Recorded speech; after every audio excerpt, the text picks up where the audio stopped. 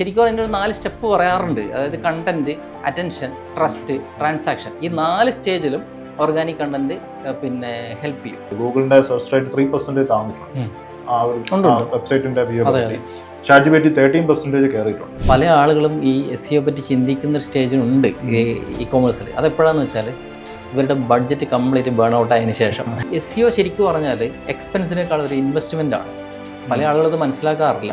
പെട്ടെന്ന് ഒരുപക്ഷെ റിസൾട്ട് കിട്ടിയെന്ന് വരില്ല, പക്ഷേ ഗ്രാജുവലി ഈ പറഞ്ഞതുപോലെ വളരെ സ്ട്രോങ് ആയിട്ടുള്ളൊരു ഫൗണ്ടേഷൻ ഉണ്ടാകും. ഒരു 90% അല്ലെങ്കിൽ അതിൽ കൂടുതലും ഇൻസ്റ്റിറ്റ്യൂട്ടുകൾ കേരളത്തിൽ ഈ പറഞ്ഞ പോലെ ഫോക്കസ് ചെയ്യുന്നത് വോളിയത്തിന് മാത്രമാണ്. സ്റ്റുഡൻസിൻ്റെ നമ്പർ കൂട്ടുക എന്നുള്ളത് മാത്രമാണ്. ക്വാളിറ്റി വളരെ കുറച്ച് മാത്രമേ അവർ ഫോക്കസ് ചെയ്യുന്നുള്ളൂ. ഞാൻ എപ്പോഴും പറയുന്നത് എന്താ അറിയാമോ, നല്ലൊരു SEO പ്രൊഫഷണൽ എന്ന് പറയുമ്പോൾ സിസ്റ്റമാറ്റിക് ആയിട്ട് റാങ്ക് ചെയ്ത് ഫസ്റ്റ് പൊസിഷനിൽ എത്തിക്കുന്ന ഒരാളല്ല. ഏതെങ്കിലും ഒരു വെബ്സൈറ്റ് റാങ്കിങ്ങിൽ താഴോട്ട് പോയി കഴിഞ്ഞാൽ അത് എന്തുകൊണ്ട് താഴോട്ട് പോയി എന്ന് കൂടെ കണ്ടുപിടിക്കാൻ പറ്റുന്ന ആളായിരിക്കണം.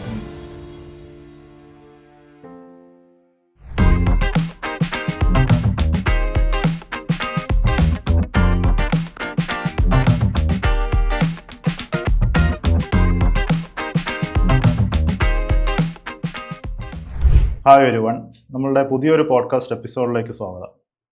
ഇന്ന് നമുക്ക് ഡിസ്കസ് ചെയ്യുന്ന ടോപ്പിക്ക് ഓർഗാനിക് മാർക്കറ്റിങ്ങിനെ കുറിച്ചാണ്. അപ്പോൾ ഓർഗാനിക് മാർക്കറ്റിങ്ങിനെ കുറിച്ച് ഞാൻ എൻ്റെ ചാനലിൽ വലുതായിട്ട് ഞാൻ പറഞ്ഞിട്ടില്ല. നമ്മൾ കൂടുതലും പെയ്ഡ് ആഡ്സിനെ കുറിച്ചാണ് പറയുന്നത്. അപ്പോൾ ഈ ഓർഗാനിക് മാർക്കറ്റിംഗ് ഡിസ്കസ് ചെയ്യാൻ വേണ്ടി ഇന്ന് നമ്മളോടുള്ള ആൾ ഒരു ഓർഗാനിക് മാർക്കറ്റിംഗ് കിങ് എന്ന് വേണമെങ്കിൽ പറയാം. നമ്മളുടെ ഒരു ടോപ്പ് ഓർഗാനിക് മാർക്കറ്റേഴ്സ്, ഇപ്പോൾ അത് കേരളത്തിലല്ല, ഇന്ത്യയിൽ തന്നെ ഒരു ടോപ്പ് ഓർഗാനിക് മാർക്കറ്റേഴ്സ് എടുത്താൽ ഇദ്ദേഹം ഒരു അറ്റ്ലീസ്റ്റ് ഒരു ടോപ്പ് 5-നകത്തേയും കാണും. അപ്പോൾ അത് ഞാൻ പറയാനുള്ള കാരണം, ഇദ്ദേഹത്തിന് ഈ ഓർഗാനിക് മാർക്കറ്റിങ്ങിനെ കുറിച്ചൊരു ക്രിസ്റ്റൽ ക്ലിയർ ആയിട്ടുള്ള ഒരു നോളജ് ഉണ്ട്. അപ്പോൾ ഞാൻ സസ്പെൻസ് കൂടുതൽ നിങ്ങൾ എന്തായാലും തമിഴിൽ കണ്ടിട്ടുണ്ടായിരിക്കും ആളിനെ. എന്തായാലും ഞാൻ വെൽക്കം ചെയ്യാം. Prasad Karthik. Thank you. Welcome. ഇത് എൻ്റെ ഒരു പോഡ്കാസ്റ്റ്, എൻ്റെ ചാനലിനകത്തൊരു പോഡ്കാസ്റ്റാണ് ഇങ്ങനെ ഒരു റൺ ചെയ്യുന്നത്. അപ്പോൾ ഞാൻ ഇതിനകത്ത് നമ്മളെ ഈ കൊമേഴ്സ്, ഡിജിറ്റൽ മാർക്കറ്റിംഗ് റിലേറ്റഡ് ആയിട്ടുള്ള നമ്മളെ എക്സ്പെർട്സുകളെയാണ് മെയിനായിട്ട് ഞാൻ കണ്ടിട്ടുണ്ട്. കോവിഡ് സമയത്തൊക്കെ ഒരുപാട് ഇത് ചെയ്തിട്ടുണ്ട് അല്ലേ? ആ സമയത്തൊക്കെ പോഡ്കാസ്റ്റും വീഡിയോസും ഒക്കെ ചെയ്തിട്ടുണ്ട്. ഞാൻ സ്ഥിരമായിട്ട് അത് കാണാറുണ്ടായിരുന്നു. പക്ഷെ നമ്മൾ നേരിട്ട് കാണുന്ന ആദ്യമായിട്ടാണ്. ഒരു ജില്ലയായിട്ട്. അതെ, ഒരു ജില്ലയെന്ന് മാത്രമല്ല, നമ്മൾ വളരെ അടുത്തടുത്ത് ഉള്ള ആളുകളാണ്. എനിക്കൊന്ന് 4 കിലോമീറ്റർ ഡിസ്റ്റൻസിനുള്ളിൽ താമസിക്കുന്നവരാണ് നമ്മളെ. ഇപ്പോൾ എങ്ങനെയായിരുന്നു സ്റ്റഡീസും ഇങ്ങനെയൊക്കെയുള്ള ഒരു ചെറിയൊരു ഇൻട്രോ പറഞ്ഞിട്ടുണ്ട്? അതെ, അത് പല സ്ഥലത്തും പറഞ്ഞിട്ടുണ്ട്. എന്നാലും വീണ്ടും പറയുന്നത് എന്തുകൊണ്ടാന്ന് വെച്ചാൽ, ശരിക്കും എല്ലാവരും ഡിജിറ്റൽ മാർക്കറ്റിങ്ങിലേക്ക് വഴിതെറ്റിയാണ് വരുന്നത് എല്ലാവരും. അതെ, കാരണം അറിയാലോ, ഇപ്പോഴാണ് ഡിജിറ്റൽ മാർക്കറ്റിംഗ് ഒരു ഇൻസ്റ്റിറ്റ്യൂട്ടുകളിലൊക്കെ കോഴ്സായിട്ട് പഠിപ്പിക്കുന്നത്. അപ്പം നമ്മുടെ പ്രായമുള്ള ആളുകളെല്ലാം ഇതിനകത്തേക്ക് ഡീവിയേറ്റ് ചെയ്ത് ഏതെങ്കിലും മേഖലയിൽ നിന്ന് വന്നതായിരിക്കും. അതുകൊണ്ട് ആ ഫീൽഡിലുള്ള ആളുകൾക്ക് വരാൻ താല്പര്യം ഉണ്ടാവും എന്നുകൊണ്ടാണ് ഞാൻ പലപ്പോഴും അത് പറയുന്നത്. ബേസിക്കലി ഞാൻ ഈ പറഞ്ഞ പോലെ ഒരു ഒരു ടെക്നോളജി ബാക്ക്ഗ്രൗണ്ട് എനിക്കുണ്ട്. പക്ഷെ അത് കഴിഞ്ഞിട്ട് ഞാൻ അങ്ങനെയല്ല പോയത്. എനിക്ക് മീഡിയയോട് വലിയ താല്പര്യമുള്ളതുകൊണ്ട് ആ രീതിയിലേക്കാണ് പോയത്. മീഡിയ താല്പര്യം വരാനുണ്ടായ ഒരു കാരണം എന്ന് പറയുന്നത്, ഒന്ന് ചെറുപ്പം മുതലേ ഉണ്ടായിരുന്ന ഈ കലാപരിപാടികളും അല്ലെങ്കിൽ ഈ പറഞ്ഞ പോലെ ആക്ടിവിസം, ഇതൊക്കെ കൊണ്ട് ഉണ്ടായൊരു സംഭവമാണ്. അങ്ങനെ പാർട്ടി എന്ന് വേണമെങ്കിൽ പറയാം, ആക്ടിവിസം, ലെഫ്റ്റ് പൊളിറ്റിക്സ്, ഇതൊക്കെ ഉണ്ട്. അപ്പോൾ അത് അറിയാലോ, ഒരു കാലഘട്ടത്തിൽ എല്ലാവരും അങ്ങനെയൊക്കെ തന്നെ ആയിരുന്നു. കേരളത്തിൻ്റെ ഒരു ഏജ്, നമ്മുടെ ഒരു ഏജ് ഗ്രൂപ്പിലുള്ള ആളുകൾ ആ കാലഘട്ടത്തിലൂടെ കടന്നു പോയിട്ടുണ്ടാവും. അപ്പോൾ നമ്മൾ കുറച്ച് കൂടെ സ്ട്രോങ് ആയിട്ട് അങ്ങനെ പോയ സമയത്ത് പിന്നെ മീഡിയ ആണ് നമുക്ക് പറ്റിയതെന്ന് തോന്നുന്നു. അതിന് കുറേ കാര്യങ്ങളുണ്ട്. ഒന്ന്, യാത്ര ചെയ്യാം, നമുക്ക് അനുഭവങ്ങളുണ്ടാവും. യാത്ര ചെയ്ത് ചെയ്യാൻ പറ്റുന്ന ഒരു ജോലിയിൽ ഒരു നല്ലൊരു ജോലി അതാണ്. പിന്നെ കൂടുതൽ ആളുകളെ കാണുക, കണ്ടുപിടിക്കുക, പുതിയ വാർത്തകൾ കണ്ടുപിടിക്കുക, ഇതൊക്കെ വലിയ താല്പര്യമായിരുന്നു. അത് പഠിക്കുന്ന സമയത്ത് തന്നെ ഈ ക്യാമറയൊക്കെ എടുത്തിട്ട് ഫോട്ടോ എടുക്കാനായിട്ട് പോകുന്ന പരിപാടിയൊക്കെ ഉണ്ടായിരുന്നു. പിന്നെ ഇതിനകത്തേക്ക് വന്ന് ഇത് പഠിച്ചപ്പോഴാണ് ഇത് ഈ പറഞ്ഞ പോലെ ഒരു വലിയ കടൽ പോലുള്ളൊരു സംഭവമാണ്. സിസ്റ്റമാറ്റിക് ആയിട്ട് നമുക്ക് കുറേ പഠിക്കാനുണ്ട് അതിനകത്ത്. പക്ഷെ അതിനേക്കാൾ കൂടുതൽ ആ സമയത്ത് വർക്ക് ചെയ്ത് പഠിക്കാം. ഭാഗ്യവശാലം എനിക്ക് ആ പഠിക്കുന്ന സമയത്ത് തന്നെ ജോലി കിട്ടിയിരുന്നു. അപ്പൊ അതുകൊണ്ട് പഠിത്തവും ജോലി ഒരുമിച്ച് കൊണ്ടുപോകാൻ എനിക്ക് പറ്റി. അല്ല, കൊച്ചിയില്ല ആ സമയത്ത്. ഞാൻ MG യൂണിവേഴ്സിറ്റിയിലാണ് ആ സമയത്ത് പഠിക്കുന്നത്. പിന്നെ തിരുവനന്തപുരത്തേക്ക് ഞാൻ വരുന്നത് വെച്ചാൽ, ഇതിന്റെ കൂടെ എനിക്ക് വലിയൊരു പാഷൻ ഉണ്ടായിരുന്നു, അതായത് സിനിമ. അതായത് ചെറുപ്പത്തിൽ ഈ പറഞ്ഞ പോലെ എല്ലാ സിനിമകളും ഇരുന്ന് കാണുക, എല്ലാ തിയേറ്ററുകളിലും പോയിട്ട്, ഇപ്പൊ രാവിലെ ഒരു സിനിമ കണ്ടു കഴിഞ്ഞാൽ വീട്ടുകാരോട് പറയാതെ അടുത്ത സിനിമയ്ക്ക് പോവുക, ഇങ്ങനെ ഒരു പരിപാടി ഉണ്ടായിരുന്നു. അപ്പൊ സിനിമ തലക്ക് പിടിച്ചിട്ട് അന്ന് കേരളത്തിൽ ഈ ഫിലിം പഠനം എന്ന് പറയുന്നത് നമുക്ക് ഇവിടെ തിരുവനന്തപുരത്ത് ചിത്രാഞ്ജലിയിൽ അന്ന് സീഡിറ്റിന്റെ ഒരു കോഴ്സ് മാത്രമേ ഉള്ളൂ, 1 ഇയർ കോഴ്സ്. അതിപ്പോൾ നിർത്തി. ഇപ്പോൾ ഇല്ല, എനിക്കൊന്നൊരു 10 ബാച്ചോ മറ്റേ നടത്തിയിരുന്നുള്ളൂ. നല്ലൊരു കോഴ്സായിരുന്നു. പൂനെ ഫിലിം ഇൻസ്റ്റിറ്റ്യൂട്ടിലൊക്കെയുള്ള ഫാക്കൽറ്റീസാണ് വന്ന് പഠിപ്പിച്ചുകൊണ്ടിരുന്നത്. അപ്പോൾ അങ്ങനെയാണ് അതിനകത്തേക്ക് വരുന്നത്. പിന്നെ തിരുവനന്തപുരത്ത് എത്തിക്കഴിഞ്ഞപ്പോഴേക്ക് ഈ പറഞ്ഞ പോലെ അന്ന് അറിയാലോ, കൊച്ചിയേക്കാളും കോഴിക്കോടിനേക്കാളും മീഡിയ ഏറ്റവും കൂടുതൽ ഫ്ലറിഷായിട്ട് നിൽക്കുന്നത് തിരുവനന്തപുരത്തായിരുന്നു. പ്രൊഡക്ഷൻ ഹൗസുകളും എല്ലാം തിരുവനന്തപുരത്തിന് ആ രീതിയിലൊരു മീഡിയയുടെ ഒരു സുവർണ്ണ കാലഘട്ടം ഉണ്ടായിരുന്നു. അപ്പോൾ ആ കാലഘട്ടത്തിൽ നമ്മളിവിടെ വന്ന് പെടുന്നത്. ഇവിടെ പിന്നെ വന്നപ്പോൾ ശരിക്കും പറഞ്ഞാൽ ഈ സിനിമയിൽ അങ്ങനെ നിൽക്കുക എന്ന് പറയുന്നത് അത്ര ഈസി അല്ല. നമുക്ക് അതിലേക്കൊരു എൻട്രി കിട്ടുന്നത് അത്ര ഈസി അല്ല. എനിക്കൊന്ന് തുടക്ക കാലഘട്ടത്തിൽ തിരുവനന്തപുരത്ത് പിന്നെ അന്ന് ശ്യാം പുഷ്കരനൊക്കെ നമ്മുടെ ആ സമയത്ത് ഇവിടെ ഉണ്ടായിരുന്നു. നമ്മൾ റൂമിൽ ഈ പറഞ്ഞ പോലെ ചില സമയത്ത് ഡിസ്കഷനിലൊക്കെ പുള്ളിയൊക്കെ വരുമായിരുന്നു ആ കാലഘട്ടത്തിൽ. അപ്പോൾ ഞാൻ പറഞ്ഞ ആ ഒരു ഏജ് കാലഘട്ടം പറഞ്ഞാണ്. അപ്പോൾ പക്ഷെ നമ്മൾ ഈ ദൈനംദിന ചെലവുകൾ ഇങ്ങനെ കൊണ്ടുപോകാൻ പറ്റാത്തതുകൊണ്ട് ചാനലിൽ ജോലിക്ക് കയറി പ്രൊഡക്ഷനിലായിരുന്നു ഈ പറഞ്ഞ പോലെ. ന്യൂസ് വിട്ട് പിന്നെ പ്രോഗ്രാമിലേക്ക് പോയി. പ്രോഗ്രാമിൽ കുറേ കാലം ഉണ്ടായിരുന്നു. അത് രസമാണ്. പ്രോഗ്രാം എന്ന് പറയുമ്പോഴേക്ക് ഈ പറഞ്ഞ പോലെ കുറേ നമുക്ക് ക്രൂ മെമ്പേഴ്സ് ഉണ്ടാവും, നമുക്ക് ഷോസ് ഒക്കെ പിന്നെ ഡയറക്റ്റ് ചെയ്യണം, പിന്നെ സ്ക്രിപ്റ്റ് ഉണ്ടാക്കുക, നമുക്ക് ഓഡിയൻസിനെ പൾസ് അറിയാൻ പറ്റും. എന്റർടൈൻമെന്റ് ആണ്, എന്റർടൈൻമെന്റ് ഷോസ് ആണ് കൂടുതലായിട്ട് ചെയ്തുകൊണ്ടിരുന്നത്. അപ്പൊ അതിന്റെ ഏറ്റവും വലിയ അഡ്വാൻറ്റേജ് എന്ന് പറഞ്ഞാൽ നമ്മൾ ഇതൊരു പ്രൊഡക്റ്റ് തന്നെയാണ് യഥാർത്ഥത്തിൽ. ഈ എന്റർടൈൻമെന്റ് ഷോയിൽ നമ്മൾ ഉണ്ടാക്കുന്ന പ്രൊഡക്റ്റ് എന്ന് പറയുന്നത് ഇതൊന്നും നമ്മൾ സെല്ല് ചെയ്യാണ് ചെയ്യുന്നത്. അപ്പൊ ഓഡിയൻസിന്റെ പൾസ് അറിയാതെ നമുക്ക് ഒരു പ്രോഗ്രാമും ചെയ്യാൻ പറ്റില്ല. ചെയ്തു കഴിഞ്ഞാൽ അത് ഉറപ്പായിട്ട് ഫെയിൽ ആവും. കാരണം ആളുകൾ കാണുക, ചാനലിന്റെ റവന്യൂ മോഡൽ അറിയാലോ, അഡ്വർടൈസ്മെന്റ് ആണ്. അപ്പോൾ ഈ സാധനം സെല്ല് ചെയ്യാൻ പറ്റുന്നില്ലെങ്കിൽ റവന്യൂ ഉണ്ടാവില്ല. അപ്പൊ അതുകൊണ്ട് തന്നെ നമുക്ക് എപ്പോഴും ഒരു കസ്റ്റമേഴ്സിനെ നോക്കിക്കൊണ്ട്, അല്ലെങ്കിൽ നമ്മുടെ കസ്റ്റമേഴ്സ് എന്ന് പറയുന്നത് നമ്മുടെ ഓഡിയൻസ് ആണ്, പ്രേക്ഷകർ. അപ്പോൾ അവരെ മുന്നിൽ കണ്ടുകൊണ്ടാണ് നമ്മൾ ഈ പറയുന്ന സംഭവങ്ങളൊക്കെ ചെയ്തുകൊണ്ടിരുന്നത്. അപ്പോൾ അങ്ങനെയാണ് ശരിക്കും പറഞ്ഞാൽ ഇതിനെ ഒരു പ്രൊഡക്റ്റായിട്ട്. അതേസമയം ഇതിന്റെ ഈസ്തെറ്റിക്സ് ഒരു സ്ഥലത്തും കോംപ്രമൈസ് ചെയ്യാൻ പാടില്ല. പക്ഷെ ആളുകളുടെ ആയിട്ട് റിലേറ്റ് ചെയ്യുന്ന രീതിയിൽ കൂട്ടണം, അങ്ങനെ. അതെ. ഒരേ സമയം തന്നെ മാർക്കറ്റിംഗ് ഡിപ്പാർട്ട്മെന്റിന്റെ ഇൻഫ്ലുവൻസ് നന്നായിട്ടുണ്ടാവും. അവരുടെ ഒരു പിന്നെ ഇത് സാറ്റിസ്ഫൈ ചെയ്യേണ്ടി വരും. കാരണം അവർ മാർക്കറ്റ് റിസർച്ച് നടത്തിയിട്ട് ഏത് ടൈപ്പ് ഓഫ് കണ്ടന്റ് ആണ് സെല് ചെയ്യുന്നത് എന്നവർക്ക് അറിയാം. നമ്മുടെ യൂട്യൂബ് വരുന്നതിന് മുമ്പ്, യൂട്യൂബിലൊക്കെ ആണെങ്കിൽ നമുക്കറിയാലോ റിറ്റൻഷൻ റേറ്റും അല്ലെങ്കിൽ ഓഡിയൻസിന്റെ ഗ്രാഫും ഒക്കെ നോക്കി നമുക്കറിയാം എങ്ങനെയാണ്. അതിനു മുന്നേ ഈ പറഞ്ഞ പോലെ ടാം റേറ്റിംഗ് അല്ലെങ്കിൽ ബാർക്ക് റേറ്റിംഗ്, ഓഡിയൻസ് പൾസ്, നമ്മുടെ TRP സർവേ നടത്തിയിട്ട് അല്ലെങ്കിൽ ഈ മൗത്ത് ടു മൗത്ത് ആയിട്ടുള്ള സംഭവങ്ങൾ ഇതെല്ലാം മനസ്സിലാക്കി മാർക്കറ്റിംഗ് ടീം നന്നായിട്ട് റിസർച്ച് ചെയ്യും. എല്ലാ ചാനലിലും അതിന് നല്ല വിങ് ഉണ്ട്.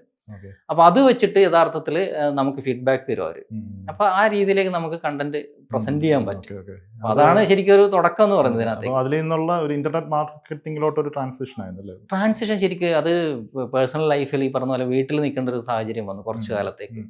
അപ്പൊ അതിനു മുമ്പേ തന്നെ ഞാൻ ഈ പറഞ്ഞ പോലെ വേർഡ്പ്രസ്സും അല്ലെങ്കിൽ SEO വർക്കുകളും ഗൂഗിൾ ബിസിനസ് പ്രൊഫൈലിൽ ആളുകൾക്ക് ലിസ്റ്റ് ചെയ്ത് കൊടുക്കുക, ഇത്തരം പരിപാടികളൊക്കെ ഉണ്ടായിരുന്നു. ഒരു എൻ്റെ ജീവിതത്തിന്റെ ഭാഗമായിട്ട് ഇങ്ങനെ ചെയ്തു വരാം. അതൊന്നും പെയ്ഡ് ആയിട്ടുള്ള വർക്കല്ല. പക്ഷെ ഞാൻ പറഞ്ഞില്ല, കുറച്ചു കാലം വീട്ടിൽ ഇങ്ങനെ നിൽക്കേണ്ട ഒരു അവസ്ഥ വന്നപ്പോൾ ഇതിനെ വളരെ സീരിയസ് ആയിട്ട് എടുത്തു. കാരണം രാത്രി കാലങ്ങളിൽ മാത്രം. തുടങ്ങിയത് 2013 ഞാൻ ജോലി ചെയ്യുമ്പോൾ തന്നെ ഇതിന്റെ കൂടെ ഉണ്ട്. ഒരു 2013 കാലഘട്ടത്തിൽ തന്നെ ഈ ഗൂഗിൾ ബിസിനസ് പ്രൊഫൈൽ ലിസ്റ്റ് ചെയ്ത് കൊടുക്കുക, ഇത്തരം പരിപാടികളൊക്കെ ആദ്യം മുതലേ ഉണ്ട്. ആ സമയത്ത് ഞാൻ ജോലി ചെയ്യുന്നുണ്ട്. ഇപ്പോഴും മീഡിയയിൽ ഉണ്ട് കേട്ടോ, മീഡിയയിൽ. പക്ഷെ അത് പുറത്ത് പറയുന്നില്ല എന്ന് മാത്രമേ ഉള്ളൂ. ഇപ്പോഴും മീഡിയയിൽ കാരണം മീഡിയ മാറിയത് കൊണ്ട് ശരിക്കും കോവിഡ് വന്നപ്പോൾ അനുഗ്രഹം ഉണ്ടായ കുറേ ആളുകളിൽ ഒരാളാണ് ഞാൻ. കാരണം എന്ന് വെച്ചാൽ 2-3 ജോലികൾ ഒരേ സമയം ചെയ്യാൻ പറ്റുന്നുണ്ട്. ക്ലയൻസുകൾ കുറേ മാനേജ് ചെയ്യാൻ പറ്റുന്നുണ്ട്. വീട്ടിലിരുന്ന് എങ്ങോട്ടും അധികം പോവാതെ നമ്മുടെ ജോലി ചെയ്യാം, മറ്റ് ക്ലയൻറ്റുകളായിട്ട് സംസാരിക്കാം, അവരുടെ പ്രോജക്റ്റുകൾ എടുക്കാം, ഒരു ടീം മാനേജ് ചെയ്ത് കൊണ്ടുപോകാം. ഇതൊക്കെ ചെയ്യാം വിത്തൗട്ട് ഓഫീസ്. അതായത് ഒരു ഓഫീസ് എനിക്കില്ല, പക്ഷേ സ്റ്റാഫ് ഉണ്ട്, ഈ കാര്യങ്ങളെല്ലാം ഉണ്ട്. അപ്പൊ അങ്ങനെയാണ് ശരിക്കും പറഞ്ഞാൽ മീഡിയ വിട്ടിട്ട് ഇതിനകത്തേക്ക് വരുന്നത്. വിട്ടുവരുന്നെന്ന് ഞാൻ പറയുന്നില്ല, പക്ഷെ ഇപ്പൊ കൂടുതൽ സമയം സ്പെൻഡ് ചെയ്യുന്നത് ഇതിനു വേണ്ടിയിട്ടാണ്. അതിൽ തന്നെ ഞാൻ ഈ പറഞ്ഞ പോലെ പെയ്ഡ് മാർക്കറ്റിംഗ് ആക്ച്വലി ആദ്യ കാലഘട്ടങ്ങളിൽ അത് ചെയ്തിരുന്നു, നന്നായിട്ട് ചെയ്തിരുന്നു. എനിക്ക് ഭയങ്കര ഇഷ്ടമാണ് അഡ്വർടൈസ്മെന്റ് എന്ന് പറയുന്നത്. കാരണം അതിൻ്റെ ഒരു മാജിക് ഉണ്ടല്ലോ. നമ്മളൊരു ചെറിയ ഷോർട്ട് സ്പാൻ ഓഫ് ടൈമിൽ ആളുകളെ അട്രാക്ട് ചെയ്യുക, അതിലൂടെ ഒരു സ്റ്റോറി പറയുക, എന്നിട്ട് നമ്മൾ അതിനകത്ത് ലീഡ് ജനറേറ്റ് ചെയ്യുക അല്ലെങ്കിൽ കൺവേർട്ട് ചെയ്യുക. ഇതൊരു ശരിക്കും പറഞ്ഞാൽ നല്ല രസമാണ്. അതിന് ഞാൻ ചെറുപ്പം മുതൽ എനിക്കൊരു ഹോബി ഉണ്ടായിരുന്നു. അതായത് ഈ അന്ന് ഇന്ത്യ ടുഡേ നല്ല രസമായിട്ടല്ല ഇറങ്ങുന്നത്. അപ്പോൾ ഇന്ത്യ ടുഡേയിൽ ഈ കാണുന്ന സെൻറ്റർ പേജുകൾ അല്ലെങ്കിൽ ഈ പരസ്യ പേജുകളൊക്കെ കോപ്പി എഴുതി വെക്കും. ആ കോപ്പി ഞാൻ തന്നെ മാറ്റി എഴുതി നോക്കും ചിലതൊക്കെ. അതൊരു ശീലം ഉണ്ടായിരുന്നു. നമ്മുടെ ഈ കോപ്പി റൈറ്റേഴ്സ് സുഹൃത്തുക്കളൊക്കെ നമ്മളിത് ഡിസ്കസ് ചെയ്യുന്ന കാര്യങ്ങളാണ്. അപ്പോൾ പഠിക്കുന്ന സമയത്ത് അങ്ങനെ ക്രിയേറ്റീവായിട്ട് ഞങ്ങൾ ഈ പറഞ്ഞ പോലെ പലരും മാറ്റി എഴുതി നോക്കുകയൊക്കെ ചെയ്യായിരുന്നു. രസമാണത്. അപ്പോൾ നമ്മൾ നല്ല നല്ല കോപ്പിയൊക്കെ എഴുതും. പിന്നീട് ഈ പറഞ്ഞ പോലെ അഡ്വർടൈസ്മെന്റിലോട്ട് വരുന്ന സമയത്ത് നമുക്ക് ഇതൊരു വലിയ ഹെൽപ്പ് ചെയ്തിട്ടുണ്ട് ഈ കോപ്പി എഴുതാൻ വേണ്ടിയിട്ടുള്ള ഈ കാര്യങ്ങൾ. പിന്നെ ഈ ഓർഗാനിക്കിലേക്ക് വരുന്നത് ശരിക്കും പറഞ്ഞാൽ ഉള്ളിൽ ഇങ്ങനൊരു സംഭവം ഉണ്ട്. അതായത് ഒരു സ്ഥലത്ത് നമ്മൾ പെയ്ഡ് മാർക്കറ്റിംഗ് നടത്തുമ്പോൾ തന്നെ ഗ്രാജുവലി നമുക്ക് അറിയാൻ പറ്റും ഈ ഓർഗാനിക്കിന്റെ ഒരു ട്രസ്റ്റ് ബിൽഡിങ്. അത് നമുക്ക് പെയ്ഡ് മാർക്കറ്റിങ്ങിലൂടെ ചെയ്യാൻ പറ്റില്ലല്ലോ. അപ്പോൾ ഈ ഓർഗാനിക് മാർക്കറ്റിംഗ് ഒന്ന് സിമ്പിൾ ആയിട്ട് ഇവിടെ ഒന്ന് പറയാം, എന്താണ് ഒരു ബിസിനസിനെ സംബന്ധിച്ചിടത്തോളം എന്താണ് ഒരു ഓർഗാനിക് മാർക്കറ്റിംഗ്? കാരണം പലർക്കും അതിനൊരു എക്സാക്റ്റ് ഒരു ഡെഫിനിഷൻ അറിയാത്ത ഒരുപാട് ആളുകളുണ്ട്. അതെ അതെ. അത് ബിസിനസ് ചെയ്യുന്ന ആളുകളാണെങ്കിലും ആ ബിസിനസ്സിൽ ഇപ്പം ജസ്റ്റ് സ്റ്റാർട്ട് ചെയ്താണെങ്കിലും അത് പഠിക്കുന്ന ഉള്ളവരാണെങ്കിലും അതിനൊരു എക്സാമ്പിൾ ഒരു ഡെഫിനിഷൻ പറയാമോ? ഓർഗാനിക് മാർക്കറ്റിംഗ് എന്ന് പറഞ്ഞാൽ ശരിക്കും പറഞ്ഞാൽ നമ്മൾ അതായത് ജൈവികമായിട്ട് നമുക്കൊന്നും വേറെ തരത്തിലുള്ള ഒരു പുഷ് ഇല്ലാതെ നമുക്ക് നമ്മുടെ ഒരു കമ്പനിയെ നമുക്ക് ഗ്രോ ചെയ്ത് കൊണ്ടുവരാനായിട്ട് പറ്റും. അതിനകത്ത് നമ്മളുടെ ഒരു എഫേർട്ടാണ് മെയിനായിട്ട്. അതായത് അഡ്വർടൈസ്മെന്റ് ഇല്ല, പെയ്ഡ് ക്യാമ്പയിൻസ് ഇല്ല, അത്തരം കാര്യങ്ങളൊന്നും അതിനകത്തില്ല. പക്ഷെ നമ്മുടെ കമ്പനിയെ കുറിച്ചും നമ്മളുടെ പ്രൊഡക്റ്റിനെ കുറിച്ചും സർവീസിനെ കുറിച്ചും ആളുകളിലേക്ക് അവയർനെസ് എത്തിക്കുക, അതാണ് ആദ്യത്തെ സ്റ്റേജ് എന്ന് പറയുന്നത്. പിന്നെ അവരുടെ യൂസേഴ്സിന്റെ ജേണിയിൽ പല സമയത്ത് അവർക്ക് ഉണ്ടാകുന്ന ഡൗട്ടുകൾ ഉണ്ടാകും. ഈ ഡൗട്ടുകളെ അല്ലെങ്കിൽ അവരുടെ കൺസേൺസ്, ഫിയർ, വാങ്ങാനോ അല്ലെങ്കിൽ ഈ പറഞ്ഞ ഒരു സർവീസ് എടുക്കാനോ അവർക്ക് ഉണ്ടാകുന്ന പേടി, ഇതൊരു വലിയ ഫാക്ടറാണ്. പല ആളുകളും ഒരു സാധനം വാങ്ങാതിരിക്കുന്ന പേടി കൊണ്ടാണ്. പൈസ നഷ്ടപ്പെടുമെന്ന് മാത്രമല്ല അവരുടെ ലൈഫിനെ എന്തെങ്കിലും രീതിയിൽ ബാധിക്കുമോ, ഈ തരത്തിലുള്ള പേടിയുണ്ട്. ഇത്തരം കൺസേൺസിനൊക്കെ അഡ്രസ്സ് ചെയ്യുന്നത് പലപ്പോഴും നമ്മൾ ഓർഗാനിക് കണ്ടന്റുകളാണ്. അപ്പോൾ ആ രീതിയിലേക്ക് നമുക്ക് ഈ പറഞ്ഞ പോലെ കണ്ടന്റ് ഡെവലപ്പ് ചെയ്യുക എന്നുള്ളതാണ്. അതിന് ഈ പറഞ്ഞ പോലെ ഒരു സ്റ്റോറി ടെല്ലിംഗ് മെത്തേഡ് ഒരു ബിസിനസ്സിന് വേണം. ബിസിനസ്സിന് മാത്രമല്ല, ഈ ലോകത്ത് എന്ത് ആശയം പ്രചരിപ്പിക്കാനും നമുക്കൊരു സ്റ്റോറി ടെല്ലിംഗ് മെത്തേഡ് വേണം. അത് അറിയാലോ, ഈ പറഞ്ഞ ഈവൻ ഒരു പൊളിറ്റിക്കൽ അജണ്ട ഒരു കൺസെപ്റ്റ് ആണെങ്കിലും അല്ലെങ്കിൽ നമ്മളുടെ ഒരു ഐഡിയോളജി ആണെന്നുണ്ടെങ്കിലും, ഈവൻ റിലീജിയസ് ആയിട്ടുള്ള ഐഡിയോളജി, പൊളിറ്റിക്കൽ ഐഡിയോളജി, അതല്ല സോഷ്യൽ റവല്യൂഷൻസ്, എന്തായി കഴിഞ്ഞാലും അത് ആളുകളിലേക്ക് എത്തിക്കുന്നത് പരസ്യങ്ങളിലൂടെ അല്ല. അത് സ്റ്റോറി അല്ലെങ്കിൽ ഈ പറഞ്ഞ പോലെ ആളുകൾ സംസാരിക്കുന്ന വിഷയങ്ങൾ അപ്പോൾ കണ്ടന്റിലൂടെയാണ് ആളുകളിലേക്ക് എത്തിക്കുന്നത്. അപ്പോൾ അത് ഈ പറഞ്ഞ പോലെ പ്രൊപ്പഗാൻഡ എന്ന് നമുക്കതിനെ പറയാൻ പറ്റില്ല. കൃത്യമായിട്ടുള്ള സോഴ്സുള്ള കണ്ടന്റുകളിലൂടെയാണ് നമ്മളതിനെ ആളുകളിലേക്ക് എത്തിക്കുന്നത്. അപ്പോൾ എന്താ പറയുക, ലോകം ഈ പറഞ്ഞ പോലെ കമ്മ്യൂണിക്കേഷൻ ആരംഭിച്ച കാലഘട്ടം മുതൽ ഈ ഒരു സംഭവമുണ്ട്, ഓർഗാനിക് മാർക്കറ്റിംഗ് ഉണ്ട്. കമ്മ്യൂണിക്കേഷൻ ആദ്യമായിട്ട് ഡിഫൈൻ ചെയ്ത അരിസ്റ്റോട്ടിലാണ് ശാസ്ത്രീയമായിട്ട്. അപ്പോൾ പുള്ളി പറയുന്നുണ്ട് സോഴ്സ് ഒരു മെസ്സേജ് റിസീവറിലേക്ക് അയക്കുന്നു. പുള്ളിയുടെ ഒരു മോഡലുണ്ട്, SMS എന്ന് പറഞ്ഞൊരു model, source message SMR, source message receiver. അപ്പോൾ ഈ ഒരു കാലഘട്ടം മുതലേ ഈ ഒരു ഓർഗാനിക് മാർക്കറ്റിംഗ് നടക്കുന്നുണ്ട്. അത് പക്ഷികൾ മുതൽ മൃഗങ്ങൾ, സസ്യങ്ങൾ കമ്മ്യൂണിക്കേറ്റ് ചെയ്യുന്നത് നമ്മൾ ജഗദീഷ് ചന്ദ്രബോസ് മറ്റോ പറഞ്ഞിട്ടില്ലേ എന്ന് പറയുന്നത് പോലെ ഈ ലോകത്തിലുള്ള എല്ലാവരും കമ്മ്യൂണിക്കേറ്റ് ചെയ്തുകൊണ്ടേയിരിക്കുന്നുണ്ട്. അവർ പല പല കാര്യങ്ങളാണ് ഈ ലോകത്തോട് പറഞ്ഞുകൊണ്ടിരിക്കുന്നത്. ചിലപ്പോൾ അവരുടെ ചുറ്റുമുള്ള ആളുകളോട്, അവരുടെ കമ്മ്യൂണിറ്റിയിലുള്ളവരോട്. ഇതിൻ്റെ ലക്ഷ്യം പലതുമാണ്. ഈ പറഞ്ഞ പോലെ കമ്മ്യൂണിറ്റി ബിൽഡിംഗ് ആയിരിക്കാം, ചിലപ്പോൾ ആശയം പ്രചരിപ്പിക്കലാവാം, അല്ലെങ്കിൽ പുതിയ കാലഘട്ടത്തിൽ മാർക്കറ്റിങ്ങിലേക്ക് വരുന്ന സമയത്ത് നമ്മളുടെ പ്രൊഡക്റ്റിനെ കുറിച്ചോ സർവീസിനെ കുറിച്ചോ ഉള്ള അവയർനെസ് ആളുകളിലേക്ക് ഉണ്ടാക്കുക, അത് വാങ്ങാനായിട്ട് അവരിലൊരു വിശ്വാസം ഉണ്ടാക്കുക. ഇതൊക്കെയാണ് ശരിക്കും ഓർഗാനിക് മാർക്കറ്റിങ്ങിലൂടെ ചെയ്യുന്നത്. അത് ഇന്നത്തെ കാലത്തിൽ വരുമ്പോൾ അത് കോണ്ടന്റ് എന്ന് പറയുന്നത് നമ്മൾ റിട്ടേൺ രൂപത്തിലും വീഡിയോ രൂപത്തിലും നമ്മൾ ചെയ്യുന്നു. അതെ അതെ അതെ. അത് പല പ്ലാറ്റ്ഫോം, വീഡിയോ ഉണ്ടാവാം, റിട്ടേൺ ഉണ്ടാവാം, അതിൽ തന്നെ ഓഡിയോ ഫോം ഉണ്ട്. നമുക്ക് അറിയാം നമ്മുടെ കമ്മ്യൂണിക്കേഷൻ സ്ട്രാറ്റജി ഡെവലപ്പ് ചെയ്ത് വന്ന ഒരു കാലഘട്ടം എന്ന് പറയുന്നത് ശരിക്കും പറഞ്ഞാൽ പ്രിന്റ് ആയിരുന്നു. ഈ എഴുത്തുകൾ ഗുഹയിലും മറ്റുമൊക്കെ എഴുതി വെച്ചത് നമുക്ക് വേണമെങ്കിൽ അങ്ങനെ പറയാം, നമ്മൾ പഠിച്ചിട്ടുണ്ടല്ലോ. അപ്പോൾ അതുണ്ട്, ചിത്രങ്ങൾ. പിന്നീട് ഈ പറഞ്ഞ പോലെ പ്രിന്റ് വന്നു, പിന്നെ റേഡിയോ വന്നു. റേഡിയോ വലിയൊരു മീഡിയ ആയിരുന്നു, ലോകത്തിന് ഇളക്കി മറിച്ച വലിയൊരു മീഡിയ ആണ് റേഡിയോ. അതിനുശേഷം ടെലിവിഷൻ വന്നു, മാസ് മീഡിയ വന്നു. മാസ് മീഡിയ വരുമ്പോഴേക്കെന്ന് വെച്ചാൽ ഈ പറഞ്ഞ പോലെ കണ്ടന്റിന്റെ വലിയൊരു റെവല്യൂഷൻ അപ്രോച്ചാണ്. പിന്നെ ഒരു ഷിഫ്റ്റ് വരുന്നത് വെച്ചാൽ പേഴ്സണലൈസ്ഡ് കണ്ടന്റുകൾ. ആളുകളുടെ മറ്റത് മാസ് മീഡിയ എന്ന് പറയുമ്പോഴേക്കും എല്ലാവർക്കും ജനറിക് ആയിട്ടുള്ള കണ്ടന്റുകളാണ് പോകുന്നത്. അവിടെയും ബയർ പേഴ്സോണ നമ്മൾ നോക്കുന്നുണ്ട്, എങ്കിൽ പോലും പലപ്പോഴും ജനറിക് കണ്ടന്റുകളാണ് അതിനകത്തേക്ക് പോകുന്നത്. ഒരു സ്പെസിഫിക് ഗ്രൂപ്പിനായാൽ പോലും മറ്റുള്ളവർക്കും അത് വായിക്കാൻ പറ്റും. പക്ഷെ ഈ നമ്മുടെ ഡിജിറ്റൽ മീഡിയ വരുന്ന സമയത്തേക്ക് കംപ്ലീറ്റ് ആയിട്ട് നമുക്ക് ഈ പറഞ്ഞ പോലെ പേഴ്സണലൈസ്ഡ് കണ്ടന്റ് എന്നുള്ള രീതിയിലേക്ക്, ഇപ്പോൾ എനിക്ക് ഇഷ്ടമുള്ള കാര്യങ്ങൾ, ഇപ്പോൾ അജുവിന് ഇഷ്ടമുള്ള കാര്യങ്ങൾ ചിലപ്പോൾ നമ്മൾ അത് മാത്രമേ കാണൂ, അല്ലാതെ നമ്മുടെ ഫീഡിലേക്ക് വരിക പോലും ഇല്ല. അപ്പോൾ ആ രീതിയിലേക്ക് മാറിയപ്പോൾ നമ്മൾ കുറച്ചുകൂടെ യൂസേഴ്സിന് സെൻട്രിക് ആയിട്ടുള്ള കണ്ടന്റ് അല്ലെങ്കിൽ ആ രീതിയിലേക്കുള്ള കണ്ടന്റിലേക്ക് പോയി. അപ്പോൾ അതിന് ഏത് പ്ലാറ്റ്ഫോം ഉപയോഗിക്കാം, വീഡിയോ ആവാം, ഓഡിയോ ആവാം. ഇപ്പോൾ ഓഡിയോ വീണ്ടും തിരിച്ചു വന്നല്ലോ, ഈ നമ്മുടെ സ്പോട്ടിഫൈയും അല്ലെങ്കിൽ ഈ പറഞ്ഞ അതുപോലുള്ള പോഡ്കാസ്റ്റുകൾ വരുമ്പോൾ ഓഡിയോക്ക് വലിയ ഡിമാൻഡ് ഉണ്ട്. FM സ്റ്റേഷനുകൾ നല്ല രീതിയിൽ ബൂം ചെയ്യുന്നുണ്ട്. അപ്പോൾ ഓഡിയോ ഒരിക്കലും നമുക്ക് മാറ്റി നിർത്താൻ പറ്റില്ല. അതേസമയം തന്നെ വീഡിയോ കണ്ടന്റ് അതുകൊണ്ട് ഇമേജസ് ഉണ്ട്. ഇമേജസിന് വലിയ പ്രാധാന്യമുണ്ട്. ഈ മീമൊക്കെ ഈ പറഞ്ഞ പോലെ വലിയൊരു ഇതാണ് കമ്മ്യൂണിക്കേഷന്റെ വലിയൊരു മാർക്കറ്റിംഗ്. അത് ഓർഗാനിക്കലി ഉപയോഗിക്കുന്ന വലിയ ഫൗണ്ടേഴ്സ് ഒക്കെ ഉണ്ട്. നമുക്ക് പറയാൻ പറ്റില്ലെന്ന് മാത്രമേ ഉള്ളൂ. ഒരു അല്ല, നമ്മളിന്ന് പല ന്യൂസുകൾ അറിയുന്നത് പോലും ഈ ട്രോൾ പേജസ് ശരിക്കും പറഞ്ഞാൽ നന്നായിട്ട് ഉപയോഗിക്കുന്ന ഒരുപാട് ആളുകളുണ്ട്. കേരളത്തിൽ തന്നെ വലിയ ബ്രാൻഡുകളുണ്ട് അത് ഉപയോഗിക്കുന്നത്. ഇപ്പൊ നമ്മുടെ ഒരു സുഹൃത്തുണ്ട് അക്ബർ എന്ന് പറഞ്ഞിട്ട്, പുള്ളി ഇതിന്റെ ഒരു മീം മാർക്കറ്റിംഗിൽ സ്പെഷ്യലൈസ് ചെയ്ത ഒരാളാണ്. അപ്പോൾ നന്നായിട്ട് അത് ചെയ്യുന്നുണ്ട്. പെട്ടെന്ന് റീച്ചും നമുക്ക് എത്തിക്കാൻ ഒരു കാര്യം, ഒരു മാസ് ഓഡിയൻസിന്റെ അടുത്ത് പെട്ടെന്ന് റീച്ചും നമുക്ക്. അതെ, ഇൻഡയറക്റ്റ് ആയിട്ടാണ് അത് പോകുന്നത്. അപ്പോൾ ഓർഗാനിക്കിന് ആ രീതിയിൽ വലിയ സാധ്യതയുണ്ട്. ഓർഗാനിക് ഗ്രോത്ത് എന്ന് പറയുന്നത് വലിയ ഡിഫറൻറ്റ് ഈ പറഞ്ഞ പോലെ ചാനൽസ് ഉണ്ട് അതിന്.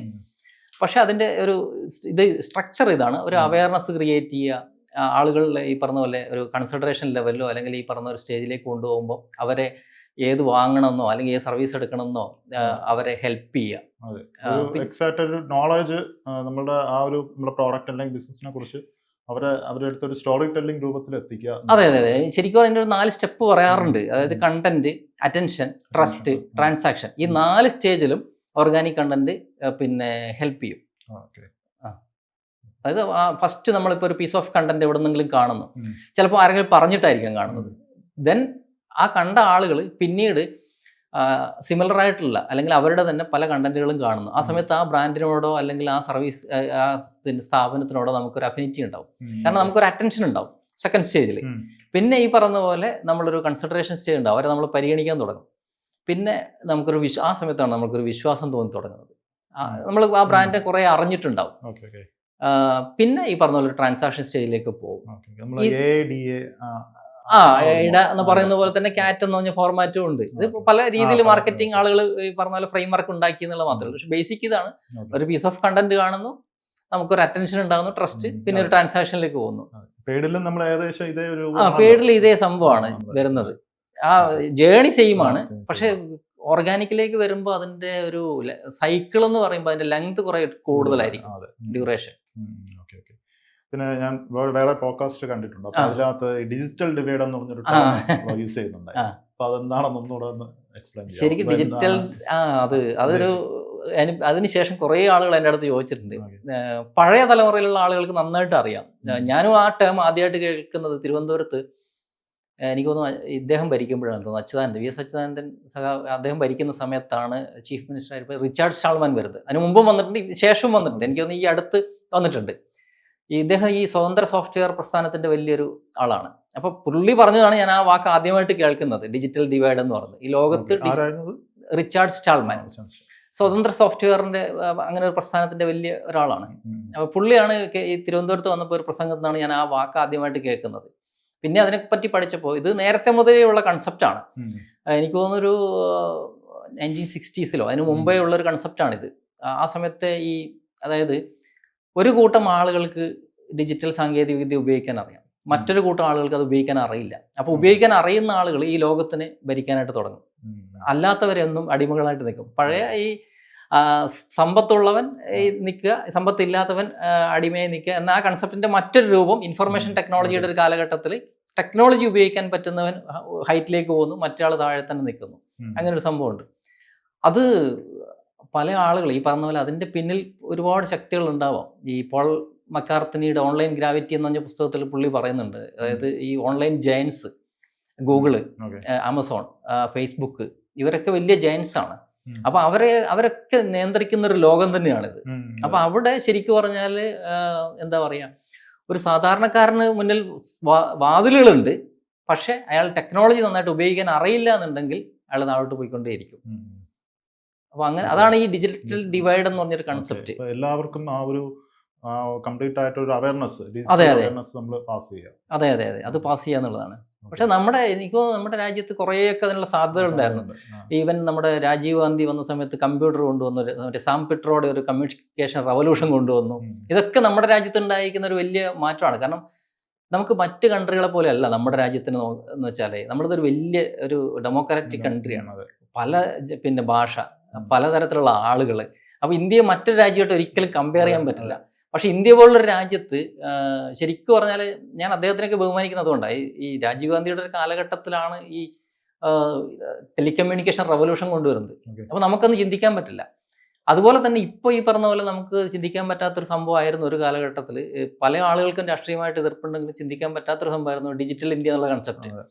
നാട്ടും പുറത്തൊരു മാങ്ങയായിട്ട് നിൽക്കുന്ന ഒരു ആള് ഈ പറഞ്ഞ പോലെ Transaction digitally ചെയ്യുക. QR കോഡ് വെച്ച് ട്രാൻസാക്ട് ചെയ്യുക എന്ന് പറയുന്നത് ചിന്തിക്കാൻ പറ്റില്ലായിരുന്നു. പക്ഷെ അത് പോസിബിൾ ആയി എന്നുള്ളതാണ്. അതെ. ഇതിനൊക്കെ നമുക്ക് ഒരു പരിധിവരെ ടെക്നോളജിയോടാണ് നന്ദി പറയേണ്ടത്. ടെക്നോളജിയാണ് ശരിക്കും പറഞ്ഞാൽ ഇതൊക്കെ പോസിബിൾ ആക്കിയത്.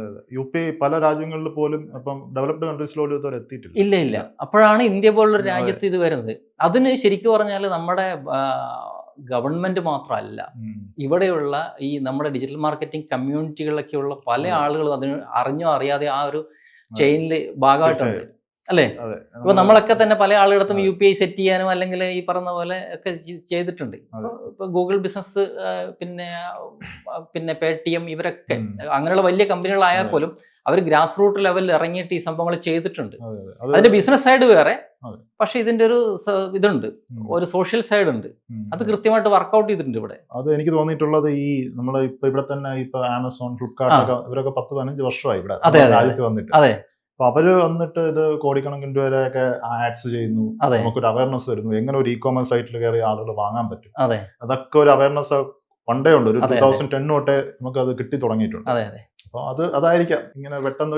അവര് ആമസോണൊക്കെ നല്ല രീതിയിൽ അവർ സ്റ്റോറി ടെല്ലിംഗ് നടത്തിയിട്ടുണ്ട്. അറിയാലോ, അവരുടെ ഒരു ഓർഗാനിക് ഗ്രോത്ത് ഈ മാർക്കറ്റിംഗ് എന്ന് പറയുന്ന സമയത്ത് തന്നെ തിരുവനന്തപുരത്ത് അജു കേട്ടിട്ടുണ്ടാവും. പിന്നെ നമ്മുടെ എനിക്കൊന്ന് ഹാൻഡെക്സിലോ അതിലോ മറ്റോ വർക്ക് ചെയ്തിരുന്നൊരു ചേച്ചിയുണ്ട്. അവര് ചിപ്സ് വെച്ചിട്ട് കോടികൾ ഉണ്ടാക്കിയെന്ന് പറഞ്ഞിട്ടുള്ളൊരു ഓണ്ടർപ്രണർ സ്റ്റോറിയിൽ അവർ ഫീച്ചർ ചെയ്തിട്ടുണ്ട് അവരെ കുറിച്ച്. ഇപ്പോഴും ഉണ്ട്. എനിക്ക് തോന്നുന്നു ഇവിടെ വീവ്സ് ആൻഡ് കാർഡ്സ് നടത്തുന്ന അവരാണെന്ന് തോന്നുന്നു. അറിയാലോ, ഇവിടെ പരുത്തിപ്പാറയില വീവ്സ് ആൻഡ് കാർഡ്സ് എന്ന് പറഞ്ഞ ഷോപ്പുണ്ട്. നേരത്തെ അതിന്റെ പേര് വേറെ എന്തായിരുന്നു, ഇപ്പോൾ അതാണ് അതിന്റെ പേരെന്ന് തോന്നുന്നു. അതന്നെ വീവ്സ് ആൻഡ് കാർഡ്സ്. അപ്പോൾ അത് നടത്തുന്നത് അവരാണ്. അപ്പോൾ അതുപോലെ കുറേ ആളുകളെ ആമസോൺ തന്നെ ഈ പറഞ്ഞ പോലെ അത്തരത്തിലുള്ള സക്സസ് സ്റ്റോറീസ് കൊണ്ടുവന്നിട്ടുണ്ട്.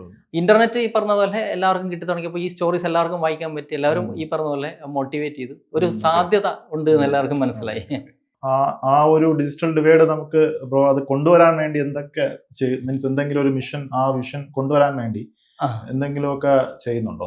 മിഷൻ എല്ലാ ദിവസവും ഈ പറഞ്ഞ പോലെ നമ്മൾ അതിന്റെ ഭാഗമായിട്ട് പല കാര്യങ്ങളും ചെയ്യും. ഈവൻ ഈ ഞാനൊരു ഒരു 1 ഡേ പ്രോഗ്രാമിലൊക്കെ ഞാൻ ഫുൾ ആയിട്ട് അറ്റൻഡ് ചെയ്തിട്ടുണ്ട്. നടത്തി. അത് 12 hours അല്ല, ഒരു 14 hours ഉണ്ട്. രാവിലെ 10 മണിയൊക്കെ തുടങ്ങി ഒരു 12 മണിയൊക്കെ രാത്രി 12 മണിയൊക്കെ പോയത്. ശരിക്കും ഓർഗാനിക് ഗ്രോത്ത് എന്ന് പറയുന്നത് പല ആളുകൾക്കും അറിയില്ല. അപ്പൊ അത് പിന്നെ ആളുകളിലേക്ക് എത്തിക്കാൻ വേണ്ടിയിട്ട് ഓർഗാനിക്, അതായത് നമ്മുടെ ഇവിടെയുള്ള സ്മോൾ ബ്രാൻഡുകൾക്ക് എങ്ങനെ ഓർഗാനിക് കണ്ടന്റ് ഉപയോഗിച്ചിട്ട് ഡെവലപ്പ് ചെയ്യാൻ പറ്റും, അവർക്ക് എങ്ങനെ അവരുടെ ഒരു ഗോൾ അച്ചീവ് ചെയ്യാൻ പറ്റും എന്നുള്ള വിഷയത്തിൽ നമ്മൾ നിരന്തരമായിട്ട് വർക്ക്ഷോപ്പുകൾ വെക്കാറുണ്ട് ഫ്രീ ആയിട്ട്. അത് മാസത്തിൽ ചിലപ്പോൾ ഒരെണ്ണമായിരിക്കും. അതിനുവേണ്ടി നമുക്ക് സ്പെസിഫിക് ആയിട്ട് കമ്മ്യൂണിറ്റി ഉണ്ട്. ഓർഗാനിക് കോണ്ടന്റ് ഹബ്ബ് എന്ന് പറഞ്ഞിട്ട് കമ്മ്യൂണിറ്റി തന്നെ ഉണ്ട്. അപ്പോൾ ആ കമ്മ്യൂണിറ്റി ആണ് മിക്കവാറും ആ സംഭവങ്ങളൊക്കെ കോർഡിനേറ്റ് ചെയ്യുന്നത്. ഞാൻ മാത്രമല്ല, പിന്നെ സിമിലർ ആയിട്ട് കുറെ പേരുണ്ട്. റാഫേൽ, സുഹൈൽ, ഇങ്ങനെ സിമിലർ ആയിട്ട് ചിന്തിക്കുന്ന കുറെ ആളുകളുണ്ട്. അപ്പോൾ ഇവരൊക്കെ വെച്ചിട്ടാണ് നമ്മൾ ഈ ഒരു പ്രോഗ്രാം മുന്നോട്ട് കൊണ്ടുവന്നത്. അപ്പോൾ എനിക്ക് തോന്നുന്നു ഒരു 4-5 പ്രോഗ്രാമുകൾ കഴിഞ്ഞ വർഷത്തിനുള്ളിൽ തന്നെ ചെയ്തിട്ടുണ്ട്. അതെ, ഓർഗാനിക് മാർക്കറ്റിങ്ങിനെ കുറിച്ച് വലിയൊരു അവയർനെസ് ബിൽഡ് ചെയ്യേണ്ട അത്യാവശ്യം. ഇപ്പം ഞാൻ പോലും ആക്ച്വലി ഓർഗാനിക് നമ്മളിപ്പോൾ ഏകദേശം ഒരു 10-11 വർഷമായിട്ട് ഞാൻ ഈ ഡിജിറ്റൽ മാർക്കറ്റിംഗ് അല്ലെങ്കിൽ നമ്മളൊരു 8-9 വർഷമായിട്ട് ഞാൻ ഇ-കോമേഴ്സ് ഫീൽഡിലും അത് നിൽക്കുകയാണ്. അപ്പോൾ നമ്മൾ കൂടുതലും എന്താ പറയുക, ഒരു 98% പെയ്ഡ് മാർക്കറ്റിംഗ് മാത്രമേ ഫോക്കസ് ചെയ്യൂ. കാരണം എൻ്റെ ഏജൻസിയും ഇപ്പം ഞാൻ ഒരു ആപ്റ്റിൻ്റെ ഒക്കെ ഏജൻസി ഉണ്ട്. അപ്പോൾ അവരും നമ്മളെ സർവീസ് ഈ കംപ്ലീറ്റ് ആയിട്ട് സെയിൽസ് ജനറേഷൻ, ഈ performance marketing, paid ads management, ഇത് മാത്രമേ ഉള്ളൂ. അപ്പോൾ അതിലോട്ടാണ് ഇനി അടുത്ത ക്വസ്റ്റ്യൻ വരുന്നത്. നമ്മളിവിടുത്തെ ഈ ചാനൽ കംപ്ലീറ്റ് ആയിട്ട് ഒരു ഇ-കോമേഴ്സ് റിലേറ്റഡ് ആയിട്ടാണ് ഞാൻ ഇവിടെ സംസാരിച്ചിട്ടുള്ളത്. ഇപ്പോൾ നമ്മൾ ഇതിനകത്ത് പറയുന്നതല്ല ഇ-കോമേഴ്സിനെ കുറിച്ചാണ്, DTC ഇ-കോമേഴ്സിനെ കുറിച്ചാണ്. അപ്പോൾ നമ്മൾ എസ്പെഷ്യലി ഒരു DTC ഇ-കോമേഴ്സിന്റെ ഫീൽഡിലോട്ട് വരുമ്പോൾ, ഇപ്പോൾ നമ്മളടുത്ത് വരുന്ന ഒരു ക്ലയന്റ് ആണെങ്കിലും ഒരു സ്റ്റുഡൻ്റ് ആണെങ്കിലും, എസ്പെഷ്യലി ഒരു ക്ലയന്റ് ആണ്. അപ്പോൾ അവർ അത്യാവശ്യം ഒരു ഇൻവെസ്റ്റ്മെന്റ് ഒക്കെ നടത്തി ഇപ്പോൾ അവരുടെ ഒരു പ്രൈമറി ബിസിനസ് ആയിട്ട് ആ ഒരു ബിസിനസ് സ്റ്റാർട്ട് ചെയ്ത് മുന്നോട്ട് പോവുകയാണ്. അപ്പോൾ അവർ നമ്മുടെ അടുത്ത് വരുന്നത് ഇവരുടെ ഈ പ്രോഡക്ട്സ് എത്രയും പെട്ടെന്ന് വിൽക്കണം എന്നുള്ള ഒരു മോഡലിൽ, അത് പെയ്ഡ് ആഡ്സിൽ ഇൻവെസ്റ്റ് ചെയ്ത് വിൽക്കണം എന്നുള്ള മോഡലാണ്. അപ്പോൾ ഇത് നമ്മൾ കണ്ടിട്ടുള്ള ഒരു കാര്യം, ഇവർക്ക് ഈ ഓർഗാനിക് മാർക്കറ്റിംഗ് ചെയ്യാൻ സത്യം പറഞ്ഞാൽ അത്ര വലിയ താല്പര്യം കുറവാണ്. ഇപ്പോൾ നമ്മളടുത്ത് വരുമ്പോൾ ഒരു ക്ലയന്റ് വരുമ്പോൾ നമ്മളടുത്ത് പറയുന്നത് തന്നെ, ഇപ്പോൾ ഓക്കെ, ഇപ്പോൾ ഒരു ക്ലയന്റ് അവർക്ക് ഒരുപാട് ഇൻവെന്ററീസ് ഉണ്ട്, അപ്പോൾ ഇവർക്കത് ഒരു മാസം ഒരു 10 ലക്ഷം രൂപ ആഡ്സിൽ സ്പെൻഡ് ചെയ്യാനുള്ള ബഡ്ജറ്റ് ഉണ്ട് അവർക്ക്. ഉം. അപ്പോൾ അവരുടെ ഉദ്ദേശം ഈ 10 lakhs സ്പെൻഡ് ചെയ്യുക, മറ്റേ ഗൂഗിളിലോ സ്പെൻഡ് ചെയ്തിട്ട് അതിൻ്റെ ഒരു 4 to 5 ROS അല്ല സെയിൽസ് എടുക്കുക, ഒരു 50 lakhs സെയിൽ എടുക്കുക. അപ്പോൾ അതിനു വേണ്ടിയാണ് നമ്മൾ സർവീസ് പറയുന്നത്. അപ്പോൾ ഇതേ സെയിം ക്ലയൻറ്റ് തന്നെ നമ്മൾ പറയാണ്, അപ്പോൾ എൻ്റെ ഈ SEO ഒക്കെ കൂടെ ചെയ്യണം, നിങ്ങളുടെ പ്രോഡക്റ്റ് പേജും കളക്ഷൻസ് ഒക്കെ ഒപ്റ്റിമൈസ് ആവണം, പിന്നെ ഈ കോണ്ടന്റ് ഓർഗാനിക്കായിട്ട് കോണ്ടന്റ് ചെയ്യണം. അപ്പോൾ ഇതൊക്കെ അവർ പറയുമ്പോൾ ഓക്കെ എന്ന് പറയുമെങ്കിലും ആക്ച്വലി ഇവർക്ക് അതിനോട് വലിയ താല്പര്യമില്ല, ഇല്ലെന്ന് വേണം പറയാം. ഇപ്പോൾ ഞാൻ SEO ഒക്കെ വരുമ്പോൾ ഇപ്പോൾ ഒരു ക്ലയൻറ്റ് നമ്മുടെ അടുത്ത് വന്നിട്ട് SEOയുടെ ചോദിക്കുകയാണെങ്കിൽ ആക്ച്വലി നമുക്ക് SEO സർവീസ് നമ്മളുടെ കമ്പനി പ്രൊവൈഡ് ചെയ്യുന്നില്ല. അപ്പോൾ അത് എൻ്റെ ഒരു ഫ്രണ്ടിന്റെ ഒരു UAE-ലുള്ള ഒരു ഫ്രണ്ടിന്റെ ഒരു SEO ഏജൻസി ഉണ്ട്, അവിടെയാണ് ഞാൻ ഫോർവേഡ് ചെയ്യാറ്. അവിടെയൊക്കെ നടക്കുന്ന കാര്യം എന്ന് വെച്ച് കഴിഞ്ഞാൽ ഈ ക്ലയന്റ് അവിടെ പോകുമ്പോൾ ഞാൻ ഏകദേശം ഒരു 10-15 ക്ലയന്റിനെ അവിടെ റെഫർ ചെയ്തിട്ടുണ്ട്, പക്ഷെ 1-2 വരെ അത് കൺവിൻസ് ആയി പോയുള്ളൂ. അപ്പോൾ കൺവിൻസ് എല്ലാം അവിടെ എടുത്തോളൂ. അപ്പോൾ എന്നിട്ട് എൻ്റെ ഫ്രണ്ട് എൻ്റെ അടുത്ത് വിളിച്ച് ചോദിക്കും, ഇങ്ങോട്ട് ഒരു ക്ലയന്റിനെ റെഫർ ചെയ്യണ്ട, കാരണം ഈ ക്ലയന്റ് ഒന്നും SEOയുടെ ഇമ്പോർട്ടൻസ് അറിയാത്തവരാണ്. ഇപ്പോൾ അവർ ഇവിടെ വന്നിട്ട് ഒരു ഫോറിൻ ക്ലയന്റ് ആണെങ്കിൽ ചിലപ്പോൾ ഒരു $10,000 ആഡിൽ സ്പെൻഡ് ചെയ്യാൻ തയ്യാറാണ്, പക്ഷെ SEOയ്ക്ക് ഒരു $500 കൊടുക്കാൻ പോലും അവർക്ക് തയ്യാറല്ല. ഓക്കെ, അപ്പോൾ ഇതൊരു ഇവർക്ക് ഈ ഒരു അവയർനെസ് കിട്ടുന്നത് important. ETC e-commerce, especially e-commerce ബ്രാൻഡ്സിൽ ചെയ്യുമ്പോൾ അത് ഒരു അഭിപ്രായം എന്താണ്? അല്ല, അത് തീർച്ചയായിട്ടുള്ളതാണ്. ഈ ഒരു വലിയ പ്രോബ്ലം എന്താണെന്നറിയാമോ, പല ആളുകളും ഈ SEO പറ്റി ചിന്തിക്കുന്ന ഒരു സ്റ്റേജിനുണ്ട് ഇ-കോമേഴ്സിൽ. അതെപ്പോഴാന്ന് വെച്ചാൽ ഇവരുടെ ബഡ്ജറ്റ് കംപ്ലീറ്റ് ബേൺ ഔട്ട് ആയതിനു ശേഷം. അതായത് ഈവൻ സ്റ്റാർട്ടപ്പ് ആയിട്ടുള്ള ഇ-കോമേഴ്സ് ആയാലും ട്രഡീഷണൽ ആയിട്ട് വരുന്ന അല്ലെങ്കിൽ ആ രീതിയിലുള്ള ഇ-കോമേഴ്സ് കമ്പനികളായാലും ആദ്യം ചെയ്യുന്നത് എന്താണെന്ന് വെച്ചാൽ ഇപ്പോൾ ഈ DTC ബ്രാൻഡുകൾ പെട്ടെന്ന് തന്നെ അവരുടെ പ്രൊഡക്റ്റുകൾ വിൽക്കുക എന്നുള്ളതാണ് അവർ ആദ്യം ചെയ്യുന്നത്, ആളുകളിലേക്ക് എത്തിക്കുക എന്നുള്ളത് തന്നെയാണ് അവരുടെ ഒരു ഇത്. ഇനീഷ്യലി ഈ പറഞ്ഞ പോലെ നല്ല രീതിയിൽ ആഡ് അല്ലെങ്കിൽ ആഡ് സ്പെൻഡ് ചെയ്യുകയും ചെയ്യും. ആ സമയത്ത് അറിയാം വിറ്റുപോകും, ഉറപ്പായിട്ടും വിറ്റുപോകും. പക്ഷേ അതിനകത്തൊരു കുഴപ്പമെന്ന് പറയുന്നത് നമ്മളൊരു കമ്മ്യൂണിറ്റി അവിടെ ബിൽഡ് ചെയ്യാനായിട്ട് ശ്രമിക്കുന്നുണ്ടാവില്ല. ഇത് പല ആളുകളെയും ഈ പറഞ്ഞ പോലെ വിൽക്കുന്നു, അത് മാത്രമേ ഉള്ളൂ. ആഡ്സിന്റെ ഒരു ഏറ്റവും വലിയ അഡ്വാൻറ്റേജ് എന്ന് പറയുന്നത് പെട്ടെന്ന് ഈ പറഞ്ഞ പോലെ പെനിട്രേറ്റ് ചെയ്ത് ആളുകളിലേക്ക് എത്താം, സെല്ല് ചെയ്യാം. പക്ഷേ ഇതിന് ട്രസ്റ്റ് ബിൽഡ് ചെയ്യാൻ പറ്റുമോ എന്ന് ചോദിച്ചു കഴിഞ്ഞാൽ ഒരു പരിധി വരെ പറ്റും. ട്രസ്റ്റ് ബിൽഡ് ചെയ്യാൻ ഒരു പരിധി വരെ പറ്റും. ഈ നമ്മുടെ ട്രഡീഷണൽ ആയിട്ടുള്ള പഴയ പരസ്യങ്ങൾ കണ്ടിട്ടുണ്ടോ, അതിൽ പോലും ഈവൻ ഒരു സ്റ്റോറി ടെല്ലിങ് അവർ കൊണ്ടുവരാറുണ്ട്. ഇപ്പം നമ്മൾ ഈ അടുത്ത് കുറേയധികം ഡിസ്കഷൻസ് അതുമായിട്ട് ബന്ധപ്പെട്ട് വന്നിട്ടുണ്ടാവും. എന്തുകൊണ്ടെന്ന് വെച്ചാൽ പല ആളുകൾ ഈ അടുത്ത് പരസ്യങ്ങളുടെ സ്റ്റോറി ടെല്ലിങ്ങിനെ പറ്റിയിട്ട് കൂടുതലായിട്ട് അവെയർ ആയത് എന്തുകൊണ്ടാണെന്ന് വെച്ചാൽ തുടരും ഫിലിമിൽ പ്രകാശ് വർമ്മ വില്ലനായിട്ട് വന്നു. അപ്പൊ ഇതാരാണ് എന്താണ് എന്ന് അറിയാൻ ശ്രമിക്കുന്നതിന്റെ ഇടയിൽ ഇദ്ദേഹത്തിന്റെ പരസ്യങ്ങളൊക്കെ നോക്കിയപ്പോൾ ഇദ്ദേഹം ഈ പറഞ്ഞ പോലെ ഈ 90s ചെയ്ത പരസ്യങ്ങൾ വേറൊരു അപ്രോച്ചിലായിരുന്നു പലതും. ഒരു കമ്പനിയെ ഈ പറഞ്ഞ പോലെ ഓർഗാനിക് ഗ്രോത്തിന് കൂടി ഹെൽപ്പ് ചെയ്യുന്ന രീതിയിലേക്കുള്ള അഡ്വർടൈസ്മെന്റ് ആയിരുന്നു. പിന്നീട് ആ രീതി മാറി വന്നിട്ടുണ്ട്. ഇപ്പോൾ അറിയാലോ, ഒരു 7 സെക്കൻഡ് അല്ലെങ്കിൽ 12 സെക്കൻഡ് ആഡ്സ് എന്ന് പറയുമ്പോൾ വേറെ രീതിയിലേക്കാണ്. ചിലപ്പോൾ ഏറ്റവും നന്നായിട്ട് സെല്ല് ചെയ്യേണ്ട ഒരു ഹുക്കും കാര്യങ്ങളൊക്കെ ആയിരിക്കും പോകുന്നത് ആദ്യം പോകുന്നത്. അപ്പോൾ ഈ ഓർഗാനിക്കിലേക്ക് വരുന്ന ഈ പല ആളുകളും വരാത്തതിൻ്റെ ഒരു കാര്യം എന്ന് പറയുന്നത് ടൈം കൺസ്യൂമിങ് എന്നുള്ളത് തന്നെയാണ്. അവിടെ അപ്രോച്ച് മാറേണ്ട ഒരു ഇതുണ്ട്. അതായത് നമ്മളൊരു സ്ഥാപനം അല്ലെങ്കിൽ ഈ പറഞ്ഞ പോലെ ബ്രാൻഡ് ഡെവലപ്പ് ചെയ്യുമ്പോൾ നമ്മൾ ഇൻഫ്രാസ്ട്രക്ചറിന് വേണ്ടിയിട്ട് ഒരുപാട് പിന്നെ സ്പെൻഡ് ചെയ്യും. അതുപോലെ നമ്മൾ ഈ ഒരു മാർക്കറ്റിങ്ങിന് വേണ്ടി സ്പെൻഡ് ചെയ്യാറില്ല പലപ്പോഴും. ആ ഒരു SEO ശരിക്കും പറഞ്ഞാൽ എക്സ്പെൻസിനേക്കാൾ ഒരു ഇൻവെസ്റ്റ്മെന്റ് ആണ്. പല ആളുകളത് മനസ്സിലാക്കാറില്ല. ഒരു ഇൻവെസ്റ്റ്മെന്റ് ആണ്. പെട്ടെന്ന് ഒരുപക്ഷെ റിസൾട്ട് കിട്ടിയെന്ന് വരില്ല, പക്ഷെ ഗ്രാജുവലി ഈ പറഞ്ഞതുപോലെ വളരെ സ്ട്രോങ് ആയിട്ടുള്ളൊരു ഫൗണ്ടേഷൻ ഉണ്ടാക്കും. ആ ഫൗണ്ടേഷൻ പിന്നെ അതിന്റെ മുകളിലായിരിക്കും ഇത് കൊണ്ടുവന്നത്. അത് ഈ നമ്മൾ ട്രഡീഷണൽ ആയിട്ടുള്ള SEO തന്നെ വേണം നിർബന്ധമൊന്നുമില്ല.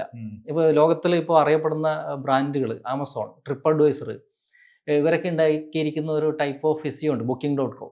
പ്രൊഡക്റ്റ് ലെഡ് SEO എന്ന് വിളിക്കുക. അത് ആദ്യമായിട്ട് പറയുന്നത് എലി ഷോർട്സ് എന്ന് പറയുന്ന ഒരാളാണ് അതിനെപ്പറ്റി സയന്റിഫിക് ആയിട്ട് അതിൻ്റെ ഒരു ബുക്ക് എഴുതുന്നത്, പ്രൊഡക്റ്റ് ലെഡ് SEO എന്ന് പറയുന്നത്. ഈ പ്രൊഡക്റ്റ് ലെഡ് SEO എന്ന് വെച്ച് കഴിഞ്ഞാൽ അവർ SEOയ്ക്ക് വേണ്ടിയിട്ട് പ്രത്യേകിച്ചൊന്നും ചെയ്യുന്നില്ല. ആ പ്ലാറ്റ്ഫോം തന്നെ SEOയ്ക്ക് വേണ്ടിയിട്ട് വർക്ക് ചെയ്തോളും. അതെങ്ങനെയാണെന്ന് വെച്ചാൽ ഇപ്പോൾ ഈവൻ ട്രിപ്പ് അഡ്വൈസറിൽ നമ്മളാണ് യഥാർത്ഥത്തിൽ SEO ചെയ്യുന്നത്. കാരണം നമ്മളൊരു ഒരു പ്ലേസ് വിസിറ്റ് ചെയ്തു, അതിൻ്റെ റിവ്യൂ നമ്മൾ ഇടുന്നു. നമ്മൾ ഏതെങ്കിലും ഒരു ഹോട്ടലിൽ പോകുന്നു, നമ്മളതിൻ്റെ റിവ്യൂ ഇടുന്നു. അപ്പോൾ കണ്ടന്റുകൾ ഡൈനാമിക്കലി അവിടെ ഈ പറഞ്ഞ പോലെ ജനറേറ്റ് ചെയ്തുകൊണ്ടേയിരിക്കുക. ആമസോൺ നോക്കിയാൽ മതി. ആമസോൺ ആദ്യം ഉണ്ടാക്കിയത് പ്ലാറ്റ്ഫോമാണ്. ആമസോണിൻ്റെ SEO വർക്ക് ചെയ്യുന്നത് വേറൊരു രീതിയിലാണ്, നമ്മുടെ സാധാ SEO പോലെയല്ല.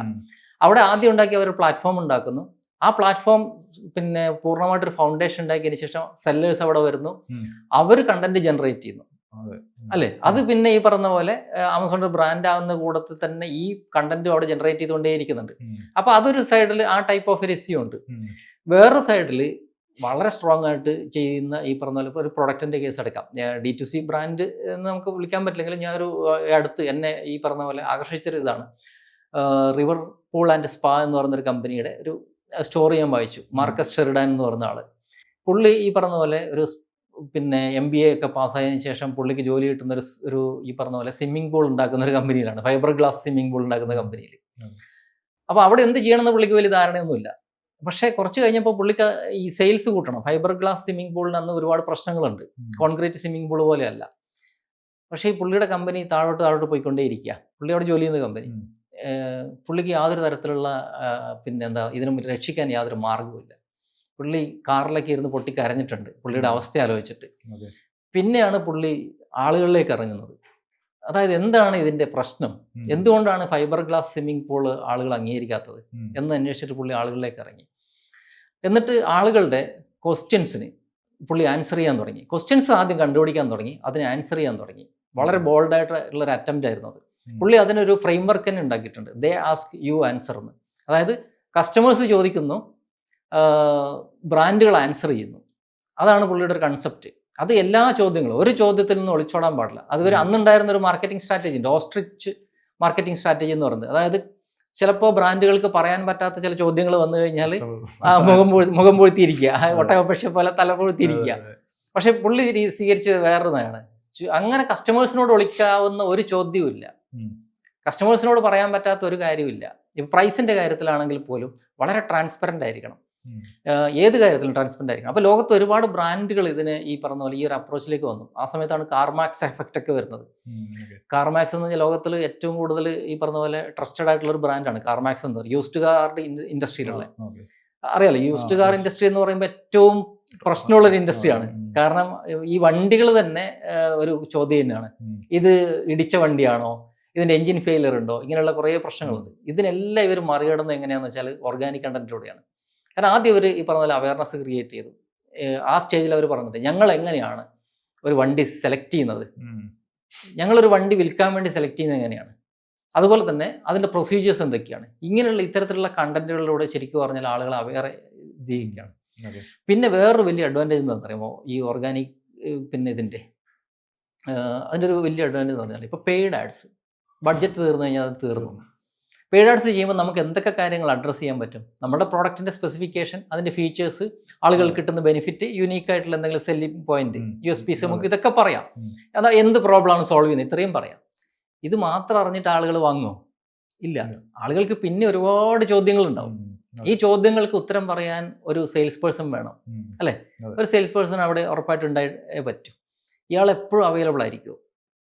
അല്ല. അയാൾ 24 മണിക്കൂർ അവൈലബിൾ ആവുക എന്ന് പറഞ്ഞാൽ നടപടിയല്ല. അപ്പോൾ ആ സമയത്താണ് നമ്മുടെ വെബ്സൈറ്റിൽ ഓർഗാനിക് കണ്ടന്റ് ഒരു മാജിക് ഉണ്ടാക്കുന്നത്. അത് 24/7 എന്ന് പറഞ്ഞതുപോലെ 365 ദിവസവും നമുക്ക് വേണ്ടി വർക്ക് ചെയ്യാണ്. അത് ലീവ് ചോദിക്കില്ല, മെഡിക്കൽ ലീവ് എടുക്കില്ല, അത് റെസ്റ്റ് എടുക്കില്ല, ഒന്നുമില്ല. രാത്രി 2 മണിക്കാണ് ഒരാൾക്ക് ഒരു പ്രൊഡക്റ്റ് വാങ്ങുമ്പോൾ ഈ പ്രൊഡക്റ്റ് എൻ്റെ ഒരു ഇന്ന പർപ്പസിന് യൂസ് ആവുമോ, കാരണം ഞാനൊരു ഡിഫറൻറ്റ് കൈൻഡ് ഓഫ് പ്രോബ്ലമാണ് നേരിടുന്നത്. പക്ഷെ ഇത് സോൾവ് ചെയ്യുന്നത് ഇത് ജനറിക് ആയിട്ടുള്ള ഇങ്ങനെ ഒരു പ്രോബ്ലമാണ്, പക്ഷെ എൻ്റെ അത് ചെറിയ വ്യത്യാസമുണ്ട് എൻ്റെ പ്രോബ്ലം. അപ്പോൾ അത് അന്വേഷിക്കുന്ന സമയത്ത് രാത്രി 2 മണിക്കൂർ സെയിൽസ് പേഴ്സണെ അല്ലെങ്കിൽ ഈ പറഞ്ഞ പോലെ കസ്റ്റമർ സപ്പോർട്ടിൽ വിളിക്കാൻ പറ്റില്ല. പക്ഷേ നമ്മുടെ വെബ്സൈറ്റിൽ കണ്ടന്റ് ഇയാൾക്ക് വേണ്ടി സംസാരിക്കുന്നുണ്ടെങ്കിൽ രാവിലെ ഷോപ്പ് ഓണർ ഷോപ്പ് തുറക്കുന്നതിന് മുമ്പേ അല്ലെങ്കിൽ നമ്മൾ വെബ്സൈറ്റ് തുറക്കുന്നതിന് മുമ്പേ അവിടെ ഓർഡർ പ്ലേസ് ചെയ്തിട്ടുണ്ടാവും. കാരണം അയാളുടെ സ്റ്റേജിനെ എല്ലാം അഡ്രസ്സ് ചെയ്യുന്ന കണ്ടന്റുകൾ അവിടെ ഉണ്ട്. ആ കണ്ടന്റുകൾ നമ്മൾ വളരെ ബോൾഡായിട്ടാണ് പറയുന്നതെങ്കിൽ ഉറപ്പായിട്ടും അയാളുടെ ട്രസ്റ്റ് ബിൽഡ് ചെയ്യുകയും ചെയ്യും, അയാളെ കൺവേർഷനിലേക്ക് കൊണ്ടുപോവുകയും ചെയ്യും. അപ്പോൾ ഇങ്ങനെ ഒരു എന്താ പറയുക, ഒരു മാജിക് ശരിക്കും ഓർഗാനിക് കണ്ടന്റിനുണ്ട്. ഗ്രാജുവലി ആണ് ചെയ്യുന്നത്. അത് മാത്രമല്ല, കണ്ടന്റ് എപ്പോഴും പറയുന്നത് അത് ആളുകളെ അവെയർ ആക്കുകയാണ് ചെയ്യുന്നത്, ആളുകൾ ഹെൽപ്പ് ചെയ്യുകയാണ് ചെയ്യുന്നത്. അത് ഒരു പരിധിക്കപ്പുറത്തേക്ക് ഈ പറഞ്ഞ പോലെ ഒരു പ്രൊമോഷണൽ ആകുന്ന സമയത്ത് ആളുകൾക്ക് തന്നെ മനസ്സിലാവും പ്രൊമോഷണൽ ആണെന്നുള്ളത്. അപ്പോൾ അങ്ങനെ ഒരിക്കലും പോകാൻ പാടില്ല. അൺബയാസ്ഡ് കണ്ടന്റ്, അതാണ് ഓർഗാനിക് ഗ്രോത്തിൻ്റെ ഏറ്റവും വലിയ ഒരു ബേസ് എന്ന് പറയുന്നത്, അൺബയാസ്ഡ് കണ്ടന്റ്. നമ്മൾ നമ്മുടെ പ്രൊഡക്റ്റിനോട് പോലും ബയാസ്ഡ് ആവാൻ പാടില്ല, നമ്മുടെ സർവീസിനോട് പോലും ബയാസ്ഡ് ആവാൻ പാടില്ല. പറയണം. പെസിമിസ്റ്റിക്, അതെ, പെസിമിസ്റ്റിക് ആവുക എന്നുള്ളത് നല്ലൊരു അപ്രോച്ചാണ്. അതായത് ഇപ്പോൾ ഈവൻ സാംസങ് S24 അല്ലെങ്കിൽ S25 Ultra ഈ ഒരു പ്രോഡക്റ്റ് വന്നു. ഈ പ്രോഡക്റ്റിന് ഹീറ്റ് ആവുന്നുണ്ട് എന്ന് വിചാരിക്കാം. ആ ഹീറ്റ് ആവുന്നത് ഇതിനകത്ത് നല്ല രീതിയിലുള്ള സ്പെസിഫിക്കേഷൻസ് ഉണ്ട്. അപ്പോൾ അരമണിക്കൂറൊക്കെ നല്ല ഹൈ ക്വാളിറ്റി HD ഇപ്പോൾ 8K വേണമെന്നുണ്ടെങ്കിൽ ഷൂട്ട് ചെയ്യാം. ആ ഷൂട്ട് ചെയ്യുന്ന സമയത്താണ് ഇത് ഹീറ്റ് ആവുന്നത്. ഇത് പറയാതിരുന്നു കഴിഞ്ഞാൽ ആ ബ്രാൻഡിൻ്റെ ട്രസ്റ്റാണ് പോകുന്നത്. ആ ബ്രാൻഡ് അതിനെക്കുറിച്ച് മിണ്ടുന്നില്ല. പക്ഷേ ഇവിടെയുള്ള കോൾമി ഷസാം മുതലുള്ള ആളുകൾ ഈ കാര്യം ഉറപ്പായിട്ട് വിളിച്ചു പറയും ലോകത്തോട്. അപ്പോൾ നമ്മുടെ പ്രൊഡക്റ്റിൻ്റെ പ്രോബ്ലം നമ്മളെക്കാൾ മുന്നേ മറ്റുള്ളവർ പറഞ്ഞിട്ട് ആളുകൾ അറിയുന്നതിനേക്കാളും നല്ലത് നമ്മൾ തന്നെ പറയുന്നതാണ് ഇതൊരു പ്രോബ്ലം ഉണ്ട്. പക്ഷേ ഇത് യഥാർത്ഥത്തിൽ ഇങ്ങനെ ഒരു പ്രോബ്ലം അല്ല. ഇത് കണ്ടിന്യൂസ് ആയിട്ട് അരമണിക്കൂർ യൂസ് ചെയ്യുമ്പോഴേ ഈ പ്രശ്നമുള്ളൂ. ഇത് ഈ പറഞ്ഞ പോലെ ഒരു 20 മിനിറ്റ് ഉപയോഗിച്ച് കഴിഞ്ഞാൽ 1 മിനിറ്റ് ഓഫ് ചെയ്ത് കഴിഞ്ഞാൽ ഈ പ്രശ്നങ്ങൾ മാറും. എങ്ങനെ ഇത് എഫക്റ്റീവായിട്ട് നമുക്കിത് ഈ ഫോൺ യൂസ് ചെയ്യാൻ പറ്റും എന്ന് നമ്മൾ തന്നെ ആൻസർ ചെയ്ത് കഴിഞ്ഞാൽ ഈ പ്രശ്നങ്ങളില്ല. പക്ഷെ പരസ്യങ്ങളിലൂടെ ഇത് ഇത്രയും പറയാൻ പറ്റുമോ? പറ്റില്ല. അപ്പൊ അത് നമ്മൾ അവരുടെ തന്നെ കോണ്ടന്റ് ബിൽഡ് ചെയ്ത് പറയണം. അതുകൊണ്ട് പല സ്റ്റേജുകളിൽ നമ്മൾ കോണ്ടന്റ് ബിൽഡ് ചെയ്യേണ്ട ഒരു ആവശ്യമുണ്ട് അതിനകത്ത്. അപ്പോൾ ആ രീതിയിൽ മാത്രമേ നമുക്ക് പിന്നെ ഒരു എന്താ പറയുക ട്രസ്റ്റ് ഉണ്ടാക്കിയെടുക്കാൻ പറ്റും. നമ്മളെപ്പോഴും പറഞ്ഞൊരു കാര്യമാണ്, ഓർഗാനിക് കണ്ടന്റിലൂടെ മാത്രമേ ശരിക്കും ട്രസ്റ്റ് ബിൽഡ് ചെയ്യാൻ പറ്റും കസ്റ്റമേഴ്സിൻ്റെ ഉള്ളിൽ. പരസ്യങ്ങളിലൂടെ നമുക്ക് ഈ പറഞ്ഞ പോലെ പെനിട്രേറ്റ് ചെയ്ത് ബ്രാൻഡ് അവയർനെസ് ഉണ്ടാക്കാം, സെയിൽസിലേക്ക് ഒരു പരിധിവരെ കൊണ്ടുപോകാം. പക്ഷേ സ്ട്രോങ്ലി ഓർഗാനിക് കണ്ടന്റ് സപ്പോർട്ട് ചെയ്യുന്നുണ്ടെങ്കിൽ ആ സെയിൽസ് ഭയങ്കരമായിട്ട് കൂടും. പിന്നെ നമ്മൾ കണ്ടന്റിന്റെ ഒരു ഗ്രോത്ത് എന്ന് പറയുന്നത് ഈ പറഞ്ഞ പോലെ മാസീവായിട്ട് നമ്മൾ പ്രൊഡ്യൂസ് ചെയ്യുന്നില്ല എങ്കിൽ കുറച്ചധികം സമയമെടുക്കുമെങ്കിലും പിന്നീട് അഡ്വർടൈസ്മെന്റ് നടത്തുന്ന സമയത്ത് സെയിൽസ് ക്ലോസ് ചെയ്യാനുള്ള ഒരു ടൈം എന്ന് പറയുന്നത് കുറഞ്ഞു വരും. അല്ല എങ്കിൽ ഈ പറഞ്ഞ പോലെ പല സ്റ്റേജിൽ ഇപ്പോൾ അജു തന്നെ ചെയ്തിട്ടുണ്ടാവും. അപ്പോൾ ആഡ് ചെയ്യുന്ന സമയത്ത് കസ്റ്റമറെ അത് കൺവിൻസ് ചെയ്യേണ്ടി വരും. പക്ഷേ നമ്മളുടെ പ്രൊഡക്റ്റിനെ പറ്റി പല പ്ലാറ്റ്ഫോമുകളിൽ അറിഞ്ഞിട്ട് നമ്മൾ അന്വേഷിച്ച് വരുന്ന ഒരാളെ കൺവേർട്ട് ചെയ്യാൻ വളരെ ഈസി അല്ലേ? അതിന് സോഷ്യൽ മീഡിയ പ്ലാറ്റ്ഫോം ഉപയോഗിക്കാം, ബ്ലോഗ് ഉപയോഗിക്കാം, പോഡ്കാസ്റ്റുകൾ ഉപയോഗിക്കാം, മീഡിയ ഉപയോഗിക്കാം, ഏത് വേണമെങ്കിലും ഉപയോഗിക്കാം. അപ്പോൾ പല സ്ഥലത്തുനിന്നും അറിഞ്ഞും കേട്ടും നമ്മളുടെ പ്രൊഡക്റ്റിനെ പറ്റി അറിഞ്ഞിട്ട് വരുന്ന ഒരാള് കൺവേർട്ട് ചെയ്യാൻ വളരെ ഹൈ ടിക്കറ്റും ഹൈ ടിക്കറ്റ് എസ്പെഷ്യലി നമ്മൾ മെറ്റ ആഡ്സ് ഒക്കെ ചെയ്യുമ്പോൾ അതിനകത്തൊരു ക്യാപ്പ് ഉണ്ട്. ക്യാപ്പിനപ്പുറമുള്ള പ്രോഡക്റ്റ് അവിടെ വിറ്റ് പോകില്ല. മാക്സിമം ഇന്ത്യയിലൊക്കെ പറയുകയാണെങ്കിൽ ഒരു 2000 രൂപ 2000 രൂപയ്ക്ക് അപ്പുറമുള്ള പ്രോഡക്റ്റ് അതിനകത്ത് വിൽക്കാൻ നമ്മൾ നല്ല പാടാണ്. അപ്പോൾ അത് പിന്നെ ഈ ഗൂഗിൾ ആഡ്സ് ആണെങ്കിലും ഒരു ഹൈ ടിക്കറ്റ് പ്രോഡക്ട്സിന് ഇപ്പൊ നമ്മളൊരു ഫർണിച്ചർ വിൽക്കുന്നു, ഒരു 50,000 രൂപ പ്രോഡക്റ്റ്, ഒരു സോഫ കൗച്ച് എന്നൊക്കെയാണെങ്കിലും ആക്ച്വലി അതൊരു ഇൻസ്റ്റന്റ് ബൈയിങ് ആയിരിക്കത്തില്ല. ചിലപ്പോൾ അവര് 2-3 ഡിസിഷനൊക്കെ എടുത്ത് ഈ പറഞ്ഞ പോലെ ഈ ബ്ലോഗൊക്കെ നോക്കി എന്നിട്ടൊക്കെ വരത്തുള്ളൂ. പക്ഷെ വൺസ് അവരെ എൻറ്റർ ചെയ്ത് കഴിഞ്ഞാൽ ഗൂഗിളിൽ നിന്ന് അവര് ആഡ്സിൽ നിന്ന് എൻറ്റർ ചെയ്ത് കഴിഞ്ഞാൽ പിന്നെ നമ്മൾ റീടാർഗറ്റിംഗ് ചെയ്ത് അവരെ കണക്ട് ചെയ്ത് നിർത്താവുന്നതാണ് മെയിൻ ആയിട്ടുള്ള ഒരു കാര്യം. അപ്പോൾ ഇത് ഓർഗാനിക് കോണ്ടന്റ് തന്നെയാണ് ഇന്നത്തെ എനിക്കും തോന്നിയിട്ടുണ്ട്. ഇപ്പോൾ നമ്മളിപ്പോ ഈ ആഡ്സ് ഒക്കെ കംപ്ലീറ്റ് അൽഗോരിതം മാറിക്കൊണ്ടിരിക്കുക. എന്റെ നമ്മൾ ഈ ക്ലയൻസ് ഒക്കെ എല്ലായിടത്തും പറയുന്നത് തന്നെയാണ്. ഇപ്പൊ ഒരു ഓർഗാനിക് കോണ്ടന്റ് നിങ്ങൾ ബേസ് ആക്കിയിട്ട് അതിന്റെ മുകളിലാണ് ഇന്ന് പെയ്ഡ് ആഡ്സ് ചെയ്യേണ്ടത്. അപ്പോൾ മെറ്റയ്ക്കും ഇന്ന് അൽഗോരിതം ഒക്കെ നമുക്കത് ഇപ്പൊ ഇതിലുള്ള എക്സ്പെർട്സുകൾ പറയുന്നത് മെറ്റ ഭയങ്കര രീതിയിൽ ഒരു ഹെവി ലെവലിലാണ് അപ്ഡേഷൻ വന്നുകൊണ്ടിരിക്കുന്നത് അവരുടെ അൽഗോരിതം. ഇപ്പം കംപ്ലീറ്റ് ഇപ്പോൾ നമുക്ക് ഇനി അഡ്വാൻറ്റേജ് പ്ലസ് ഷോപ്പിംഗ് ഒക്കെ ഇനി കംപ്ലീറ്റ് അങ്ങോട്ട് അത് ഓണായിരിക്കും എന്നാണ് പറയുന്നത്. നമുക്ക് അകത്തൊന്നും ഇൻട്രസ്റ്റ് ഒന്നും കൊടുക്കാൻ പറ്റില്ല. നമ്മൾ ജസ്റ്റ് ഒരു ക്രിയേറ്റീവ് മാത്രം കൊടുത്തു കഴിഞ്ഞാൽ ബാക്കി അത് റൺ ചെയ്തോളൂ എന്നുള്ള രീതിയിലാണ് ക്രിയേറ്റീവ് കൊടുക്കണ്ടെന്നാണ് പറയുന്നത്. ജസ്റ്റ് ലിങ്ക് കൊടുത്താൽ മതി. അത് തന്നെ സൊക്കെ കഴിഞ്ഞ ഒരു പറഞ്ഞ അങ്ങനെയാണല്ലോ. അപ്പോൾ കംപ്ലീറ്റ് അവര് തന്നെ അത് എന്താ പറയാ ഒരു കംപ്ലീറ്റ് ടേക്ക് ഓവർ ആണ് അത് ചെയ്യാൻ പോകും. ഗൂഗിളും ഏകദേശം അതേ രീതിയിൽ തന്നെയാണ് പ്ലാൻ ചെയ്യുന്നത്.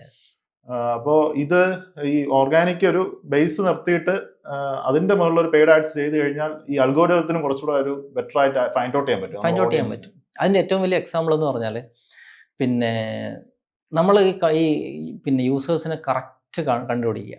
ഇപ്പോൾ ഒരേ പ്രൊഡക്റ്റ് തന്നെ വാങ്ങുന്ന ആളുകളുടെ പ്രോബ്ലം പലതുമായിരിക്കും. പ്രോബ്ലം മീൻസ് അവരുടെ ഒരു ബയർ പേഴ്സോണ എന്ന് പറയുന്നത് പലതുമായിരിക്കും. ഇപ്പോൾ നമ്മൾ ഒരു പ്രോബ്ലം സോൾവ് ചെയ്യുന്ന ഒരു പ്രൊഡക്റ്റ് ഉണ്ട്. ആ പ്രൊഡക്റ്റ് വാങ്ങുന്ന ആളുകളുടെ പ്രശ്നം അവർ എല്ലാം സിമിലർ ആവണമെന്നില്ല, ഏകദേശം സെയിം ആയിരിക്കാം. പക്ഷെ ഒരാൾക്ക് ഈ പറഞ്ഞതുപോലെ എന്താ പറയുക ജസ്റ്റ് ഒരു ടൂത്ത് പേസ്റ്റ് ആണെന്നുണ്ടെങ്കിൽ ഡെയിലി റൊട്ടീൻ്റെ ഭാഗമായിട്ട് ഉപയോഗിക്കുന്നതാണ്.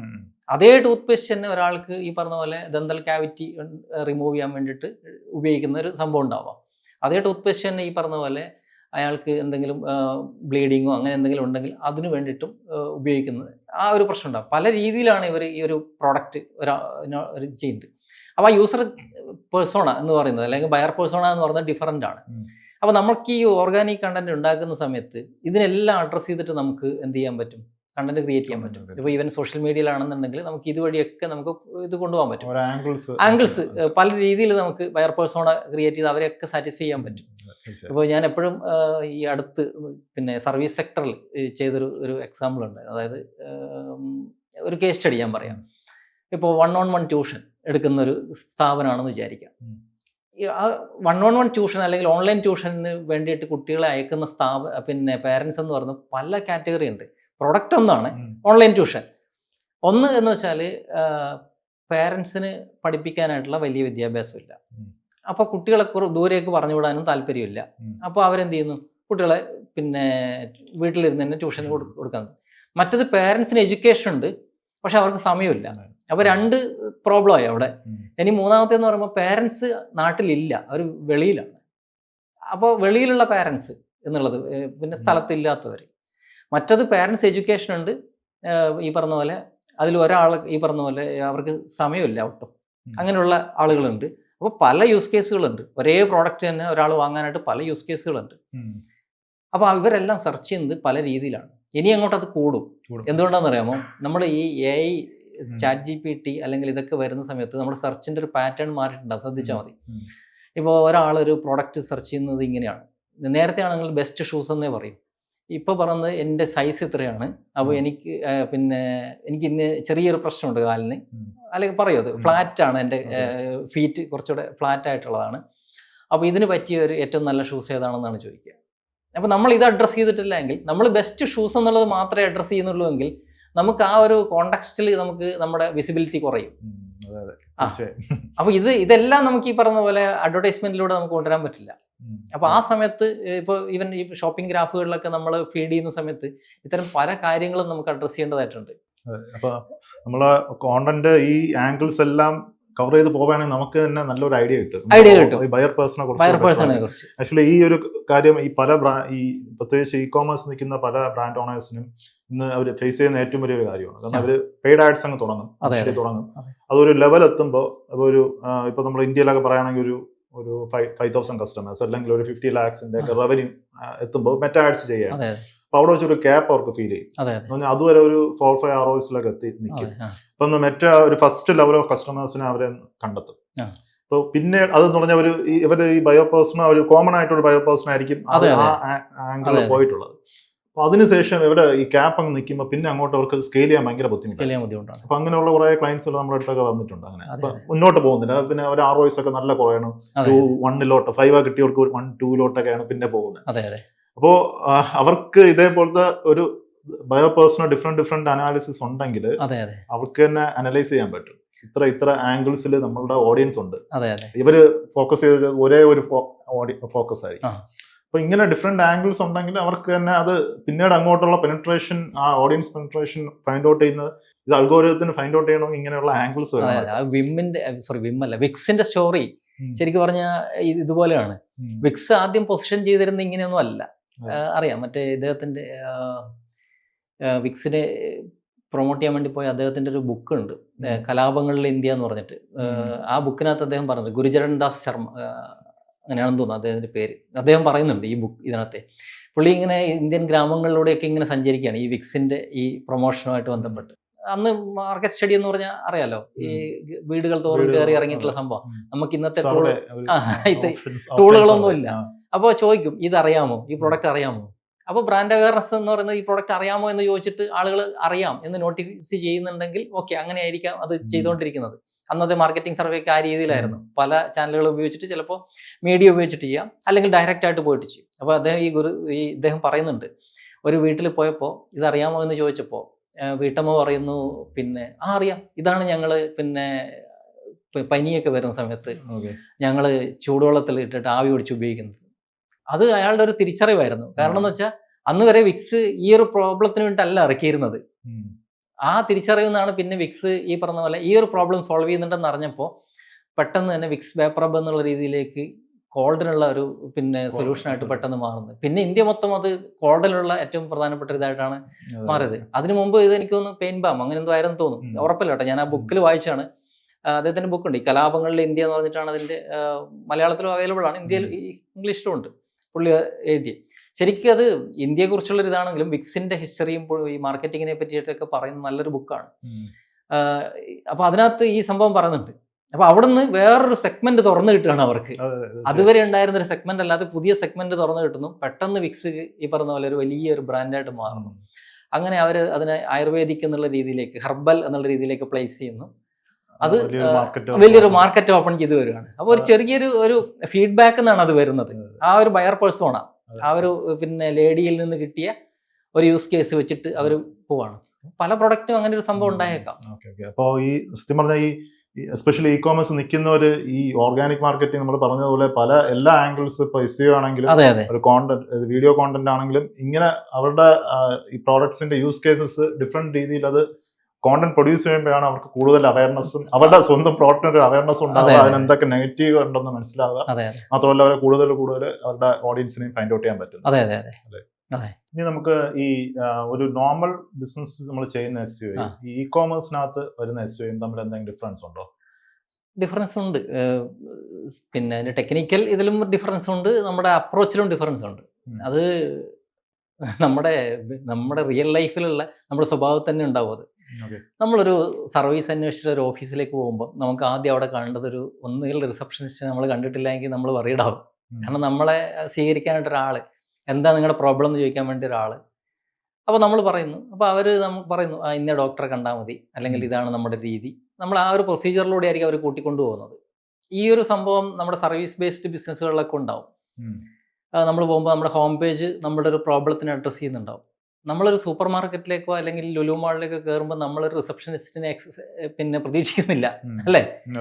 നമ്മൾ അവിടെ പ്രതീക്ഷിക്കുന്നത് പലപ്പോഴും നമുക്ക് ആവശ്യമുള്ള പ്രൊഡക്റ്റുകൾ നമുക്ക് കൺവീനിയൻ്റ് ആയിട്ടുള്ള ഒരു പ്രൈസിങ്ങിൽ കിട്ടുക എന്നുള്ളതാണ്. ഇപ്പോൾ ഈവൻ നമ്മളൊരു ക്രിസ്മസ് സമയത്താണ് നമ്മളൊരു ഷോപ്പിലേക്ക് പോകുന്നതെങ്കിൽ നമുക്ക് കയറുമ്പോൾ തന്നെ ക്രിസ്മസ് ഗിഫ്റ്റുകൾ അല്ലെങ്കിൽ കേക്കുകൾ ഇതൊക്കെ നമുക്ക് അവിടെ കാണുക. ഇതാണ് നമ്മുടെ ഒരു എക്സ്പെക്റ്റേഷൻ എന്ന് പറയുന്നത്.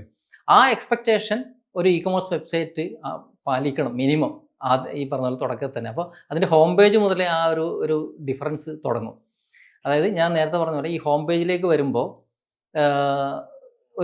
നമ്മുടെ ഒരു സർവീസ് വെബ്സൈറ്റുകൾക്ക് വേണ്ട ഒരു അപ്രോച്ച് അല്ല അവിടെ വേണ്ടത്. നമ്മളൊരു മാർക്കറ്റിലേക്ക് പോയി കഴിഞ്ഞാൽ നമുക്ക് വേണ്ടത് പ്രൊഡക്റ്റുകളാണ്, നമ്മൾ വാങ്ങാനാണ് പോകുന്നത്. അപ്പോൾ വാങ്ങാൻ പോകുന്ന ഒരാൾക്ക് പ്രൊഡക്റ്റുകൾ കണ്ടേ പറ്റും. അവിടെ നമ്മുടെ തിയറിയും വിഷനും ഒന്നും ആദ്യമേ പറയേണ്ട ഒരു ആവശ്യമില്ല. നമ്മൾ എന്ത് പ്രോബ്ലമാണ് സോൾവ് ചെയ്യുന്നതെന്ന് അവിടെ പറയേണ്ട ആവശ്യമില്ല. കാരണം നമ്മൾ ഒരൊറ്റ പ്രോബ്ലം ആയിരിക്കില്ല ചിലപ്പോൾ സോൾവ് ചെയ്യുന്നത്. പക്ഷേ തീം ബേസ്ഡ് ആയിട്ടുള്ള ചില പ്രൊഡക്റ്റുകൾ വരുവാണെന്നുണ്ടെങ്കിൽ ചിലപ്പോൾ സിംഗിൾ പ്രൊഡക്റ്റ് അങ്ങനെ കാണുമല്ലോ, ചില ഒരു 1-2 പ്രൊഡക്റ്റുകൾ ചില തീം ബേസ്ഡ് ആയിട്ട് ചില പ്രോബ്ലം മാത്രം സോൾവ് ചെയ്യുന്നത്. അതിനൊരു ഡിഫറെൻറ്റ് അപ്രോച്ച് ഉണ്ട്. പക്ഷേ പിന്നെ വലിയൊരു ഈ പറഞ്ഞ പോലെ ഒരു ഇ കൊമേഴ്സ് വെബ്സൈറ്റിനെ സംബന്ധിച്ചിടത്തോളം പല ടൈപ്പ് ഓഫ് പ്രൊഡക്റ്റുകൾ ഫീച്ചർ ചെയ്യുക, ഷോക്കേസ് ചെയ്യുക എന്നുള്ളത് തന്നെയാണ് ഹോം പേജിൻ്റെ ഒരു സംഭവം. കാരണം നമ്മളൊരു മാളിലേക്ക് പോയാൽ നമുക്ക് കിട്ടുന്ന ആ ഒരു പ്രതീതി തന്നെ അവിടെ കിട്ടണം. അല്ലെങ്കിൽ ഒരു ഹൈപ്പർ മാർക്കറ്റിൽ, ഒരു സൂപ്പർ മാർക്കറ്റിൽ നമ്മൾ പോയി കഴിഞ്ഞാൽ അവിടെ നമ്മൾ ഈ പറഞ്ഞ പോലെ ഫസ്റ്റ് തന്നെ നമ്മൾ എക്സ്പ്ലെയിൻ ചെയ്യാൻ ആളുകൾ വേണമെന്നില്ല. നമുക്കൊരു ഇന്ന സെക്ഷനിലേക്ക് പോകുമെന്ന് പറയാൻ ആളുകൾ വേണമെന്നില്ല. എല്ലാ കാര്യങ്ങളും അവിടെ ഉണ്ടായിരുന്നാൽ മതി. കാരണം ആ പ്രൊഡക്റ്റ് തന്നെ നമുക്ക് വേണ്ടിയിട്ട് അതിൻ്റെ ഡിസ്പ്ലേ തന്നെ നമ്മളോട് സംസാരിച്ചു തുടങ്ങും. ഇത് നിങ്ങൾക്ക് വേണ്ട പ്രൊഡക്റ്റാണ്, ഇതിൻ്റെ പ്രൈസ് ഇത്രയാണ്. ഡീറ്റെയിൽ ആയിട്ട് പോകണമെന്നുണ്ടെങ്കിൽ അടുത്ത ക്ലിക്കിലേക്ക് നമുക്ക് അടുത്ത പേജിലേക്ക് പോകാം. അപ്പോൾ അവിടെ ഈ പറഞ്ഞ പോലെ ഒരു ഇൻഫർമേഷൻ ആർക്കിടെക്ചറും സൈറ്റ് ആർക്കിടെക്ചറും ശരിക്കും പറഞ്ഞാൽ ഇതിനൊന്ന് ഹെൽപ്പ് ചെയ്യും. കാരണം നമുക്ക് ഈ പോകുമ്പം നമുക്ക് ആവശ്യമുള്ള പ്രൊഡക്റ്റുകൾ നമ്മളവിടെ കാണുന്നു. കണ്ടു കഴിഞ്ഞാൽ നമ്മൾ അവിടെ നിന്ന് എന്ത് ചെയ്യുന്നു, ചിലപ്പോൾ സ്ക്രോൾ ചെയ്ത് താഴോട്ട് പോകുമ്പോൾ നമുക്കതിൻ്റെ വേരിയൻസ് ഒരു പക്ഷേ കാണും. അവിടെ നിന്ന് ക്ലിക്ക് ചെയ്ത് നമ്മൾ ചിലപ്പോൾ കാറ്റഗറി പേജിലേക്ക് പോകും, അവിടെ നിന്ന് പ്രൊഡക്റ്റ് പേജിലേക്ക് പോകും. അത് എത്രത്തോളം ഫാസ്റ്റ് ആക്കാൻ പറ്റുമോ അത്രത്തോളം നല്ലതാണ്. ഒരുപാട് ക്ലിക്ക് പോയിട്ട് ഈ പറഞ്ഞ പോലെ ഒരു പ്രൊഡക്റ്റ് പേജിലേക്ക് എത്തിയിട്ട് ഈ പറഞ്ഞ പോലെ ആ ജേർണിയിൽ ചിലപ്പോൾ കസ്റ്റമർ വിട്ടുപോകാനുള്ള സാധ്യതയുണ്ട്. അപ്പോൾ ആ ഇൻഫർമേഷൻ ആർക്കിടെക്ചറിൽ നമ്മൾ കുറച്ചുകൂടെ ശ്രദ്ധിക്കണം. അവിടെ ഇത് സർവീസ് വെബ്സൈറ്റിലും ശ്രദ്ധിക്കണം, എങ്കിൽ പോലും ഇതിൽ നമ്മൾ കൂടുതലായിട്ട് ശ്രദ്ധിക്കണം.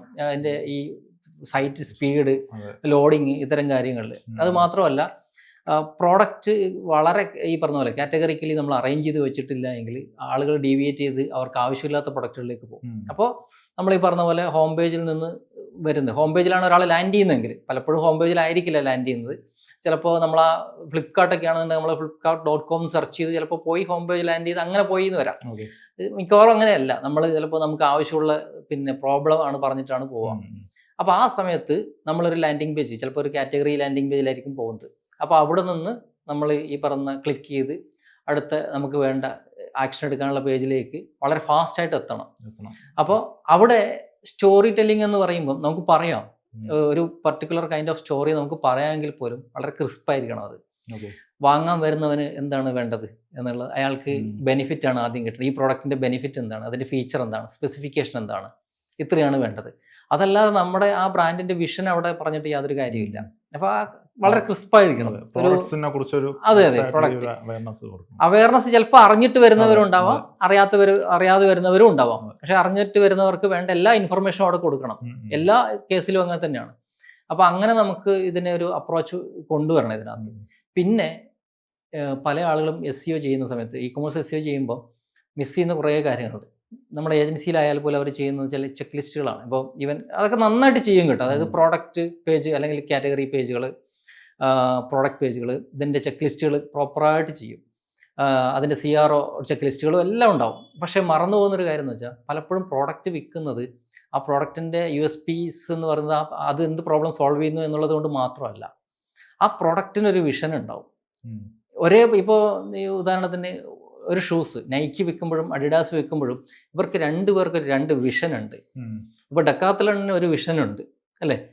അതുപോലെ തന്നെ ഈ പറഞ്ഞ പോലെ നൈക്കിക്ക് ഒരു വിഷൻ ഉണ്ടാവും, ഇവർക്കൊരു വിഷൻ ഉണ്ടാവും. പലപ്പോഴും ഈ വിഷനെ നമ്മുടെ മാർക്കറ്റിങ്ങിലേക്ക് നമ്മൾ കൊണ്ടുവരാൻ പഠിക്കും. പല ബ്രാൻഡുകൾക്ക് ഈ ഒരു പ്രശ്നം ഉണ്ടാവും. മൈജി എന്നുള്ള ഒരു ബ്രാൻഡ്, ഓക്സിജൻ എന്നുള്ളൊരു ബ്രാൻഡ്, ഇവർ രണ്ടുപേർക്കും ഡിഫറൻറ്റ് ബൈയിങ് എക്സ്പീരിയൻസ് ആണ് കൊടുക്കാൻ പറ്റുക. അതാണ് കൊടുത്തുകൊണ്ടിരിക്കുന്നത്. ഈവൻ മൈജി ആയാലും ഓക്സിജൻ ആയാലും അല്ലെങ്കിൽ ഈ പറഞ്ഞ പോലെ വേറെ നമുക്ക് ഇവിടെയാണെന്നുള്ള QRS അല്ലെങ്കിൽ വേറെ ഇഷ്ടംപോലെ ബ്രാൻഡുകളുണ്ട്. ഇവരെല്ലാം ഡിഫറൻറ്റ് ബൈയിങ് എക്സ്പീരിയൻസ് കൊടുക്കുന്നുണ്ട്. അത് ഇവരുടെ ഒരു വിഷൻ്റെ ഭാഗമായിട്ടാണ്. അപ്പോൾ അതിൽ കസ്റ്റമർ സപ്പോർട്ട് ഉണ്ടാവാം, കസ്റ്റമർ കെയർ ഉണ്ടാവാം, അങ്ങനെ പല കാര്യങ്ങളുണ്ട്.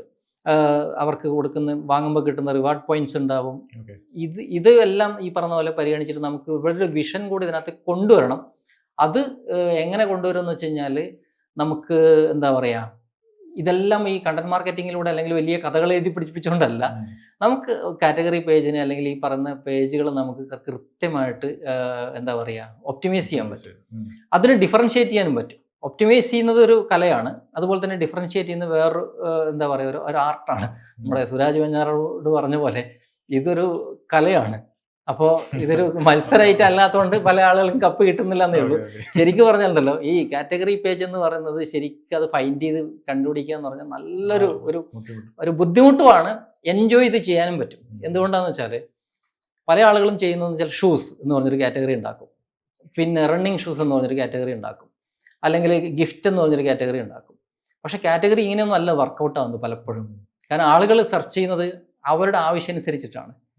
ഇപ്പോൾ ബേബി ഗിഫ്റ്റ് ഫോർ ക്രിസ്മസ് അങ്ങനെയായിരിക്കും സെർച്ച് ചെയ്യുന്നത്. അപ്പോൾ അവിടെ ആ രീതിയിലൊരു കാറ്റഗറി പേജ് വേണം. അവിടെ ക്രിസ്മസ് ഗിഫ്റ്റ് എന്ന് മാത്രം പോരാ, അല്ലെങ്കിൽ ബേബി ഗിഫ്റ്റ് എന്ന് മാത്രം പോരാ. പിന്നെ ഒരു പ്രത്യേക ഒക്കേഷൻ വരുമ്പോൾ, ഇപ്പോൾ വാലന്റൈൻസ് ഡേ വരുമ്പോൾ, അപ്പോൾ അതിനകത്ത് തന്നെ Valentine's day gift for girls. അപ്പോൾ വാലന്റൈൻസ് ഡേ ഗിഫ്റ്റ് എന്ന് പറഞ്ഞിട്ട് ഒരു കാറ്റഗറി ജനറിക് ആയിട്ട് ഉണ്ടാക്കിയാൽ പോരാ. അപ്പോൾ കാറ്റഗറി പേജ് വളരെ സ്പെസിഫിക് ആയിട്ട് ഓഡിയൻസ് എങ്ങനെയാണ് സെർച്ച് ചെയ്യുന്നത് എന്ന് മനസ്സിലാക്കിയിട്ട് അവരുടെ ഒരു സൈക്കോളജി മനസ്സിലാക്കിയിട്ട് നമ്മൾ ക്രിയേറ്റ് ചെയ്യുക. അതൊരു ആർട്ടാണ് യഥാർത്ഥത്തിൽ. കീവേഡ്സിനെക്കാളും നമുക്ക് ആളുകൾ എങ്ങനെ ചിന്തിക്കുന്നു എന്നുള്ളത് ബയോ പേഴ്സോണ തന്നെയാണ്. ആളുകൾ ചിന്തിക്കുന്ന പല രീതിയിലായിരിക്കാം. ഇപ്പം അതിൽ തന്നെ വേറൊരു കാര്യം ഉണ്ടാവും, first anniversary gift, second anniversary gift. ഇത് ഡിഫറൻ്റ് ആയിരിക്കും. കാരണം ഫസ്റ്റ് ആനിവേഴ്സറി എന്ന് പറയുമ്പോൾ കുറച്ചുകൂടെ എക്സൈറ്റിംഗ് ആണ്. 15 വർഷം കഴിഞ്ഞിട്ടുള്ളൊരു ആനിവേഴ്സറി എന്ന് പറയുമ്പോൾ അത്ര എക്സൈറ്റിംഗ് അല്ല. അപ്പോൾ ആ ഒരു എക്സൈറ്റ്മെന്റ് നമ്മുടെ കാറ്റഗറി പേജിൽ നമ്മൾ കൊണ്ടുവരണം. അപ്പോൾ കാറ്റഗറി പേജ് ഒരുപാട് ബ്രോഡ് ആവരുത്, അത് സ്പെസിഫിക് ആവണം. പിന്നെ പുതിയ പുതിയ സാധ്യതകൾ അന്വേഷിച്ച് പോകണം കാറ്റഗറി പേജ് ചെയ്യുന്ന സമയത്ത്. അപ്പോൾ എല്ലാവരും പറയാറുണ്ട്, ഇപ്പോൾ ഇ-കൊമേഴ്സ് ചെയ്യുന്ന എല്ലാവരും പറയാറുണ്ട്, ഈ കാറ്റഗറി പേജാണ് ശരിക്കും ഒരു ഗോൾഡ് മൈൻ എന്ന് പറയുന്നത്.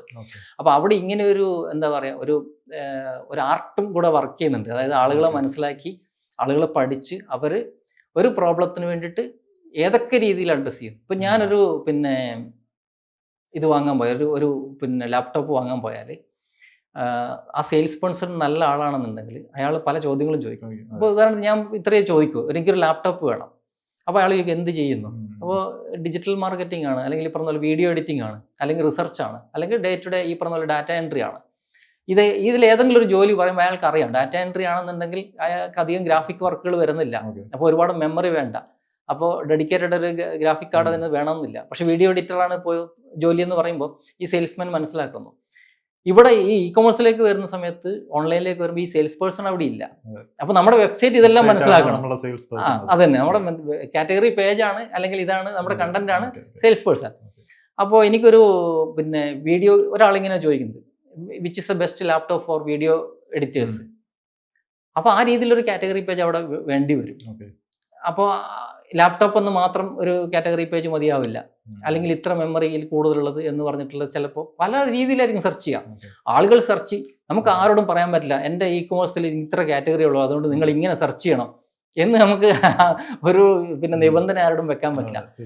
ആളുകൾ തോന്നുന്ന രീതിയിൽ സെർച്ച് ചെയ്യും. അപ്പോൾ ഇങ്ങനെ വരുമ്പോഴേ വേറൊരു ഡൗട്ട് എനിക്ക് വന്നു. ഇപ്പൊ നമ്മളിപ്പോ ഒരു ഇ-കൊമേഴ്സ് ഓണർ അവര് ഇതില് ഈ SEOയില് ഇൻവെസ്റ്റ് ചെയ്ത് കംപ്ലീറ്റ് ഓർഗാനിക് മാർക്കറ്റിംഗ് ഇൻവെസ്റ്റ് ചെയ്ത് അവര് ഈ കാറ്റഗറി ബേസ്ഡ് ആയിട്ട് അവർ നല്ല രീതിയിൽ വർക്ക്ഔട്ട് ചെയ്യുകയാണ്. അപ്പോൾ ഇതേ സെയിം കൈൻഡ് ഓഫ് പ്രോഡക്ട്സ് അല്ലെങ്കിൽ സിമിലർ കൈൻഡ് ഓഫ് പ്രോഡക്ട്സ് ഈ മാർക്കറ്റ് പ്ലേസസിലുണ്ട്. അപ്പോൾ നമ്മൾ ഈ പറയുന്ന കാറ്റഗറീസ് എല്ലാം അതിനകത്ത് നല്ല രീതിയിൽ റാങ്കായി നിൽക്കും. അപ്പോൾ ഇവർക്ക് എങ്ങനെ ഈ ഇപ്പൊ മാർക്കറ്റ് പ്ലേസസിലുള്ള ഈ റിസൾട്ട്സിനെ ഓവർകം ചെയ്യാൻ പറ്റും? അത് ഓവർകം ചെയ്യാൻ പറ്റുന്ന പോസിബിൾ ആണോ? അത് മാർക്കറ്റ് പ്ലേസിന് റാങ്കിങ് വെച്ചിട്ട് ഓവർകം ചെയ്യാന്ന് പറഞ്ഞാൽ പോസിബിൾ അല്ല നമുക്ക് പറയേണ്ടി വരും. കാരണം എന്താന്ന് വെച്ചാൽ ഇപ്പൊ ആമസോൺ ജയന്റ് ആണ്, ഫ്ലിപ്കാർട്ട് അവർ ഈ പറഞ്ഞ പോലെ ജയന്റ് ആണ്. അപ്പോൾ ഇപ്പൊ നമുക്കറിയാം ക്രോമ അല്ലെങ്കിൽ ഇവരൊക്കെ ഇലക്ട്രോണിക്സ് പ്രോഡക്റ്റ് വരുമ്പോൾ സാംസങ്ങിനെയും ഈ ഗൂഗിളിനെയും വെച്ച് അലിഗേഷൻസ് പോലും ഉണ്ട്. അതായത് പലപ്പോഴും സാംസങ്ങിനെ ടോപ്പ് പ്ലേസിൽ പ്ലേസ് ചെയ്യുന്നു പറഞ്ഞിട്ടുള്ള സംഭവം പോലും ഉണ്ട്. അത് ചിലപ്പോൾ അങ്ങനെ എന്തെങ്കിലും ഉണ്ടായേക്കാം, അങ്ങനെ പലരും പറഞ്ഞു കേട്ടിട്ടുമുണ്ട്. അപ്പം അങ്ങനെ ഒരു സംഭവം വരുന്ന സമയത്ത് നമുക്ക് അവിടെ വരാൻ സാധ്യത എന്താണെന്ന് വെച്ചാൽ എങ്ങനെ അവരെ ഓവർകം ചെയ്യും. അവിടെയാണ് ഞാൻ നേരത്തെ പറഞ്ഞിരിക്കുന്ന ഈ ആമസോണിന് ഒരു പർട്ടിക്കുലർ ടോപ്പിക്കിൽ അതോറിറ്റി ഇല്ല, അറിയാലോ. ഫ്ലിപ്കാർട്ടിന് ഒരു പർട്ടിക്കുലർ ടോപ്പിക്കിൽ അതോറിറ്റി ഇല്ല. എന്തുകൊണ്ടാണ് നമ്മൾ IMA സ്റ്റുഡൻ്റ് എന്ന് ക്യാമറ വാങ്ങിച്ചുകൊണ്ടിരുന്ന ഒരു കാലഘട്ടത്തിൽ ഈ ഫ്ലിപ്കാർട്ടിന് IMA സ്റ്റുഡൻ്റ് അറിയാലോ, ഫ്ലിപ്കാർട്ടിനെയും ഇതിനെയൊക്കെ ഒഴിവാക്കിയിട്ട് യങ് ജനറേഷൻ IMA സ്റ്റുഡൻ്റ് എന്ന് ക്യാമറ വാങ്ങിച്ചുകൊണ്ടിരുന്ന ഒരു കാലഘട്ടം ഉണ്ടായിരുന്നു. ഇപ്പോൾ അവർ കുറച്ച് താഴോട്ട് പോയിട്ടാ. കോവിഡ് സമയത്ത് വളരെ ബൂം ചെയ്ത് വന്നൊരു ഇ-കോം ബ്രാൻഡായിരുന്നു. ക്യാമറയും ഗാഡ്ജറ്റ്സും ഒക്കെ വെക്കുന്നതാണ്, ഇപ്പോഴും ഉണ്ട്. പക്ഷേ ഇപ്പം അത്ര ഇതായിട്ടില്ല. എന്തുകൊണ്ടാണെന്ന് വെച്ചാൽ അവർ കൊണ്ടുവന്ന ഒരു ടോപ്പിക്കൽ അതോറിറ്റി ഉണ്ട്. അതായത് അവർ മെയിനായിട്ട് വെക്കുന്ന ഗാഡ്ജറ്റ്സും ഈ 360 ഡിഗ്രി ക്യാമറാസും നമ്മുടെ ഹാൻഡി ആയിട്ടുള്ള ക്യാമറാസ് ബ്ലോഗേഴ്സിന് വേണ്ടിയിട്ടുള്ള ഇതിൽ അവർക്കൊരു ടോപ്പിക്കൽ അതോറിറ്റി ബിൽഡ് ചെയ്യാൻ പറ്റിയിരുന്നു. ഈ ടോപ്പിക്കൽ അതോറിറ്റി ആമസോണിന് ബിൽഡ് ചെയ്യാൻ പറ്റുമെന്ന് വെച്ച് കഴിഞ്ഞാൽ പറ്റില്ല. കാരണം അവർക്ക് ബ്രാൻഡ് അതോറിറ്റി ഉണ്ട്, വലിയ ബ്രാൻഡ് അതോറിറ്റി ഉണ്ട്.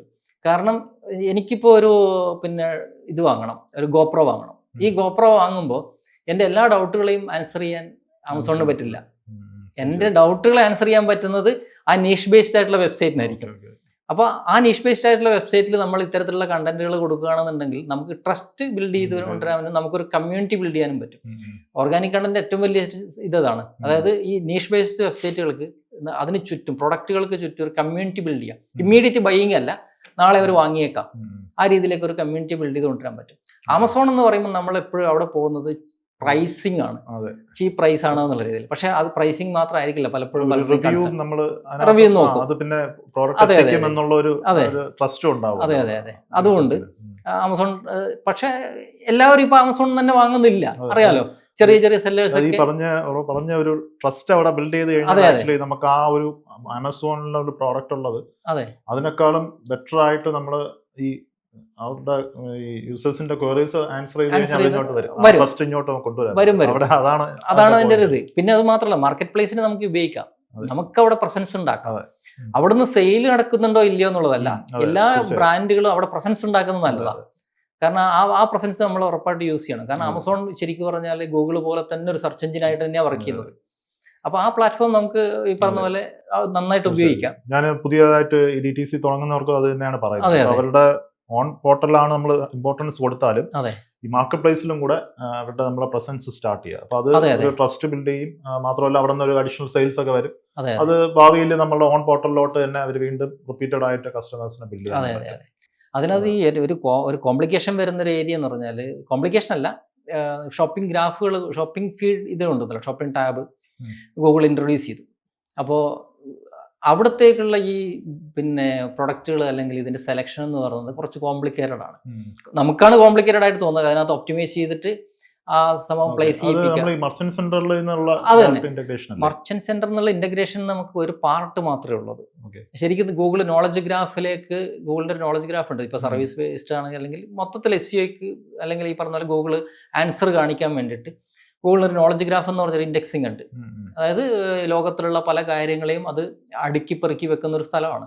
വേണ്ടത്ര ഇൻഫർമേഷൻ കിട്ടിയാൽ മാത്രമേ അതിന് പിന്നെ ഒരാള്, ഈവൻ ഒരു മമ്മൂട്ടി, അദ്ദേഹത്തിന്റെ മോനാണ് ദുൽഖർ സൽമാൻ എന്നുള്ള റിലേഷൻ ബിൽഡ് ചെയ്തിട്ട് അവിടെ സൂക്ഷിച്ചു വെക്കാൻ പറ്റും. ഇതേപോലെ തന്നെയാണ് ഷോപ്പിംഗ് ഗ്രാഫിൽ ഗൂഗിൾ ഒരു ഇത് സംഭവം കൊണ്ടുവരുന്നത്. ഇപ്പൊ ഒരു നൈക്കി ഷൂസ്, ഒരു പർട്ടിക്കുലർ കൈൻഡ് ഓഫ് ഷൂസ്, ഇത് തമ്മിലുള്ള റിലേഷൻ, അതെന്ത് പ്രോബ്ലത്തിന് ഉപയോഗിക്കുന്നു, ഈ ഒരു റിലേഷൻ ബിൽഡ് ചെയ്ത് അവർ ഇതിനകത്ത് ഉപയോഗിച്ചിട്ടുണ്ട്. ഒരു മാസീവായിട്ടുള്ള ഡാറ്റാബേസാണ് ഷോപ്പിംഗ് ഗ്രാഫ് എന്ന് പറയുന്നത്. ഈ ഷോപ്പിംഗ് നോളജ് തന്നെ കൃത്യമായിട്ട് വേണം. ഈ ഷോപ്പിംഗ് ഗ്രാഫ് ഒരു വലിയ ഡാറ്റാബേസാണ്. ഇത് ഇൻഫർമേഷൻ എടുക്കുന്നത് പല സ്ഥലത്തു നിന്നാണ്. അതിലൊരു സ്ഥലമാണ് ഗൂഗിൾ മർച്ചന്റ് സെന്റർ എന്ന് പറയുന്നത്. ഗൂഗിൾ മാനുഫാക്ചറിങ് സെന്റർ ഉണ്ട്, ഗൂഗിൾ മർച്ചന്റ് സെന്റർ ഉണ്ട്. അത് പോഡ്കാസ്റ്റുകളിൽ നിന്ന് ഇൻഫർമേഷൻ എടുക്കും, റിവ്യൂകളിൽ നിന്ന് എടുക്കും, യൂട്യൂബ് പിന്നെ വീഡിയോകളിൽ നിന്ന് ഈ പിന്നെ ഇൻഫർമേഷൻ എടുക്കും ഷോപ്പിംഗ് ഗ്രാഫിലേക്ക്.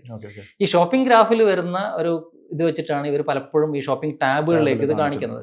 അപ്പോൾ നമുക്ക് കൺട്രോൾ ഉണ്ട്, നമുക്ക് കൃത്യമായിട്ട് നമുക്ക് എന്ത് ചെയ്യാം, പിന്നെ ഗൂഗിൾ മർച്ചന്റ് സെന്റർ വഴി നമുക്ക് പ്രോഡക്റ്റ് പേജിന് അല്ലെങ്കിൽ പ്രോഡക്റ്റ് ഇൻഫർമേഷൻ ഫീഡ് ചെയ്ത് കൊടുക്കാം.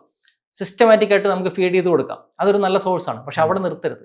അതാണ് ഞാൻ നേരത്തെ പറഞ്ഞത്, ആമസോൺ അതുപോലുള്ള പ്ലേസുകൾ, ലിസ്റ്റിംഗ് പ്ലേസുകളിലെല്ലാം നമുക്ക് ഉപയോഗിക്കണം. അങ്ങനെ നമുക്ക് ഉപയോഗിച്ചു കഴിഞ്ഞാൽ പിന്നെ ഞാൻ പറഞ്ഞില്ലേ, ഇവരെ ഇതിനു വേണ്ടി ഉപയോഗിക്കുന്നത് ഈവൻ യൂട്യൂബ്, UGC കണ്ടന്റ്, ഇതെല്ലാം ഉപയോഗിക്കും, എല്ലാം എടുക്കുന്നുണ്ട്. എല്ലാം എടുത്തിട്ടാണ് ഈ ഷോപ്പിംഗ് ഗ്രാഫിലേക്ക് ഇവർ പ്രൊഡക്റ്റും ആ ബ്രാൻഡ് ഈ ഒരു റിലേഷൻ ബിൽഡ് ചെയ്തെടുക്കുന്നത്. എന്നിട്ടാണ് ഷോപ്പിംഗ് ഗ്രാഫിലേക്ക് അല്ല ഷോപ്പിംഗ് ടാബിൽ ഇവർ കാണിക്കുന്നത്.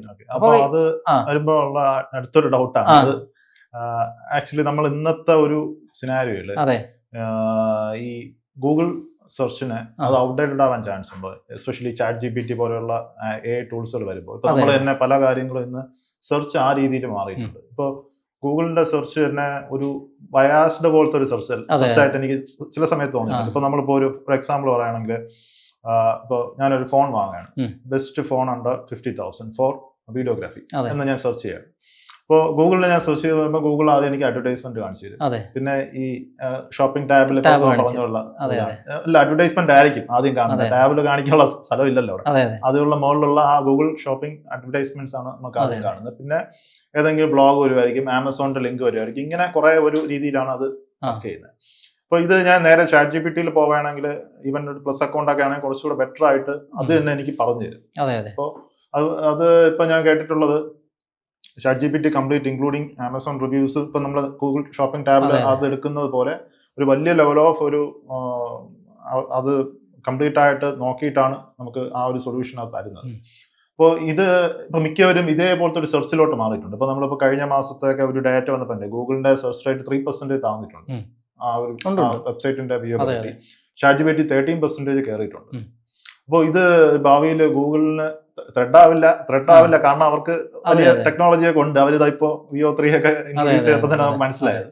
പക്ഷെ ഇതൊരു വലിയൊരു വാറായിട്ട് വന്നിട്ട് ഈ ഒരു സെർച്ചിന്, ഒരു ഗൂഗിൾ സെർച്ചിന് ത്രെറ്റ് വരാനുള്ള ചാൻസ് ഉണ്ടോ? സെർച്ചിന് ത്രെറ്റ് എന്നുള്ളതല്ല, അതായത് ഈ ലോകം മാറിക്കൊണ്ടിരിക്കുന്നു എന്ന് പറയുന്നൊരു സംഭവമുള്ളൂ.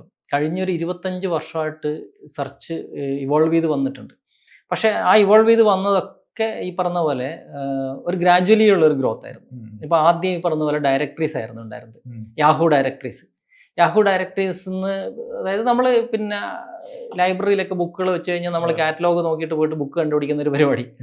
ആ ഡയറക്ടറി ആയിട്ട് തന്നെയാണ് ഈ പറഞ്ഞ പോലെ ഗൂഗിളും സ്റ്റാർട്ട് ചെയ്യുന്നത്. പക്ഷെ പെട്ടെന്ന് ടെക്സ്റ്റ് ബേസ്ഡ് സെർച്ചിലേക്ക് വരുമ്പോൾ ഗൂഗിളിന് പെട്ടെന്ന് ഒരു മേൽക്കോയ്മ കിട്ടി. അവർ ഡൊമിനന്റ് ആയി, കാരണം അവർ അത്രയും നല്ല രീതിയിൽ അതിലേക്ക് പെർഫോം ചെയ്തു. ഇപ്പോൾ ഏതെങ്കിലും ഒരു കീവേഡ് വെച്ച് കഴിഞ്ഞാൽ ആ കീവേഡ് എവിടെയുണ്ടെന്ന് പോയി കണ്ടുപിടിച്ചിട്ട് അവർ കൊണ്ടുവന്നിട്ട് എല്ലാ റാങ്കിങ് സ്കോറുകളും നോക്കിയിട്ട് ഫസ്റ്റ് കൊണ്ടുവന്ന് കാണിക്കും. ഇങ്ങനെ വന്നു ഈ ഒരു സിസ്റ്റം. പിന്നെ അവർ സെമാൻറ്റിക് സെർച്ച് എന്നുള്ള രീതിയിലേക്ക് വന്നു. പിന്നെ ഈ പറഞ്ഞ പോലെ വെക്ടർ സെർച്ച്, ന്യൂറൽ സെർച്ച്, ഇങ്ങനെ പല രീതിയിലേക്കും കൊണ്ടുവന്നു. ഇതൊക്കെ ഗ്രാജുവലി ഉള്ളൊരു മാറ്റമായിരുന്നു. പക്ഷെ പെട്ടെന്നാണ് ഈ ഷിഫ്റ്റ് വരുന്നത്. പെട്ടെന്ന് നിന്ന് നമുക്ക് പിന്നെ OpenAI ഈ പറഞ്ഞ പോലെ ChatGPT വന്നപ്പോൾ ഗൂഗിൾ നേരത്തെ ഇതിൻ്റെ പറയുക ഉണ്ടായിരുന്നു. പക്ഷേ ChatGPT ഇത് ഇൻട്രൊഡ്യൂസ് ചെയ്ത് കഴിഞ്ഞപ്പോൾ ഗൂഗിളിന് പെട്ടെന്ന് അത് ഇംപ്ലിമെന്റ് ചെയ്യേണ്ടി വന്നു. Google passage indexing, snippet answers, ഇതെല്ലാം നേരത്തെ തന്നെ കാണിച്ചുകൊണ്ടിരുന്നു. അപ്പോൾ നമ്മുടെ പ്രസിഡന്റ് ആരാന്ന് ചോദിച്ചു കഴിഞ്ഞാൽ പേര് മാത്രമേ കാണിക്കൂ, വാക്കുകൾ വെച്ചിട്ടുള്ള ഇത്. ഇപ്പോൾ USA എന്ന് പറഞ്ഞാൽ അതിന് ഒരു രാജ്യമാണെന്നും, പ്രസിഡന്റ് എന്ന് പറഞ്ഞാൽ ഒരു രാജ്യം അല്ല ഒരു സ്ഥാനപ്പേരാണെന്നും USA പ്രസിഡന്റ് എന്ന് പറയുമ്പോൾ 2 വാക്കുകൾ ചേരുമ്പോൾ മൂന്നാമത് വേറൊരു വാക്ക് വരുന്നു. അതായത് ഡൊണാൾഡ് ട്രംപ് എന്നുള്ളൊരു പേര് വരുന്നു. USA പ്രസിഡന്റ് എന്നുള്ള ആ വാക്ക് എവിടെയുണ്ടെന്ന് പോയി നോക്കുകയല്ല ചെയ്യുന്നത്.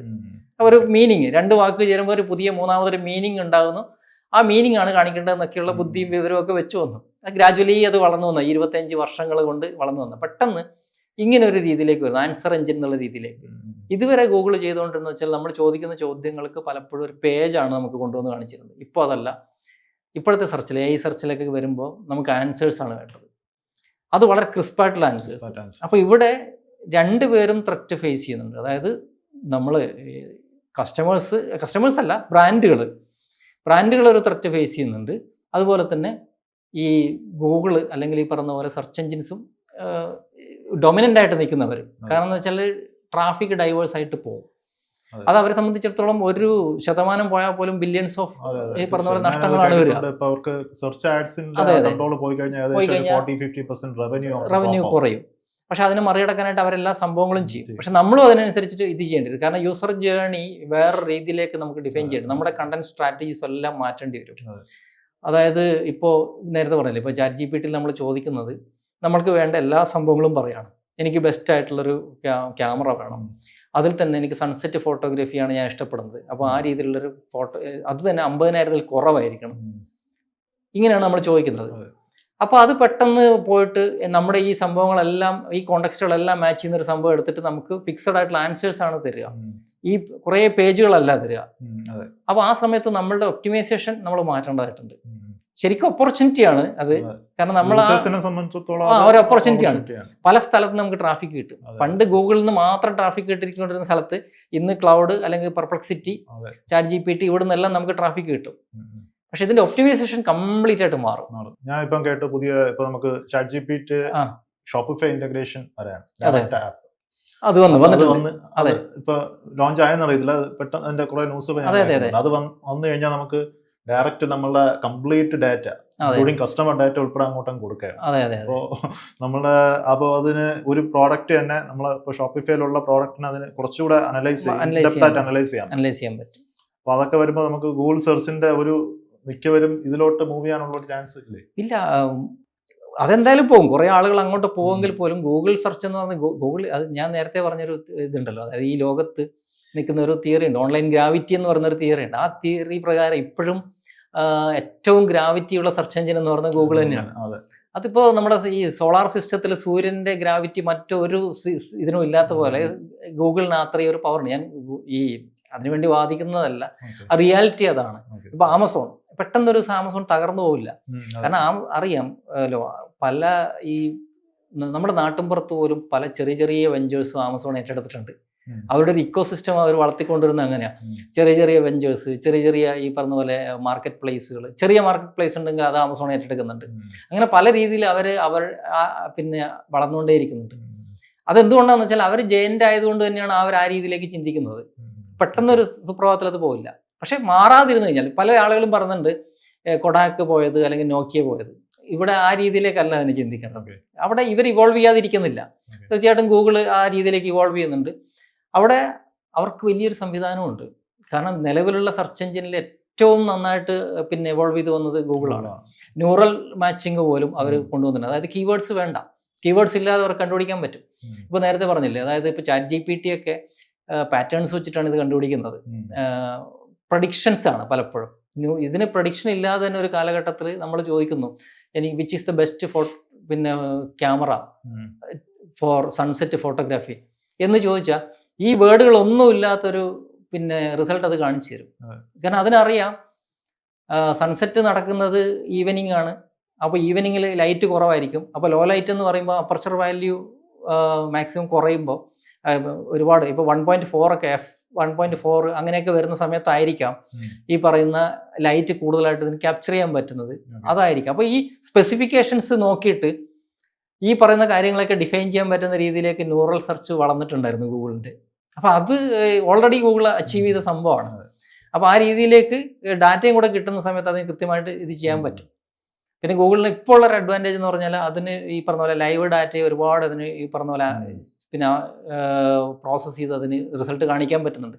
ChatGPT-ക്ക് അത്രത്തോളം ലൈവ് ഡാറ്റ, എസ്പെഷ്യലി യൂട്യൂബ് ഒക്കെ അതെ, നല്ല അതെ. രീതിയിൽ വീഡിയോ കോണ്ടന്റ് നല്ല അതെ, രീതിയിൽ അതെ. ഗൂഗിളിൽ വീഡിയോ കണ്ടന്റും പിന്നെ മൾട്ടി മോഡൽ സെർച്ച് എന്നുള്ള രീതിയിലേക്ക് പോകാൻ പറ്റും. അപ്പോൾ ഇതെല്ലാം ആ രീതിയിലേക്കാണ് പോകുന്നത്. അപ്പോൾ ശരിക്കും പറഞ്ഞാൽ ഒരു ഇത് അറിയാമോ, ഫ്യൂച്ചർ സെർച്ച് എന്ന് പറയുമ്പോൾ സെർച്ച് എവരിവെയർ എന്നുള്ളൊരു കൺസെപ്റ്റാണ്. അതായത് വേറെ ഒരു കാര്യമുണ്ട്. ഇപ്പം നമുക്ക് AI ഏജന്റുകൾ വന്നു കഴിഞ്ഞാൽ, ഇപ്പോൾ AI മോഡ് ഇന്ത്യയിൽ വന്നില്ല, അമേരിക്കയിലുണ്ട്, ഇപ്പോൾ ഇവിടെ ചില ആൾക്ക് കിട്ടി തുടങ്ങിയെന്ന് പറഞ്ഞു. AI മോഡൊക്കെ വന്നു കഴിഞ്ഞാൽ നമ്മൾ അതിനെ ഏൽപ്പിക്കുകയാണ് പർച്ചേസ് വരെയുള്ള കാര്യങ്ങൾ. അപ്പോൾ SEO ചെയ്യുന്നവരുടെ ഏറ്റവും വലിയ വെല്ലുവിളി എന്ന് പറഞ്ഞാൽ ഇതുവരെ നമ്മൾ ഈ യൂസേഴ്സിനെയാണ് നമ്മൾ സാറ്റിസ്ഫൈ ചെയ്തുകൊണ്ടിരുന്നത്. ഗൂഗിളും പറഞ്ഞിരുന്നത് യൂസേഴ്സിനെ സാറ്റിസ്ഫൈ ചെയ്യുന്ന കണ്ടന്റ് എന്നാണ്. ഇനി നമ്മൾ അങ്ങോട്ട് AI ഏജന്റിനെ സാറ്റിസ്ഫൈ ചെയ്യുന്ന കണ്ടന്റ് കൂടി ഉണ്ടാക്കണം. അപ്പോൾ ഇവർ AI ഏജന്റ് എന്ത് ചെയ്യുന്ന വെച്ചാൽ കുറേ യൂസർ പിന്നെ ജേണി പഠിക്കും, കുറേ ബയർ പേഴ്സോൺ പഠിക്കും, എന്നിട്ട് നമ്മളെയും പഠിച്ചിട്ടുണ്ടാവും. അപ്പോൾ പല ടൈപ്പ് ഓഫ് ബയർ പേഴ്സോൺ അനുസരിച്ചിട്ടായിരിക്കും അവർ ഡിസിഷൻ എടുക്കുന്നത്, ഇയാൾക്ക് ഏത് ഇത് വേണമെന്നുള്ളത്. അപ്പോൾ നമ്മൾ ഒരേ സമയം AI മോഡിന് വേണ്ടിയിട്ടും നമ്മൾ എഴുതേണ്ടി വരും, നമ്മൾ യൂസറിന് വേണ്ടിയിട്ടും നമ്മൾ എഴുതേണ്ടി വരും. ആ രീതിയിലേക്ക് നമ്മളൊരു എന്താ പറയുക, നമ്മുടെ ഇതിനെ മാറ്റണം. അതുപോലെ തന്നെ പണ്ട് നമുക്ക് ഡിഫറെൻറ്റ് കൈൻഡ് ഓഫ് കണ്ടൻസ് ആണ് ഉണ്ടായിരുന്നത്. അതായത് ഈ പറഞ്ഞ പോലെ ഓരോ സ്റ്റേജായിട്ട് അവയർനെസ്, പിന്നെ കൺസിഡറേഷൻ, പിന്നെ എന്താ പറയുക ട്രാൻസാക്ഷൻ. പലപ്പോഴും ഈ എല്ലാ പിന്നെ പേജുകളും വായിച്ച് ഒരു കൃത്യമായിട്ടായിരിക്കില്ല ഇനി വരുന്ന ഈ AI സെർച്ച് എഞ്ചിൻ ഒരു ഡിസിഷനിലേക്ക് എത്തുന്നത്. അപ്പോൾ പലപ്പോഴും ഒരു പ്രൊഡക്റ്റിനകത്ത് തന്നെ നമുക്ക് ഒരു അവയർനെസ് സ്റ്റേജ് കൊടുക്കേണ്ടി വരും. പ്രൊഡക്റ്റ് ഡീറ്റെയിൽസ് പറയുമ്പം അവയർനെസ് ഒരു സംഭവം അതിനകത്ത് കൊടുക്കേണ്ടി വരും. ചില കൺസേൺസിനെ അതിനകത്ത് തന്നെ അഡ്രസ്സ് ചെയ്യേണ്ടി വരും. അപ്പോൾ യൂസർ ജേണിയിലെ എല്ലാ സ്റ്റേജുകളും പിന്നെ ഇൻക്ലൂഡ് ചെയ്യുന്ന രീതിയിലേക്ക് കണ്ടന്റ് മാർക്കറ്റിംഗ് അല്ലെങ്കിൽ കണ്ടന്റ് റൈറ്റിംഗ് സ്റ്റൈല് മാറ്റേണ്ടി വരും. അങ്ങനെ ഒരു സംഭവം കൂടി ഉണ്ട്. അപ്പോൾ ഒരു വലിയ ഷിഫ്റ്റാണ് വരുന്നത്. ആ ഷിഫ്റ്റിന്റെ കൂടെ നിൽക്കാൻ പറ്റാത്തവർ, അതെ, നിൽക്കാൻ പറ്റാത്തവർ ഉറപ്പായിട്ട് പോകും. അതിപ്പോൾ ഈവൻ SEO ചെയ്യുന്നവരായാലും ബ്രാൻഡ് ചെയ്യുന്ന പിന്നെ ബ്രാൻഡുകളായാലും പെയ്ഡ് മാർക്കറ്റിങ്ങിലും അതെ. പെയ്ഡ് മാർക്കറ്റിങ്ങിനെ സംബന്ധിച്ചിടത്തോളം വലിയ സംഭവമാണ്. കാരണം എന്താ വെച്ചാൽ യൂസേഴ്സ് ആഗ്രഹിക്കുന്ന രീതിയിലേക്കുള്ള ഇൻപുട്ട് നമ്മൾ ആഡിലൂടെ കൊടുക്കുന്നില്ല എങ്കിൽ AI ഏജന്റിനെ അത് സാറ്റിസ്ഫൈ ചെയ്തിട്ടില്ല. ക്ലിക്കുകൾ വരുന്നത് ചിലപ്പോൾ നമുക്ക് വേണ്ടിയിട്ട് സെർച്ച് ചെയ്യുന്നത് അല്ലെങ്കിൽ പിന്നെ ഹ്യൂമൻ തന്നെ ആവണമെന്നില്ലല്ലോ. അപ്പം അങ്ങനെ ഒരു ഇഷ്യൂ വരാം.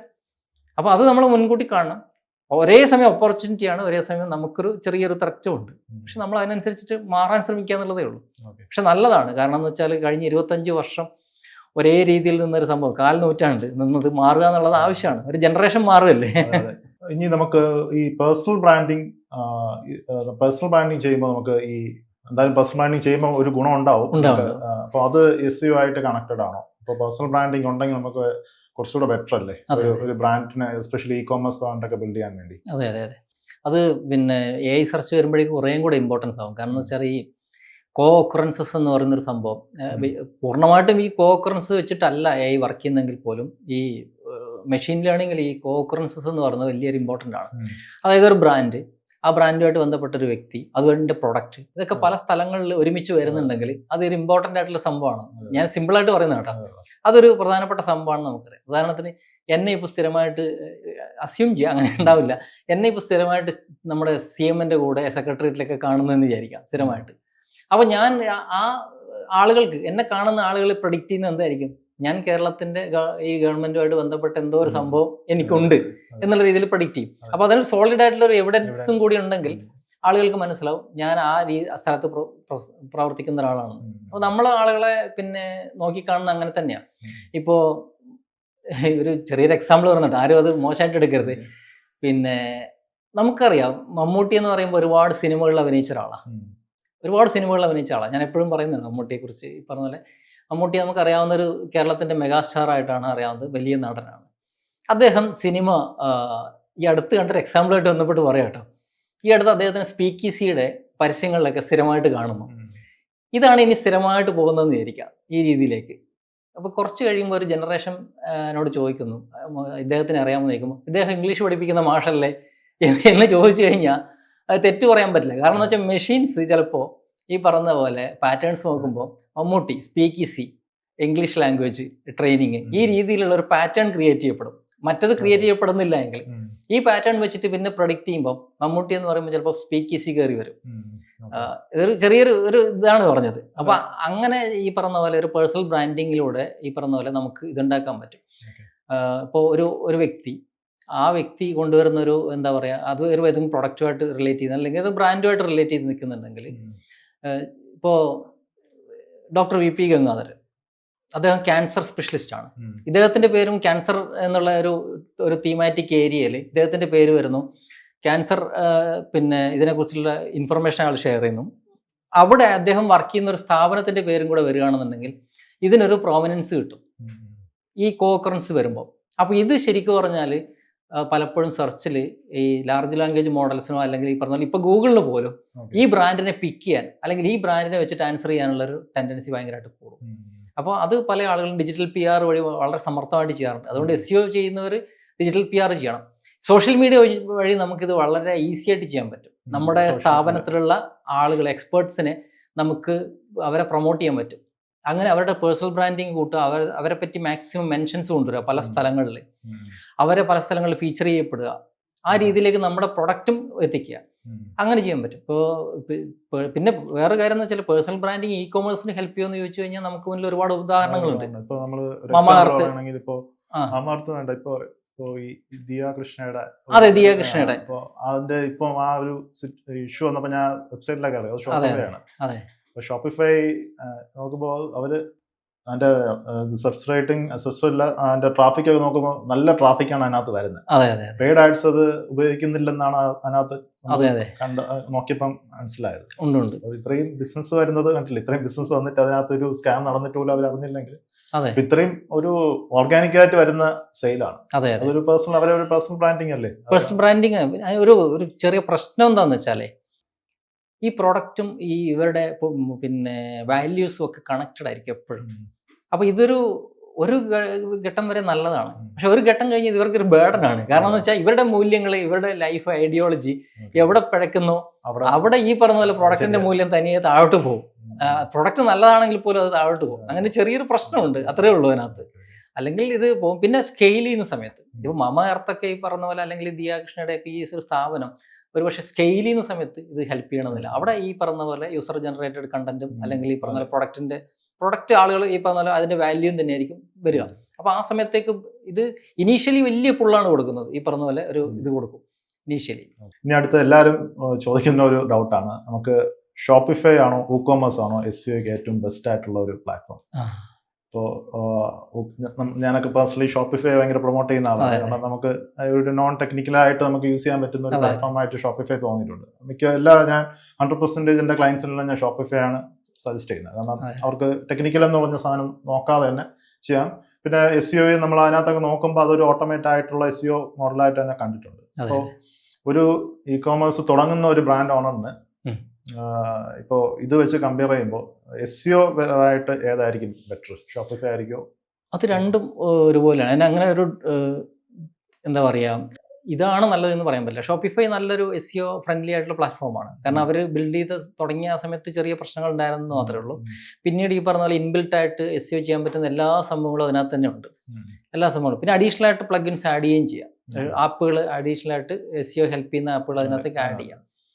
എവിടെയാണ് പ്രശ്നം വരുന്നതെന്ന് വെച്ച് കഴിഞ്ഞാൽ, നമ്മളൊരു കോംപ്ലക്സ് ആയിട്ടുള്ള പ്രൊഡക്റ്റോ അല്ലെങ്കിൽ ഈ പറഞ്ഞ പോലെ നമ്മൾ എന്താ പറയുക ഒരു വലിയ ഓഡിയൻസിലേക്ക് കുറച്ച് കാലം എടുത്തിട്ടൊക്കെ ചെല്ലേണ്ട പ്രൊഡക്ട്സുകളൊക്കെ വരുന്ന സമയത്ത് നമുക്ക് കണ്ടന്റ് മാർക്കറ്റിങ്ങിലേക്ക് കൂടുതലായിട്ട് ഇൻവെസ്റ്റ് ചെയ്യേണ്ടി വരും. അങ്ങനെ വരുമ്പോൾ പല ടൈപ്പ് ഓഫ് കണ്ടന്റ് സ്ട്രാറ്റജീസ്, പല ടൈപ്പ് ഓഫ് കണ്ടന്റ് ഹബ്ബുകൾ ഇതൊക്കെ ക്രിയേറ്റ് ചെയ്യുമ്പോൾ ഇതിൻ്റെ പേജ് സ്ട്രക്ചർ പലപ്പോഴും നമ്മൾ സപ്പോർട്ട് ചെയ്യില്ല. അപ്പോൾ അതിനകത്ത് ഈ പറഞ്ഞ പോലെ നമുക്ക് ഒന്നുകിൽ ഷോപ്പിഫൈ വെബ്സൈറ്റ് അല്ലെങ്കിൽ ആ ഡൊമൈനിൽ സബ് ഫോൾഡർ ക്രിയേറ്റ് ചെയ്തിട്ട് വേറെ ഏതെങ്കിലും CMS ഇൻസ്റ്റാൾ ചെയ്തിട്ട് നമ്മൾ കണ്ടന്റ് മാർക്കറ്റിംഗ് വേറെ സെപ്പറേറ്റ് ചെയ്യേണ്ടി വരും. ആ ഒരു പ്രശ്നം മാത്രമേ ഉള്ളൂ അതിനകത്ത്. പക്ഷേ WooCommerce സംബന്ധിച്ചിടത്തോളം ഒരു ഗുണം എന്ന് വെച്ചാൽ ഇതൊരു മെയിനായിട്ട് ഈ പറഞ്ഞ പോലെ രണ്ട് ഓപ്പൺ സോഴ്സ് സോഫ്റ്റ്വെയർ ആണ്. ഈ പറഞ്ഞ പോലെ വേർഡ്പ്രസ്സും മറ്റേത് WooCommerce. വേർഡ്പ്രസ് ഒരു CMS ആയതുകൊണ്ട് തന്നെ ആ രീതിയിൽ അതിന് ലിമിറ്റേഷൻസ് ഒന്നുമില്ല. അത് നല്ല രീതിയിൽ ഹെൽപ്പ് ചെയ്യും. പക്ഷെ ഒരു പ്രശ്നം എന്ന് പറഞ്ഞാൽ നമുക്ക് ഇന്ന് ഷോപ്പിഫൈയിൽ പ്രൊഡക്റ്റ് ഇൻസ്റ്റാൾ ചെയ്ത് നാളെ സെല്ല് ചെയ്യാം. WooCommerce അത്ര ഈസി അല്ല.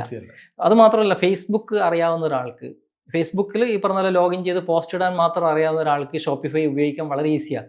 കാരണം അതിൻ്റെ ഇന്റർഫേസ് അത്രയേ ഉള്ളൂ.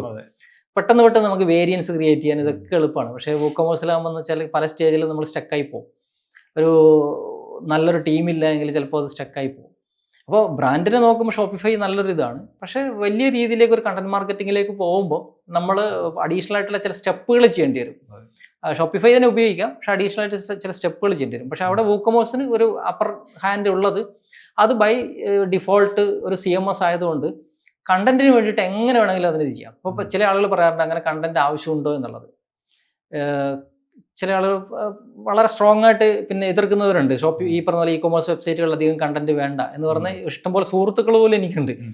അവരൊക്കെ ഈ പറഞ്ഞ പോലെ ഓപ്പൺ ആയിട്ട് നമ്മളെ ചീത്ത വിളിക്കുന്ന ആളുകൾ പോലും ഉണ്ട്, അതിന്റെ ആവശ്യമില്ല എന്ന്. പക്ഷെ നമുക്ക്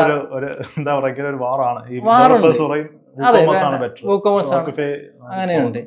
ചില സമയത്ത് അതിന്റെ ആവശ്യമുണ്ട്. കണ്ടന്റ് മാർക്കറ്റിംഗ് ചെയ്യുന്ന ഇപ്പോൾ ബൈയിങ് ഗൈഡുകൾ, പിന്നെ എന്താ പറയുക, എല്ലാ സ്റ്റേജിലുള്ള ആളുകളെയും നമ്മൾ ഈ പറഞ്ഞ പോലെ സാറ്റിസ്ഫൈ ചെയ്യണം. അപ്പോൾ ഒരു ദിവസം കൊണ്ടല്ല ഒരു പിന്നെ ബ്രാൻഡ് ബിൽഡ് ചെയ്തെടുക്കുന്നത്. അപ്പോൾ അതുകൊണ്ട് തന്നെ അവയർനെസ് സ്റ്റേജിൻ്റെ അല്ലെങ്കിൽ ഈ പറഞ്ഞ പോലെ കൺസിഡറേഷൻ സ്റ്റേജിലൂടെ അല്ലെങ്കിൽ എല്ലാ സ്റ്റേജിലൂടെയും ബയേഴ്സിനെ കൊണ്ടുകൊണ്ടിരിക്കും. അപ്പോൾ ഒരു പ്രൊഡക്റ്റ് വാങ്ങുന്ന സമയത്ത് അയാൾക്ക് തോന്നുകയാണ് ഈ പ്രൊഡക്റ്റ് ആണോ നല്ലത്, ഇതിനേക്കാൾ നല്ലൊരു പ്രൊഡക്റ്റ് ഉണ്ടോ എന്ന് അയാൾ സെർച്ച് ചെയ്യുമ്പോൾ അതിൻ്റെ ആൻസറും നമ്മുടെ വെബ്സൈറ്റ് തന്നെ പറയുന്നുണ്ടെങ്കിൽ, നമ്മുടെ പ്ലാറ്റ്ഫോമിൽ അതിനുള്ള ആൻസർ ഉണ്ടെങ്കിൽ നമ്മുടെ പ്ലാറ്റ്ഫോമിൽ നിന്ന് അയാൾ വിട്ടു പോകുന്നില്ല. അയാൾ വീണ്ടും വീണ്ടും നമ്മുടെ പ്ലാറ്റ്ഫോമിലേക്ക് വന്നുകൊണ്ടേയിരിക്കുക. അപ്പോൾ അതും ഇ-കൊമേഴ്സ് SEO ഒരു പ്രധാനപ്പെട്ട പോർഷനാണ്. അപ്പം അതും കൺസിഡർ ചെയ്യുമ്പോൾ വൂക്കോമേഴ്സിന് അവിടെ ഒരു അപ്പർ ഹാൻഡ് ഉണ്ട്. പക്ഷേ ഞാൻ എപ്പോഴും പറയുന്നത് വെച്ചാൽ ഈ സെല്ലിംഗ് എന്ന് പറയുന്ന രീതിയിൽ വരുമ്പോൾ ഷോപ്പിഫൈ തന്നെയാണ്. ഷോപ്പിഫൈയുടെ SEOക്ക് അങ്ങനെ ലിമിറ്റേഷൻസ് എന്ന് പറയുന്ന ഈ ഒരൊറ്റ സ്റ്റേജിൽ മാത്രമേ ഉള്ളൂ. അത് പക്ഷേ പരിഹരിക്കാവുന്നത് മാത്രമേ ഉള്ളൂ. കാരണം നമുക്ക് ഈ പറഞ്ഞ പോലെ മറ്റ് ആപ്പുകളും കാര്യങ്ങളും ഉപയോഗിച്ചിട്ട് പരിഹരിക്കാവുന്ന കാര്യം മാത്രമേ ഉള്ളൂ. അങ്ങനെ ഒരു കൺസിഡറേഷൻ അല്ല, അങ്ങനെ ആ രീതിയിലേക്ക് ഒരു ചിന്തയ്ക്ക് വലിയ പ്രസക്തിയില്ല. കാരണം എന്ന് വെച്ചാൽ ടെക്നോളജി അറിയാവുന്ന ഒരാളാണ് എൻ്റെ പിന്നിലെങ്കിൽ ഈ പറഞ്ഞ പോരായ്മകളെല്ലാം മറികടക്കാൻ പറ്റുന്നതേ ഉള്ളൂ. ഈവൻ വലിയ ബ്രാൻഡ്സുകളും ഷോപ്പിഫൈ ചെയ്യുന്നുണ്ട്. പിന്നെ ചിലർ കസ്റ്റം മെയ്ഡ് ആയിട്ടുള്ള ഇത് ചെയ്യുന്നുണ്ട്. ഇനി അടുത്ത് നമുക്ക് പറയാനുള്ളത് ഈ ഡിജിറ്റൽ മാർക്കറ്റിങ്ങിന്റെ ഇപ്പോഴത്തെ ഒരു എന്താ പറയുക ഒരു ഫ്യൂച്ചറിനെ കുറിച്ചാണ്. അപ്പോൾ നമ്മളിപ്പോൾ ഇൻസ്റ്റ തുറന്നു കഴിഞ്ഞാൽ ഫുള്ള് ഡിജിറ്റൽ മാർക്കറ്റിംഗ് ഇൻസ്റ്റിറ്റ്യൂട്ട്സുകളുടെ ആഡ്സ് മാത്രമാണ് വരുന്നത്. അപ്പോൾ മാത്രമല്ല ഈ അതിന്റെ സർവീസസിന്റെയും കുറെ ആഡ്സുകൾ വരുന്നുണ്ട്. അപ്പോൾ ഇത് കുറച്ച് ഓവർ റേറ്റഡ് ആയി പോയോ? ഇപ്പോൾ ഇത് പഠിപ്പിക്കുന്ന കാര്യങ്ങൾ, ഡിജിറ്റൽ മാർക്കറ്റിംഗ് പഠിപ്പിക്കുന്ന കാര്യങ്ങൾ, കാരണം ഇതിനൊരു ഇങ്ങനെ ഒരു ഓപ്പർച്യൂണിറ്റി ഇപ്പോൾ ആളുകൾ നോക്കുന്നുണ്ടെന്ന് കാണുന്നുണ്ട്. ഒരുപാട് ഇൻസ്റ്റിറ്റ്യൂഷൻസ് വരുന്നുണ്ട്. അപ്പോൾ അതിൽ ഒരു ക്വാളിറ്റി മെയിൻറ്റെയിൻ ചെയ്യുന്ന കുറച്ച് പേരൊക്കെ ഉള്ളൂ. അപ്പം ബാക്കിയുള്ളവരെല്ലാം വളരെ ബേസിക് ആയിട്ടുള്ള കോഴ്സൊക്കെ കൊടുത്ത് ഭയങ്കര രീതിയിലൊക്കെ എമൗണ്ടൊക്കെ വാങ്ങിച്ചൊക്കെ ഒരു എന്താ പറയുക ഒരു പഠിക്കുന്ന ആളിനൊരു ഉപകാരമുള്ള രീതിയിൽ അത് പോകുന്നില്ലെന്നാണ് എനിക്ക് മനസ്സിലായത്. ഇപ്പൊ നമ്മൾ ഹയറിംഗ് ഒക്കെ എടുക്കുമ്പോൾ മനസ്സിലാവുന്നത് എങ്ങനെയാണ് അതിന്റെ ഒരു പോക്കെന്നുള്ളത്. അതിന്റെ എന്താണ്? അല്ല, അത് പറഞ്ഞ ശരിയാണ്. എന്ന് വെച്ചാൽ ഒരു 90% അല്ലെങ്കിൽ അതിൽ കൂടുതലും ഇൻസ്റ്റിറ്റ്യൂട്ടുകൾ കേരളത്തിൽ ഈ പറഞ്ഞ പോലെ ഫോക്കസ് ചെയ്യുന്നത് വോളിയത്തിന് മാത്രമാണ്. സ്റ്റുഡൻസിന്റെ നമ്പർ കൂട്ടുക എന്നുള്ളത് മാത്രമാണ്. ക്വാളിറ്റി വളരെ കുറച്ച് മാത്രമേ അവർ ഫോക്കസ് ചെയ്യുന്നുള്ളൂ. അതിനകത്ത് തന്നെ എത്ര ഇൻസ്റ്റിറ്റ്യൂട്ടുകൾ ഈ പറഞ്ഞ പോലെ ഒരു സ്റ്റുഡൻറ്റ് അപ്രോച്ച് ചെയ്ത് കഴിഞ്ഞാൽ നിങ്ങൾക്കത് പഠിക്കാൻ പറ്റുന്നതല്ല എന്ന് പറയുന്നുണ്ട്. ആരുമില്ല. പണ്ട് ടൈപ്പ് റൈറ്റിംഗ് പഠിച്ചിരുന്ന അല്ലെങ്കിൽ കൊടുത്തിരുന്ന ഇൻസ്റ്റിറ്റ്യൂട്ടുകളിൽ ആകെ കൂടി നമുക്ക് വേണ്ടത് കൈയുടെ സ്പീഡ് മാത്രമായിരുന്നു. ആ രീതിയിലേക്ക് ഡാറ്റ എൻട്രി നിങ്ങൾക്ക് ചെയ്യാൻ പറ്റുമെങ്കിൽ നിങ്ങൾക്ക് പറ്റിയ ഫീൽഡാണ് ഡിജിറ്റൽ മാർക്കറ്റിംഗ് എന്ന് പറയുന്ന രീതിയിലേക്ക് മാറിയിട്ടുണ്ട്. അപ്പോൾ എല്ലാവരെയും അവർ ഇതിനകത്തേക്ക് കൊണ്ടുവരുവാണ്. ശരിക്കും പറഞ്ഞാൽ ഏതെങ്കിലും കരിയറിൽ സ്റ്റക്കായി നിൽക്കുന്ന ആളുകൾക്ക് ഇത് സൊല്യൂഷനാണ്. അപ്പൊ എല്ലാവർക്കും പറ്റിയൊരു സൊല്യൂഷനാണ് ഡിജിറ്റൽ മാർക്കറ്റിംഗ് എന്നുള്ള രീതിയിലാണ് പലരും ഇത് ചെയ്യുന്നത്. വെറുതെ അതെ, വീട്ടിൽ വെറുതെ ഇരിക്കുന്നവര്, ഏതെങ്കിലും സമയത്ത് കരിയർ ബ്രേക്ക് ആയി പോയവര്, അല്ലെങ്കിൽ ഈ പറഞ്ഞ പോലെ ജീവിതത്തിൽ രക്ഷപ്പെടാതെ പോയവര്, പരീക്ഷ തോറ്റുപോയവര്, ഇങ്ങനെയുള്ളവരൊക്കെ പഠിക്കേണ്ട ഒരു ഫീൽഡാണ് എന്ന് ഇതിനെ വരുത്തി തീർത്തിട്ടുണ്ട്. കാരണം ഇത് പഠിക്കാനായിട്ട് ആളുകളുണ്ട്. ആ ഒരൊറ്റ കാരണം കൊണ്ട് അവരെല്ലാം ഈ പറഞ്ഞ പോലെ ഡിജിറ്റൽ മാർക്കറ്റേഴ്സ് ആവണം നിർബന്ധമില്ല. ആ റിയാലിറ്റി തിരിച്ചറിയണം. ശരിക്കും ഇത് പഠിക്കാനായിട്ട് മാർക്കറ്റിംഗ് സ്കില്ല്, അനലിറ്റിക്കൽ സ്കില്ല് ഇതൊക്കെ വേണം. ഇല്ലെങ്കിൽ ഇതിനകത്ത് മുന്നോട്ട് പോകാൻ പറ്റില്ല. ഇല്ലെങ്കിൽ അവർക്ക് ആകെ ചെയ്യാൻ പറ്റുന്ന വെച്ചാൽ ഇത് പഠിക്കാത്തവർ ചെയ്യുന്ന കുറേ പോസ്റ്റുകൾ ക്രിയേറ്റ് ചെയ്യാൻ പറ്റും. ഈ പറഞ്ഞ പോലെ കുറച്ച് റീൽസ് ക്രിയേറ്റ് ചെയ്യാൻ പറ്റും. പക്ഷെ അതും തന്നെ സ്ട്രാറ്റജിക്കലി എങ്ങനെ ക്രിയേറ്റ് ചെയ്യണം എന്ന് അവർക്ക് പറയാൻ പറ്റില്ല. ഓരോ ഞാൻ നേരത്തെ പറഞ്ഞ പോലെ ബയർ പെർസോണ വെച്ചിട്ട് എങ്ങനെ നമുക്ക് കണ്ടന്റ് ക്രിയേറ്റ് ചെയ്യാം, ഇതൊന്നും അവർക്ക് ചെയ്യാൻ പറ്റണമെന്നില്ല. സ്ട്രോങ് ആയിട്ട് ഇൻട്രസ്റ്റ് വേണം, മാർക്കറ്റിനെ പറ്റി അറിയണം, നമ്മളുടെ ചുറ്റും കോമൺ സെൻസ്, അതായത് നമ്മുടെ ചുറ്റും എന്താ നടക്കുന്നത്. ജൂൺ ജൂലൈ മാസങ്ങളിൽ കേരളത്തിൽ മഴക്കാലാണെന്നെങ്കിലും തിരിച്ചറിയണം. അങ്ങനെ ഒരു തിരിച്ചറിവെങ്കിലും അറ്റ്ലീസ്റ്റ് ഉള്ള ആളുകൾക്ക് ഇത് പഠിച്ചിട്ട് കാര്യമുള്ളൂ. അല്ലെങ്കിൽ ഈ പറഞ്ഞ പോലെ ഇന്ന അസുഖത്തിന് ഈ പറഞ്ഞ പോലെ പോകേണ്ടത് ഡോക്ടറെ അടുത്താണ്, അങ്ങനെയൊക്കെയുള്ള ഒരു കോമൺ സെൻസ് ഉണ്ടല്ലോ. ആ കോമൺ സെൻസ് ഇല്ലാത്ത ആളുകൾ പോലും ഇതിനകത്തേക്ക് വന്നിട്ടുണ്ട് എന്നുള്ളതാണ് ഇതിന്റെ ഏറ്റവും വലിയ ദുരന്തം എന്ന് പറയുന്നത്. അവരോട് ആരോടും ഈ ഇൻസ്റ്റിറ്റ്യൂട്ടുകൾ പറയാറില്ല നിങ്ങൾക്കിത് പറ്റിയതല്ല, നിങ്ങൾ മറ്റൊരു പണി നോക്കൂ എന്ന് ഇവരാരും പറയാറില്ല. അത് വലിയൊരു ദുരന്തത്തിലേക്ക് പോവുകയും ചെയ്യും, ഇതിന്റെ മൊത്തത്തിലുള്ള ക്രെഡിബിലിറ്റിയും പോകും. അതുകൊണ്ട് തന്നെ ഇപ്പോൾ പക്ഷേ ഒരു വലിയൊരു പ്രശ്നമുണ്ട്. പല ഇൻസ്റ്റിറ്റ്യൂട്ടുകളിലെയും ക്രെഡിബിലിറ്റി പോയി തുടങ്ങിയിട്ടുണ്ട്. പല സ്റ്റുഡൻസും ഇൻസ്റ്റിറ്റ്യൂട്ടുകളെ ചോദ്യം ചെയ്യുന്നുണ്ട്. ചില ഇൻസ്റ്റിറ്റ്യൂട്ടുകൾക്കൊക്കെ ഈ പറഞ്ഞ പോലെ മാസീവായിട്ട് റീഫണ്ട് കൊടുക്കേണ്ടി വന്ന സിറ്റുവേഷൻസ് ഒക്കെ ഉണ്ടായിട്ടുണ്ട്. അതായത് കുട്ടികൾ ചോദ്യം ചെയ്യാൻ തുടങ്ങിയപ്പോൾ അതിൽ ഈ പറഞ്ഞ പോലെ നമുക്കൊക്കെ ഒരു പങ്കുണ്ട്. എന്തുകൊണ്ടാണെന്ന് വെച്ചാൽ നമ്മളൊരു കഴിഞ്ഞ ഒരു 2 വർഷമായിട്ട് വലിയ രീതിയിൽ നേരത്തെ പറഞ്ഞില്ലേ ഈ വർക്ക്ഷോപ്പുകളൊക്കെ വെക്കുന്ന സമയത്ത് 10-12 മണിക്കൂറുള്ള വർക്ക്ഷോപ്പുകളൊക്കെ വെക്കുമ്പോൾ ഒരുപാട് എക്സ്പെർട്ടുകളെ നമ്മൾ കൂട്ടിയിട്ടാണല്ലോ വർക്ക്ഷോപ്പ് വെക്കുന്നത്. അപ്പോൾ വലിയ ഇൻപുട്ടുകളൊക്കെ നമ്മൾ ഫ്രീ ആയിട്ട് കൊടുക്കുമ്പോൾ അതിൻ്റെ ഒരു 10-1 പോലും പെയ്ഡ് ആയിട്ടുള്ള കോഴ്സുകളിലൂടെ കൊടുക്കാൻ പറ്റാത്ത ഇൻസ്റ്റിറ്റ്യൂട്ടുകൾ ചോദ്യം ചെയ്യപ്പെടും. അപ്പോൾ അവർ മാറ്റിയിട്ടുണ്ട്, സിലബസ് മാറ്റിയിട്ടുണ്ട്. പല ഇൻസ്റ്റിറ്റ്യൂട്ടുകളും പുതിയ ട്രെയിനേഴ്സിനെ ഹയർ ചെയ്തുകൊണ്ടുള്ള പരസ്യങ്ങൾ ഇപ്പോൾ ഡെയിലി കാണാം. ക്വാളിറ്റി ഇമ്പ്രൂവ് ചെയ്യേണ്ട ഒരു ആവശ്യമുണ്ട്. ഓക്കെ, അപ്പോൾ നമുക്കിപ്പോൾ ഈ ഡിജിറ്റൽ മാർക്കറ്റിംഗ് തന്നെ ഇപ്പോൾ പല സെക്ടേഴ്സിൽ ഇപ്പോൾ ജോലി നോക്കാമല്ലോ, ജോലി നോക്കുന്നവരുടെ കാര്യം. ഇപ്പോൾ നമ്മളിപ്പോൾ ഞാനൊക്കെ പറയുന്ന ഇപ്പോൾ പെർഫോമൻസ് മാർക്കറ്റിംഗ് ഏരിയ. അപ്പോൾ അതിൽ ഞാൻ ഇപ്പോൾ അവരുടെ അടുത്ത് പറയുന്നത് ഇപ്പോൾ ഒരു പെർഫോമൻസ് മാർക്കറ്റ് നിങ്ങളാണെങ്കിൽ ഇപ്പോൾ എസ്പെഷ്യലി അതിൽ നമ്മൾ പെയ്ഡ് ആഡ്സ് ചെയ്തുള്ള എക്സ്പീരിയൻസ് ആണ് അതിൻ്റെ ഒരു കംപ്ലീറ്റ് ആയിട്ടുള്ള എക്സ്പീരിയൻസ്. അപ്പോൾ അതിൽ കംപ്ലീറ്റ് ആയിട്ടൊരു അനാലിസിസ് മീൻസ് ഫസ്റ്റ് തന്നെ അവർ ലേൺ ചെയ്തിട്ട് അതിൻ്റെ ഒരു പ്രാക്ടിക്കൽ എക്സ്പീരിയൻസ് ബിൽഡ് ചെയ്യണം. അപ്പോൾ ഒരു ഇൻസ്റ്റിറ്റ്യൂഷനിലൊക്കെ പോയി പഠിച്ചാൽ ചിലപ്പോൾ തിയറി മാത്രമായിരിക്കും ചിലപ്പോൾ ഇൻസ്റ്റിറ്റ്യൂഷനിൽ പഠിക്കുക, അല്ലെങ്കിൽ ചെറിയ ലെവലിലുള്ള ഒരു പെയ്ഡ് ആഡ്സ് ഒക്കെ ആയിരിക്കും ഗൂഗിളിലും മെറ്റയിലൊക്കെ ചെയ്ത് അവർ ചെയ്യാറ്. അപ്പോൾ അത് ഇപ്പോൾ ഞാൻ ഇവിടെ എൻ്റെ ഒരു കമ്മ്യൂണിറ്റിയിലൊക്കെ ഉള്ളടുത്ത് പറയുന്നത് ഇപ്പം അത് നിങ്ങൾക്ക് ചെയ്യാൻ പറ്റുന്നത് ഏറ്റവും ബെസ്റ്റായിട്ട് നിങ്ങൾ തന്നെ ഒരു സ്റ്റോർ ബിൽഡ് ചെയ്യുക. സ്റ്റോർ ബിൽഡ് ചെയ്ത് എസ്പെഷ്യലി ഒരു ഡ്രോപ്പ് ഷിപ്പിംഗ്, അതിനാണ് ആ ഒരു ഏരിയ ഒരു ഡ്രോപ്പ് ഷിപ്പിംഗ് രീതിയിൽ നിങ്ങൾ തന്നെ സ്റ്റോർ ബിൽഡ് ചെയ്ത് ഡ്രോപ്പ് ഷിപ്പിംഗ് വഴി ഒരു 100 സെയിൽ എടുക്കുക. അപ്പോൾ ഡ്രോപ്പ് ഷിപ്പിംഗ് അതുവരെ നമ്മൾ യൂസ് ചെയ്താൽ മതി എന്നാണ് ഞാൻ പറയുന്നത്. അപ്പോൾ 100 സെയിൽ എടുക്കുമ്പോൾ തന്നെ അവർക്ക് എക്സാക്ട്ലി ഒരു സ്റ്റോർ ബിൽഡ് ചെയ്യുന്ന ഒരു നോളജ്, അപ്പോൾ പിന്നെ ഒരു ആഡ്സ് ഒക്കെ ഉപയോഗിച്ച് അവർക്ക് അത് ആ ചെറിയ ലെവലിൽ ഒരു പെർഫോമൻസ് മാർക്കറ്റിംഗ് ഒക്കെ അവർ പഠിക്കും. എന്നിട്ട് ആ സെയിൽ എടുക്കുന്ന ഒരു എക്സ്പീരിയൻസ്, പിന്നെ ആഫ്റ്റർ സെയിൽ എക്സ്പീരിയൻസ്. ഇപ്പോൾ ഇതൊക്കെ പഠിക്കുമ്പോൾ തന്നെ ഏകദേശം ഒരു എങ്ങനെയാണ് ഒരു ക്ലയന്റിന്റെ രീതിയിൽ ഒരു ഇ-കോമേഴ്സ് DTC ഇ-കോമേഴ്സ് വർക്ക് ചെയ്യണം എന്നുള്ള ഒരു ചെറിയൊരു ഒരു കംപ്ലീറ്റ് ആയിട്ടൊരു ഐഡിയ ഉണ്ടാവും. അപ്പോൾ ഇത് ഈ ഒരു എക്സ്പീരിയൻസ് വെച്ചിട്ട് അവർ ഒരു ഫസ്റ്റ് ജോബിലോട്ട് എൻ്റർ ചെയ്യാം. അപ്പോൾ അത് ഒരു നല്ലൊരു ഏജൻസി പോയൊക്കെ വർക്ക് ചെയ്ത് കഴിഞ്ഞാൽ അവിടെ പിന്നെ നല്ല അക്കൗണ്ട്സുകൾ അവരെ കൈ കിട്ടും.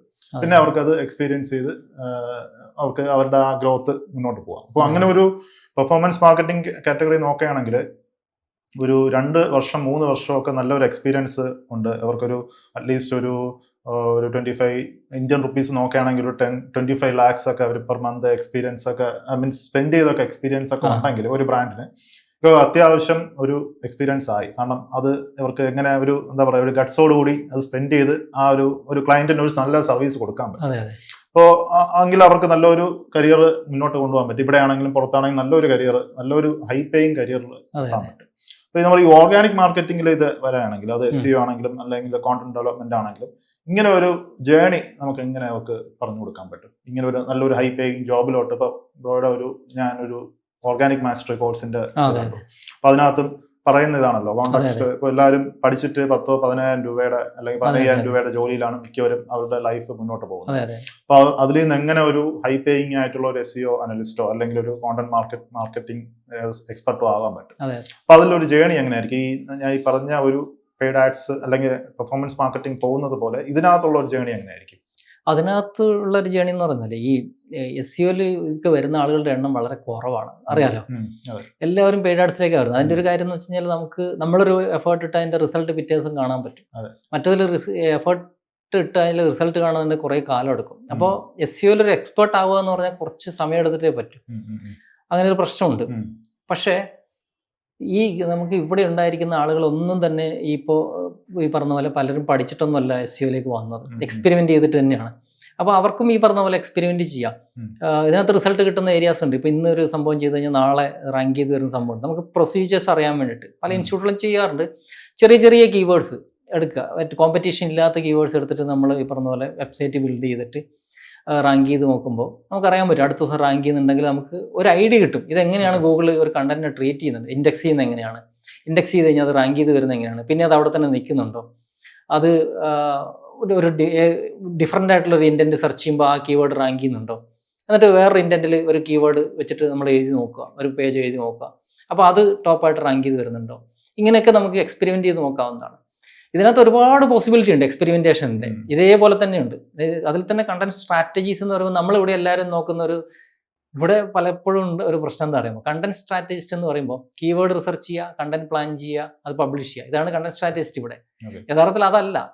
യഥാർത്ഥത്തിൽ ഈ നേരത്തെ പറഞ്ഞതുപോലെ ഓഡിയൻസിന്റെ സൈക്കോളജി മനസ്സിലാക്കിയിട്ട് ഏത് ടൈപ്പ് ഓഫ് കണ്ടന്റ് അവർക്ക് വേണ്ടി എഴുതണം.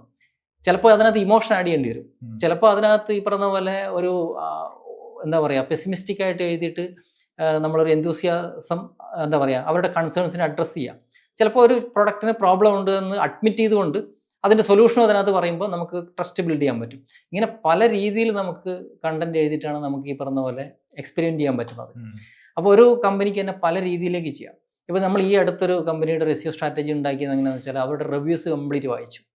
റിവ്യൂസ് കംപ്ലീറ്റ് വായിച്ചപ്പോൾ അവരുടെ സ്റ്റാഫുകളെയാണ് എല്ലാവരും അപ്രീഷിയേറ്റ് ചെയ്യുന്നത്. അപ്പോൾ എംപ്ലോയീസ് അവരുടെ ഒരു പ്രധാനപ്പെട്ട ഘടകമാണ് അവരുടെ ബിസിനസ്സിലെ. അപ്പോൾ ഒരു എംപ്ലോയി ജനറേറ്റഡ് കണ്ടന്റ് അല്ലെങ്കിൽ എംപ്ലോയി ജനറേറ്റഡ് ഒരു രീതിയിലേക്ക്, ഇപ്പോൾ യൂസർ ജനറേറ്റഡ് കണ്ടന്റ് എന്ന് പറയുന്ന പോലെ തന്നെ ഒരു ഇമ്പോർട്ടൻ്റ് ആയിട്ടുള്ള സംഭവമാണ് എംപ്ലോയി ജനറേറ്റഡ് കണ്ടന്റ്, EGC എന്ന് പറയുന്നത്. അപ്പോൾ ഈ സംഭവം യഥാർത്ഥത്തിൽ ഭയങ്കര ഇമ്പോർട്ടൻ്റ് ആണ്. അപ്പോൾ ഇത് നമ്മൾ ആ റിവ്യൂ വായിക്കുമ്പോഴാണ് മനസ്സിലായത് എല്ലാ ആളുകളും അവരുടെ കസ്റ്റമേഴ്സിനെ അവരുടെ സ്റ്റാഫിനെ ഭയങ്കരമായിട്ട് പ്രൊമോട്ട് ചെയ്യുന്നു, അല്ലെങ്കിൽ അവരുടെ ഒരു ആക്ടിവിറ്റി നല്ലതായിരുന്നു, അവരുടെ ഒരു എൻഗേജ്മെൻറ്റ് നല്ലതായിരുന്നു, അവർ നമ്മളോട് പെരുമാറുന്നത് നല്ലതായിരുന്നു പറഞ്ഞു. അപ്പോൾ ഇത് സ്റ്റാഫുകൾ വഴിയാണ് പോകുന്നത്. അപ്പോൾ അത് ഒരു സ്ട്രാറ്റജി ആയിട്ട് എടുക്കുന്നു. അപ്പോൾ ഇവിടെ കൃത്യമായിട്ടുള്ള ഒരു റീഡിങ് അല്ലെങ്കിൽ കൃത്യമായിട്ടുള്ള ഒബ്സർവേഷൻ, അനാലിസിസ്, ഇതൊന്നും ഇല്ലാതെ ഒരാൾക്ക് SEO മുന്നോട്ട് പോകാൻ പറ്റില്ല. നമ്മൾ തമാശക്ക് പറയുന്നൊരു സംഭവമുണ്ട്, പെയ്ഡ് മാർക്കറ്റിംഗ് സിസ്റ്റമാറ്റിക് ആയിട്ടുള്ളൊരു ജേണിയാണെന്നുണ്ടെങ്കിൽ SEO എന്ന് പറയുന്നത് നമ്മുടെ ഡോക്ടർ സണ്ണി പറഞ്ഞതുപോലെ ഒരു ഭ്രാന്തമായ യാത്രയാണ്. ചിലപ്പോൾ പല വഴികളിലൂടെ ഭ്രാന്തമായ ഒരു യാത്ര പോകേണ്ടി വരും. ചിലപ്പോൾ ഒരു രാത്രി നമ്മുടെ കീവേഡുകളെല്ലാം ഒറ്റയടിക്ക് ചിലപ്പോൾ താഴ്ന്നു പോയാൽ അങ്ങനെ സംഭവിക്കാൻ, നന്നായി സിസ്റ്റമാറ്റിക് ചെയ്യുന്ന ഒരാൾക്ക് അങ്ങനെ സംഭവിക്കില്ല. പക്ഷേ ഏതെങ്കിലും തരത്തിൽ അങ്ങനെ സംഭവിച്ചു പോയാൽ നമ്മൾ ചിലപ്പോൾ പാനിക്കാവുന്ന അവസ്ഥയൊക്കെ ഉണ്ടാവും. അപ്പോൾ അത് കണ്ടുപിടിക്കാനായിട്ട് നമ്മൾ പല വഴികളിലൂടെ പോകേണ്ടി വരും. ഞാൻ എപ്പോഴും പറയുന്നത് എന്താ അറിയാമോ, നല്ലൊരു SEO പ്രൊഫഷണൽ എന്ന് പറയുമ്പോൾ സിസ്റ്റമാറ്റിക്കായിട്ട് റാങ്ക് ചെയ്ത് ഫസ്റ്റ് പൊസിഷനിൽ എത്തിക്കുന്ന ഒരാളല്ല. ഏതെങ്കിലും ഒരു വെബ്സൈറ്റ് റാങ്കിങ്ങിൽ താഴോട്ട് പോയി കഴിഞ്ഞാൽ അത് എന്തുകൊണ്ട് താഴോട്ട് പോയി എന്ന് കൂടെ കണ്ടുപിടിക്കാൻ പറ്റുന്ന ആളായിരിക്കണം. അതും കൂടെ കണ്ടുപിടിക്കാൻ പറ്റണം. എങ്കിൽ മാത്രമേ ഈ പറഞ്ഞ പോലെ ഒരു പ്രോബ്ലം എന്താണെന്ന് മനസ്സിലാക്കിയിട്ട് അതിനെ പിക്ക് ചെയ്ത് മുകളിലോട്ട് കൊണ്ടുവരാൻ പറ്റും. അപ്പോൾ ഞാൻ എപ്പോഴും എൻ്റെ അടുത്ത് ആര് ചോദിച്ചു കഴിഞ്ഞാൽ എൻ്റെ ഒരു വെബ്സൈറ്റ് റാങ്കിങ് താഴെ പോയി എന്ന് വെച്ചാൽ ഞാൻ പേഴ്സണലി പോയി ചോദിക്കാറുണ്ട്, അതിൻ്റെ URL ഒന്ന് തരുമോ നോക്കാൻ വേണ്ടി. അപ്പോൾ നോക്കും. ഇപ്പോഴും ഞാനത് പഠിക്കും, എന്തുകൊണ്ടായിരിക്കും അത് താഴെ പോയത്. അപ്പോൾ നമുക്ക് മനസ്സിലാവും ആ സമയത്ത് നടന്ന ചിലപ്പോൾ അപ്ഡേറ്റുകളാവാം, അല്ലെങ്കിൽ ഈ വെബ്സൈറ്റിനകത്തുള്ള ചില കുഴപ്പങ്ങളായിരിക്കാം, പല ഫ്രെയിം വർക്കുകളും അത് പാലിക്കാത്തായിരിക്കും. ഈറ്റ് പോലുള്ള ചില ഫ്രെയിം വർക്കുകളുണ്ട്, അത് സാറ്റിസ്ഫൈ ചെയ്യാത്താവാം, ക്വാളിറ്റി പ്രശ്നമായിരിക്കാം, ഇങ്ങനെ പല പ്രശ്നങ്ങളും ഉണ്ടാവും. അത് ഐഡൻറ്റിഫൈ ചെയ്യുക, എന്നിട്ട് അതിനെ എങ്ങനെ റിക്കവർ ചെയ്യാൻ ഹെൽപ്പ് ചെയ്യുക എന്നുള്ളത്. ഇതെല്ലാം ചെയ്യുന്ന ഒരാൾക്ക് മാത്രമേ മുന്നോട്ട് വരാൻ പറ്റൂ. പക്ഷെ ആ രീതിയിലേക്ക് എത്തിക്കഴിഞ്ഞാൽ നമ്മൾ ഉദ്ദേശിക്കുന്നതിനേക്കാൾ കൂടുതൽ സാലറി കിട്ടും. ഇപ്പോൾ എൻ്റെ ഒരു സുഹൃത്ത്, നോർത്ത് ഇന്ത്യയിലുള്ള എൻ്റെ ഒരു ഫ്രണ്ട്, പുള്ളി ഒരു പ്രൊജക്റ്റിന് വാങ്ങുന്നത് $700. അതായത് കുറഞ്ഞ റേറ്റ്, ഏറ്റവും കുറഞ്ഞ പുള്ളിയുടെ ബേസ് റേറ്റ് എന്ന് പറയുന്നത് $700 ഒരു പ്രൊജക്റ്റിന് വാങ്ങുന്നത്. അപ്പോൾ അവർക്ക് അതുപോലുള്ള നിരവധി പ്രൊജക്റ്റ് ഉണ്ട് അവരുടെ കമ്പനിയിൽ. അപ്പോൾ അത് ചെറിയൊരു പേയ്മെൻ്റ് അല്ല, ഏകദേശം എന്ന് വെച്ചാൽ ഒരു 60,000+ ആണ് ഒരു ഇതിന് കിട്ടുന്നത്. അപ്പോൾ നമ്മൾ തന്നെ ഇവിടെ ചെയ്യുന്നതെന്ന് വെച്ചാൽ ഒരു സ്റ്റേജ് കഴിയുമ്പോഴേക്കും നമുക്ക് സ്കെയിൽ ചെയ്യാൻ പറ്റിയിട്ടുണ്ട്. ഇപ്പോൾ എൻ്റെ കൂടെ നിൽക്കുന്ന മിക്ക സ്റ്റുഡൻറ്റുകളടുത്ത് ഞാൻ പറയുന്നത് ഒരു 30,000-ൽ കുറഞ്ഞ സാലറി വാങ്ങരുതെന്ന് പറഞ്ഞിട്ട്, കാരണം ആ രീതിയിലേക്ക് അവരെ മോൾഡ് ചെയ്തെടുക്കുന്നുണ്ട്. ചിലരോട് നമ്മൾ പറയാറുണ്ട് നിങ്ങൾക്കിത് പറ്റില്ല, ഓപ്പണായിട്ട് പറയാറുണ്ട്. അതെന്തുകൊണ്ടാണെന്ന് വെച്ചാൽ ഹാർഡ് വർക്ക് ചെയ്യാൻ തയ്യാറല്ല. ഹാർഡ് വർക്ക് ചെയ്യാൻ തയ്യാറല്ലാത്തവർക്ക് ഇതിനകത്ത് നിന്നിട്ട് കാര്യമില്ല. അതും എനിക്കും തോന്നിയിട്ടുണ്ട്. എല്ലാവർക്കും ഓരോരോ അവരുടെ ഒരു കാപ്പബിലിറ്റി അനുസരിച്ച് അല്ലെങ്കിൽ അവരുടെ ഇൻട്രസ്റ്റ് അനുസരിച്ച് ഒരു ജോബ് സെലക്ട് ചെയ്യാം. ഇപ്പം പെയ്ഡ് ആഡ്സ് ചെയ്യണമെങ്കിൽ ഡെഫിനറ്റ്ലി അതിനൊരു ടെൻഷൻ അതിനകത്ത് ഇൻക്ലൂഡ് ഉണ്ട്. അപ്പൊ ആ ഗട്ട്സ് ഫീൽ ഉള്ളവർ മാത്രമേ അതിനകത്ത് ഫോക്കസ് ചെയ്ത് പോകാവൂ. അതെ. അപ്പൊ ഒരു ക്ലയന്റിന്റെ വായിരിക്കുന്ന കേൾക്കണം. അത് നമ്മളൊരു സ്ഥാപനത്തിൽ വർക്ക് ചെയ്യുകയാണെങ്കിൽ അവിടുത്തെ ഹെഡിന്റെ വായിരിക്കുന്ന കേൾക്കണം. അപ്പൊ അത് മാത്രമല്ല, അത് സ്പെൻഡായി വേസ്റ്റായി പോയി കഴിഞ്ഞാൽ പിന്നെ ഭയങ്കര പ്രശ്നമാണ്. അപ്പൊ അങ്ങനെ ഒരു നമുക്കൊരു ഗട്ട്സ് ഫീൽ എന്തായാലും വേണം. അപ്പൊ അത് പെട്ടെന്ന് ഒരു ഈ എസ്പെഷ്യലി ഈ ഹോളിഡേ ടൈം, മറ്റേ ബ്ലാക്ക് ഫ്രൈഡേ ടൈം, ഒരു ക്ലയന്റ് ചിലപ്പോൾ $5,000 പെർ ഡേ സ്പെൻഡ് ചെയ്യും. അപ്പൊ ആ സമയത്ത് നമ്മളൊരു സിസ്റ്റമാറ്റിക് ആയിട്ടൊരു സ്ട്രാറ്റജി ഇല്ലെങ്കിൽ നമ്മളുടെ ഒരു വാക്കിലാണ് അവർ സ്പെൻഡ് ചെയ്യുന്നത്. അപ്പൊ അവിടെ ഒരു ഇത് വേണം. അതേപോലെ തന്നെ ഇപ്പോൾ കുറച്ച് ക്രിയേറ്റീവ് ആയിട്ടുള്ളവർക്ക് ഇതിൽ കോണ്ടന്റ് ബിൽഡിംഗ് സ്ട്രാറ്റജി അതിലൊക്കെ ഇത് ചെയ്യാം. അപ്പൊ ഈ പേഷ്യൻസ് ഒക്കെ ഇതിൽ SEO ചെയ്യണമെങ്കിൽ തീർച്ചയായും ഒരു പേഷ്യൻസ് വേണം. പേഷ്യൻസ് എന്ന് വെച്ചാൽ ഇപ്പോൾ ചെയ്യാൻ വരുന്ന ക്ലയൻസിന് ഒരു പേഷ്യൻസ് വേണം. അതെന്തുകൊണ്ടാണെന്ന് വെച്ചാൽ ഇത് പെട്ടെന്ന് റിസൾട്ട് കിട്ടുന്നില്ല. അപ്പോൾ അതിൽ തന്നെ ഒരേ ഇൻഡസ്ട്രിയിൽ നിൽക്കുന്ന ഡിഫറൻറ്റ് ക്ലയൻറ്റുകൾക്ക് ഡിഫറൻറ്റ് സ്ട്രാറ്റജി വേണ്ടി വരും. അതെന്തുകൊണ്ടാണെന്ന് വെച്ചാൽ അതായത് ഗൂഗിളിനെ സംബന്ധിച്ചിടത്തോളം അല്ലെങ്കിൽ സെർച്ച് എഞ്ചിനെ സംബന്ധിച്ചിടത്തോളം ഈ ഹിസ്റ്റോറിക്കൽ ഡാറ്റ ഭയങ്കര ഇമ്പോർട്ടൻ്റ് ആണ്. അതായത് ഇത്രയും വർഷം ഒരു ബ്രാൻഡ് അല്ലെങ്കിൽ ഒരു കമ്പനി റാങ്ക് ചെയ്ത് വന്നു, അപ്പോൾ ആളുകൾ അതിന് വിശ്വസിക്കുന്നുണ്ട്. പുതിയൊരു കമ്പനി വരുന്ന സമയത്ത് അപ്പോൾ നമ്മളോട് പറയും അവരൊന്നും ഒരുപാട് കണ്ടന്റ് എഴുതിയിട്ടില്ലല്ലോ, അവർ വളരെ കുറച്ച് കണ്ടന്റ് വെച്ചിട്ടല്ലേ റാങ്ക് ചെയ്ത് പോകുന്നത്. പക്ഷേ അതിൻ്റെ ട്രസ്റ്റ് ഭയങ്കര കൂടുതലാണ്. കാരണം കുറേ നാളുകളായിട്ട് യൂസേഴ്സ് ആ വെബ്സൈറ്റിനോട് അല്ലെങ്കിൽ ആ ഡൊമൈനോട് എൻഗേജ് ചെയ്യുന്ന രീതി വളരെ പോസിറ്റീവാണ്. അപ്പോൾ നമ്മളും അങ്ങനെയാണല്ലോ, ഒരു ബ്രാൻഡിനോട് ആളുകൾ വളരെ നല്ല രീതിയിൽ എൻഗേജ് ചെയ്യുന്നുണ്ടെങ്കിൽ നമുക്ക് ട്രസ്റ്റ് കൂടും. അപ്പോൾ അവിടെ ഒരു പുതിയ ബ്രാൻഡ് വരുമ്പം താഴെത്തട്ടുന്ന് തുടങ്ങേണ്ടി വരും. അവർക്ക് അവയർനെസ് ബിൽഡ് ചെയ്യേണ്ടി വരും. അവർക്ക് ഈ പറഞ്ഞ പോലെ യൂസേഴ്സിൻ്റെ പല കൺസേൺസിനെ അഡ്രസ്സ് ചെയ്യേണ്ടി വരും. ഇവരെ സംബന്ധിച്ച് ഇവരെയും കമ്പയർ ചെയ്ത് നോക്കുമ്പോൾ നമ്മുടെ ബ്രാൻഡ് എങ്ങനെയാണ് എന്നുള്ളത് പരിചയപ്പെടുത്തേണ്ടി വരും. ഇതെല്ലാം കൊണ്ടുവന്നിട്ടേ നമുക്ക് എന്ത് ചെയ്യാൻ പറ്റൂ, നമുക്ക് ഈ പറഞ്ഞ പോലെ ഇത് ചെയ്യാൻ പറ്റും. നമ്മൾ ഒരു അസംഷനിലേക്ക് എത്തും. അതേപോലെ തന്നെയാണ് സെർച്ച് എഞ്ചിനും. സെർച്ച് എഞ്ചിൻ ഒരു പുതിയ വെബ്സൈറ്റിനെ റാങ്ക് ചെയ്യണമെന്നുണ്ടെങ്കിൽ പഴയ വെബ്സൈറ്റിൻ്റെ അതേ പാരാമീറ്റേഴ്സ് അല്ല ചിലപ്പോൾ നോക്കുക. അവർ ഈ വെബ്സൈറ്റിനെ അതായത് ഇത്രയും കാലം ആളുകൾ വിശ്വസിച്ചുകൊണ്ടിരുന്ന ഒരു വെബ്സൈറ്റിനെ മാറ്റി പുതിയൊരു വെബ്സൈറ്റിനെ അവിടത്തേക്ക് കൊണ്ടുവരണം എന്നുണ്ടെങ്കിൽ എന്തൊക്കെ കാര്യങ്ങളൊക്കെ അവർക്ക് അഡീഷണൽ ആയിട്ടുണ്ട് എന്നവർ നോക്കും ഉറപ്പായിട്ടും. അപ്പോൾ അത്ര ഈസി അല്ല. ഇപ്പോൾ പല ആളുകളും പറയുന്നുണ്ട് 6 മാസം സമയം മതി എന്ന്. ഒരു ബ്ലൈൻഡായിട്ട് പറയുന്നതാണ് 6 മാസം സമയം മതി. ചില ഇൻഡസ്ട്രിയിൽ 6 മാസം പോരാ, ചിലപ്പോൾ 2 വർഷം വേണ്ടി വരും. പക്ഷേ ഈ 2 വർഷം എന്ന് പറയുമ്പോൾ നമ്മൾ സ്ട്രോങ് ആയിട്ടുള്ളൊരു ഫൗണ്ടേഷൻ ഉണ്ടാക്കുകയാണ്. ആ ഫൗണ്ടേഷൻ ഉണ്ടാക്കി കഴിഞ്ഞാൽ പിന്നെ നമുക്ക് പ്രശ്നമില്ല, പിന്നെ നമ്മൾ ഈ പറഞ്ഞ പോലെ മുന്നോട്ട് പോകും. പക്ഷേ ഈ സ്റ്റേജിൽ നമ്മൾ അവർക്ക് റവന്യൂ ജനറേറ്റ് ചെയ്യുന്നില്ലെന്നല്ല, റവന്യൂ ജനറേറ്റ് ചെയ്യാൻ പറ്റും. അതായത് ഏറ്റവും കോമ്പറ്റീഷനുള്ള ഫീൽഡ് ആയാൽ പോലും അതിനകത്ത് ഇപ്പോഴും ആരും അഡ്രസ്സ് ചെയ്യാത്ത ഇൻറ്റൻറ്റുകൾ ഒരുപാടുണ്ട്. ഈ ഇൻറ്റൻറ്റ് കണ്ടുപിടിച്ചിട്ട് നമ്മൾ SEO ചെയ്യുകയാണെന്നുണ്ടെങ്കിൽ കൃത്യമായിട്ട് നമുക്ക് ഒരു 2-3 മാസം കൊണ്ട് നമുക്ക് അവർക്ക് റവന്യൂ ജനറേറ്റ് ചെയ്ത് കൊണ്ടുപോകാൻ പറ്റും. അൺആൻസേർഡ് ആയിട്ടുള്ള ഒരുപാട് ഇൻറ്റൻറ്റുകൾ ഇപ്പോഴും ഹൈ കോമ്പറ്റീറ്റീവ് SEO നീഷിലുണ്ട്. അത് കണ്ടുപിടിക്കുക എന്നുള്ളതാണ് ഇത്. പക്ഷെ ആരും അതിന് മെനക്കെടില്ല. കാരണം സിസ്റ്റമാറ്റിക് ആയിട്ട് അറിയാമല്ലോ, നമ്മുടെ ഇൻസ്റ്റിറ്റ്യൂട്ടിൽ നിന്ന് പഠിപ്പിക്കുന്നത് ഓൺ പേജ് SEO, പിന്നെ ഓഫ് പേജ് SEO, കുറച്ച് ടെക്നിക്കൽ SEO. ഇനി നേരെ അങ്ങോട്ട് ഇറങ്ങിക്കോ ക്ലയൻറ്റിൻ്റെ വെബ്സൈറ്റായിട്ടെന്നാണ്. ആരും വെബ്സൈറ്റ് നോക്കിയിട്ട് ഓഡിയൻസിനെ മനസ്സിലാക്കുന്നില്ല, സ്ട്രാറ്റജി ബിൽഡ് ചെയ്യാൻ നോക്കുന്നില്ല, ഇതുപോലെ അൺആൻസേർഡ് ആയിട്ടുള്ള ഇൻറ്റൻറ്റുകൾ കണ്ടുപിടിക്കുന്നില്ല, കീവേഡ് ഓപ്പർച്യൂണിറ്റീസ് കണ്ടുപിടിക്കുന്നില്ല, ഒന്നുമില്ല. ഹാർഡ് വർക്ക് ചെയ്യുന്നവർക്ക് തീർച്ചയായിട്ടും ഈ പറഞ്ഞ പോലെ വിത്തിൻ 1 ഇയർ, ഒരു വർഷം കഷ്ടപ്പെട്ട് കഴിഞ്ഞാൽ നല്ല ഹൈ പേയിങ് സാലറിയിലേക്ക് എത്താൻ പറ്റും. ഒരു വർഷം പക്ഷെ നല്ല രീതിയിൽ ഹാർഡ് വർക്ക് ചെയ്യണം. രാത്രിയും പകലൊന്നും ഇല്ലാതെ അവർക്ക് ചെയ്യാൻ പറ്റും. അത് ഏത് ഫീൽഡിലും അങ്ങനെയല്ലേ. ഇപ്പോൾ ഈവൻ എഞ്ചിനീയറിംഗ് ആയാലും മെഡിക്കൽ ആയാലും വെറുതെ കോഴ്സിന് പോയവർക്ക് മാത്രം എത്താൻ പറ്റില്ലല്ലോ. വിജയിച്ചവരെല്ലാം ഹാർഡ് വർക്ക് ചെയ്തവരാണ്. അതെ അതെ അതെ. ഓക്കെ, ഇനി അടുത്ത് നമുക്ക് ഈ ബിസിനസ് ഓണേഴ്സ്. അതെ, ഇപ്പോൾ നമുക്കിപ്പോൾ ഈ ബിസിനസ് ഓണേഴ്സിന് എനിക്ക് തോന്നിയിട്ടുണ്ട് ഇവർക്കൊരു അവയർനെസ് കൊടുക്കുന്ന ഒരു പ്രോഗ്രാം അതെ വലുതായിട്ട് നമുക്ക് ഇവിടെ എസ്പെഷ്യലി ഡിജിറ്റൽ മാർക്കറ്റിംഗ് ഏരിയയിൽ വലുതായിട്ട് ഇങ്ങനെ ഇല്ലെന്നാണ് എനിക്ക് തോന്നുന്നത്. കാരണം ഒരുപാട് ബിസിനസ് ഓണേഴ്സ് എൻ്റെ ഒരു പ്രൈവറ്റ് മീറ്റിംഗ് ഒക്കെ ബുക്ക് ചെയ്ത് വരുന്നുണ്ട്. ഇപ്പം കഴിഞ്ഞ 3-4 ദിവസം മുമ്പ് ഒരാൾ വന്നിട്ടുണ്ടായിരുന്നു. ആൾ ഒരു ക്ലോത്തിങ് ബ്രാൻഡൊക്കെ സ്റ്റാർട്ട് ചെയ്തു, ഒരു ക്ലോത്തിങ് ബ്രാൻഡ് സ്റ്റാർട്ട് ചെയ്തു. ആൾക്ക് ഇപ്പോൾ ഏതോ ഡെവലപ്പർ പറഞ്ഞതനുസരിച്ച് e-commerce ബിൽഡ് ചെയ്തു. അപ്പോൾ അതിനകത്ത് കുറേ പൈസ പോയി. പിന്നെ അവർ കുറേ രീതിയിൽ ആഡ്സിലൊക്കെ സ്പെൻഡ് ചെയ്തു, കോണ്ടന്റ് ബിൽഡ് ചെയ്തു. അങ്ങനെ കുറെ പൈസ കഴിഞ്ഞ് ഇപ്പം പൂട്ടാനുള്ള അടുത്ത് നിൽക്കുകയാണ്. അപ്പോൾ എനിക്ക് ഇവരെ ഇതുപോലെ ഒരുപാട് പേര് അറ്റ്ലീസ്റ്റ് ഒരാഴ്ച എൻ്റെ ഒരു പ്രൈവറ്റ് മീറ്റിംഗ് ഉണ്ട്. അതിനകത്ത് ഒരു 3-4 പേരെങ്കിലും ഇങ്ങനെ ബുക്ക് ചെയ്ത് ഇങ്ങനെ പല കാര്യങ്ങൾ അവരുടെ സ്റ്റോറി പറയുന്നവരുണ്ട്. അപ്പോൾ അതിനകത്ത് എനിക്ക് മനസ്സിലായിട്ടുള്ളത് ഒരു അവയർനെസ് ഇവർക്ക് വലുതായിട്ട് ഇല്ല. ഇതെന്താണ് ചെയ്യേണ്ടത്? ഒരു ബിസിനസ് തുടങ്ങുകയാണെങ്കിൽ അതിനകത്ത് എല്ലാ ബിസിനസ്സും ഡിജിറ്റലായി. ഇപ്പൊ എല്ലാവരും ഇവർ തുടങ്ങുന്ന എല്ലാം കംപ്ലീറ്റ്ലി 100% ഡിജിറ്റൽ ബിസിനസ്സാണ്. ഡിജിറ്റൽ ബേസ്ഡ് ആയിട്ട് അവർ സെല് ചെയ്യുന്ന രീതിയിലാണ് അവർ തുടങ്ങുന്നത്. അപ്പൊ അതിനാണല്ലോ അവരെന്നെ വിളിക്കുന്നത്. അപ്പോൾ പക്ഷെ ഇവർക്ക് ഇതിനെ കുറിച്ച് ഒരു ഐഡിയ ഇല്ല. കംപ്ലീറ്റ് ആയിട്ട് ഇത് അവിടെ ഇവിടെയുള്ള ഒരു അവയർനെസ് ആണ് ഉള്ളത്. അതിൽ നിന്ന് ഒരു ഐഡിയ ബിൽഡ് ചെയ്ത് സെറ്റപ്പ് ചെയ്ത് എടുക്കുകയാണ്. അപ്പോൾ ഇപ്പോൾ നമ്മൾ ചാനലിലൊക്കെ പറഞ്ഞിട്ടുണ്ടെങ്കിലും ആക്ച്വലി ഇവർക്കത് കംപ്ലീറ്റ് ആയിട്ട് പല സ്ഥലത്തായിട്ട് അത് കിടക്കുന്നുണ്ട്. അവർക്കൊരു ഞാൻ ഇന്ന കാര്യം പറയുമ്പോൾ ഞാൻ എൻ്റെ ചാനലിൽ ഇതിനെ കുറിച്ച് ഞാൻ പറഞ്ഞിട്ടുണ്ട്. അപ്പോൾ അത് ഞാൻ കണ്ടില്ല, ഇപ്പൊ ഇനി കാണാൻ പോണേ ഉള്ളൂ എന്നുള്ള രീതിയിലൊക്കെ അവർ പറയുന്നത്. അപ്പോൾ ഇവർക്കൊരു ബിസിനസ് ഓണേഴ്സിന് ഈ ഓർഗാനിക് മാർക്കറ്റിങ്ങിനെ കുറിച്ചും പെയ്ഡ് മാർക്കറ്റിങ്ങിനെ കുറിച്ചും ഒരു അവയർനെസ് ഉള്ള ഒരു എന്താ പറയുക ഒരു പ്രോഗ്രാം ഈ സ്റ്റുഡൻസിന് കൊടുക്കുന്നത് പോലെ ഈ ഒരു പ്രോഗ്രാം ബിൽഡ് ചെയ്യേണ്ട ആവശ്യമല്ലേ? പ്രോഗ്രാം ബിൽഡ് ചെയ്യേണ്ട ആവശ്യമാണ്. അതാണ് ഞങ്ങൾ ഇടയ്ക്ക് ഒരു ഓർഗാനിക് ഡേ എന്ന് പറഞ്ഞിട്ടൊരു സീരീസ് തുടങ്ങിയിരുന്നു. അതിന്റെ സെക്കൻഡ് ഇത് വരാൻ പോകുന്നുണ്ട്. പിന്നെ നേരത്തെ പറഞ്ഞ പോലെ കോവിഡ് സമയത്ത് അജു തുടങ്ങിയ ഒരു സീരീസ് ഉണ്ടല്ലോ, മറ്റേ ഡ്രോപ്പ് ഷിപ്പിങ്ങിന്റെ ആണെങ്കിൽ പോലും അത് ശരിക്കും ഇ-കൊമേഴ്സിന്റെ ഒരു ഇക്കോസിസ്റ്റം കൂടി ആയിരുന്നു. അത് കുറേ വീഡിയോസ് ഉണ്ട്.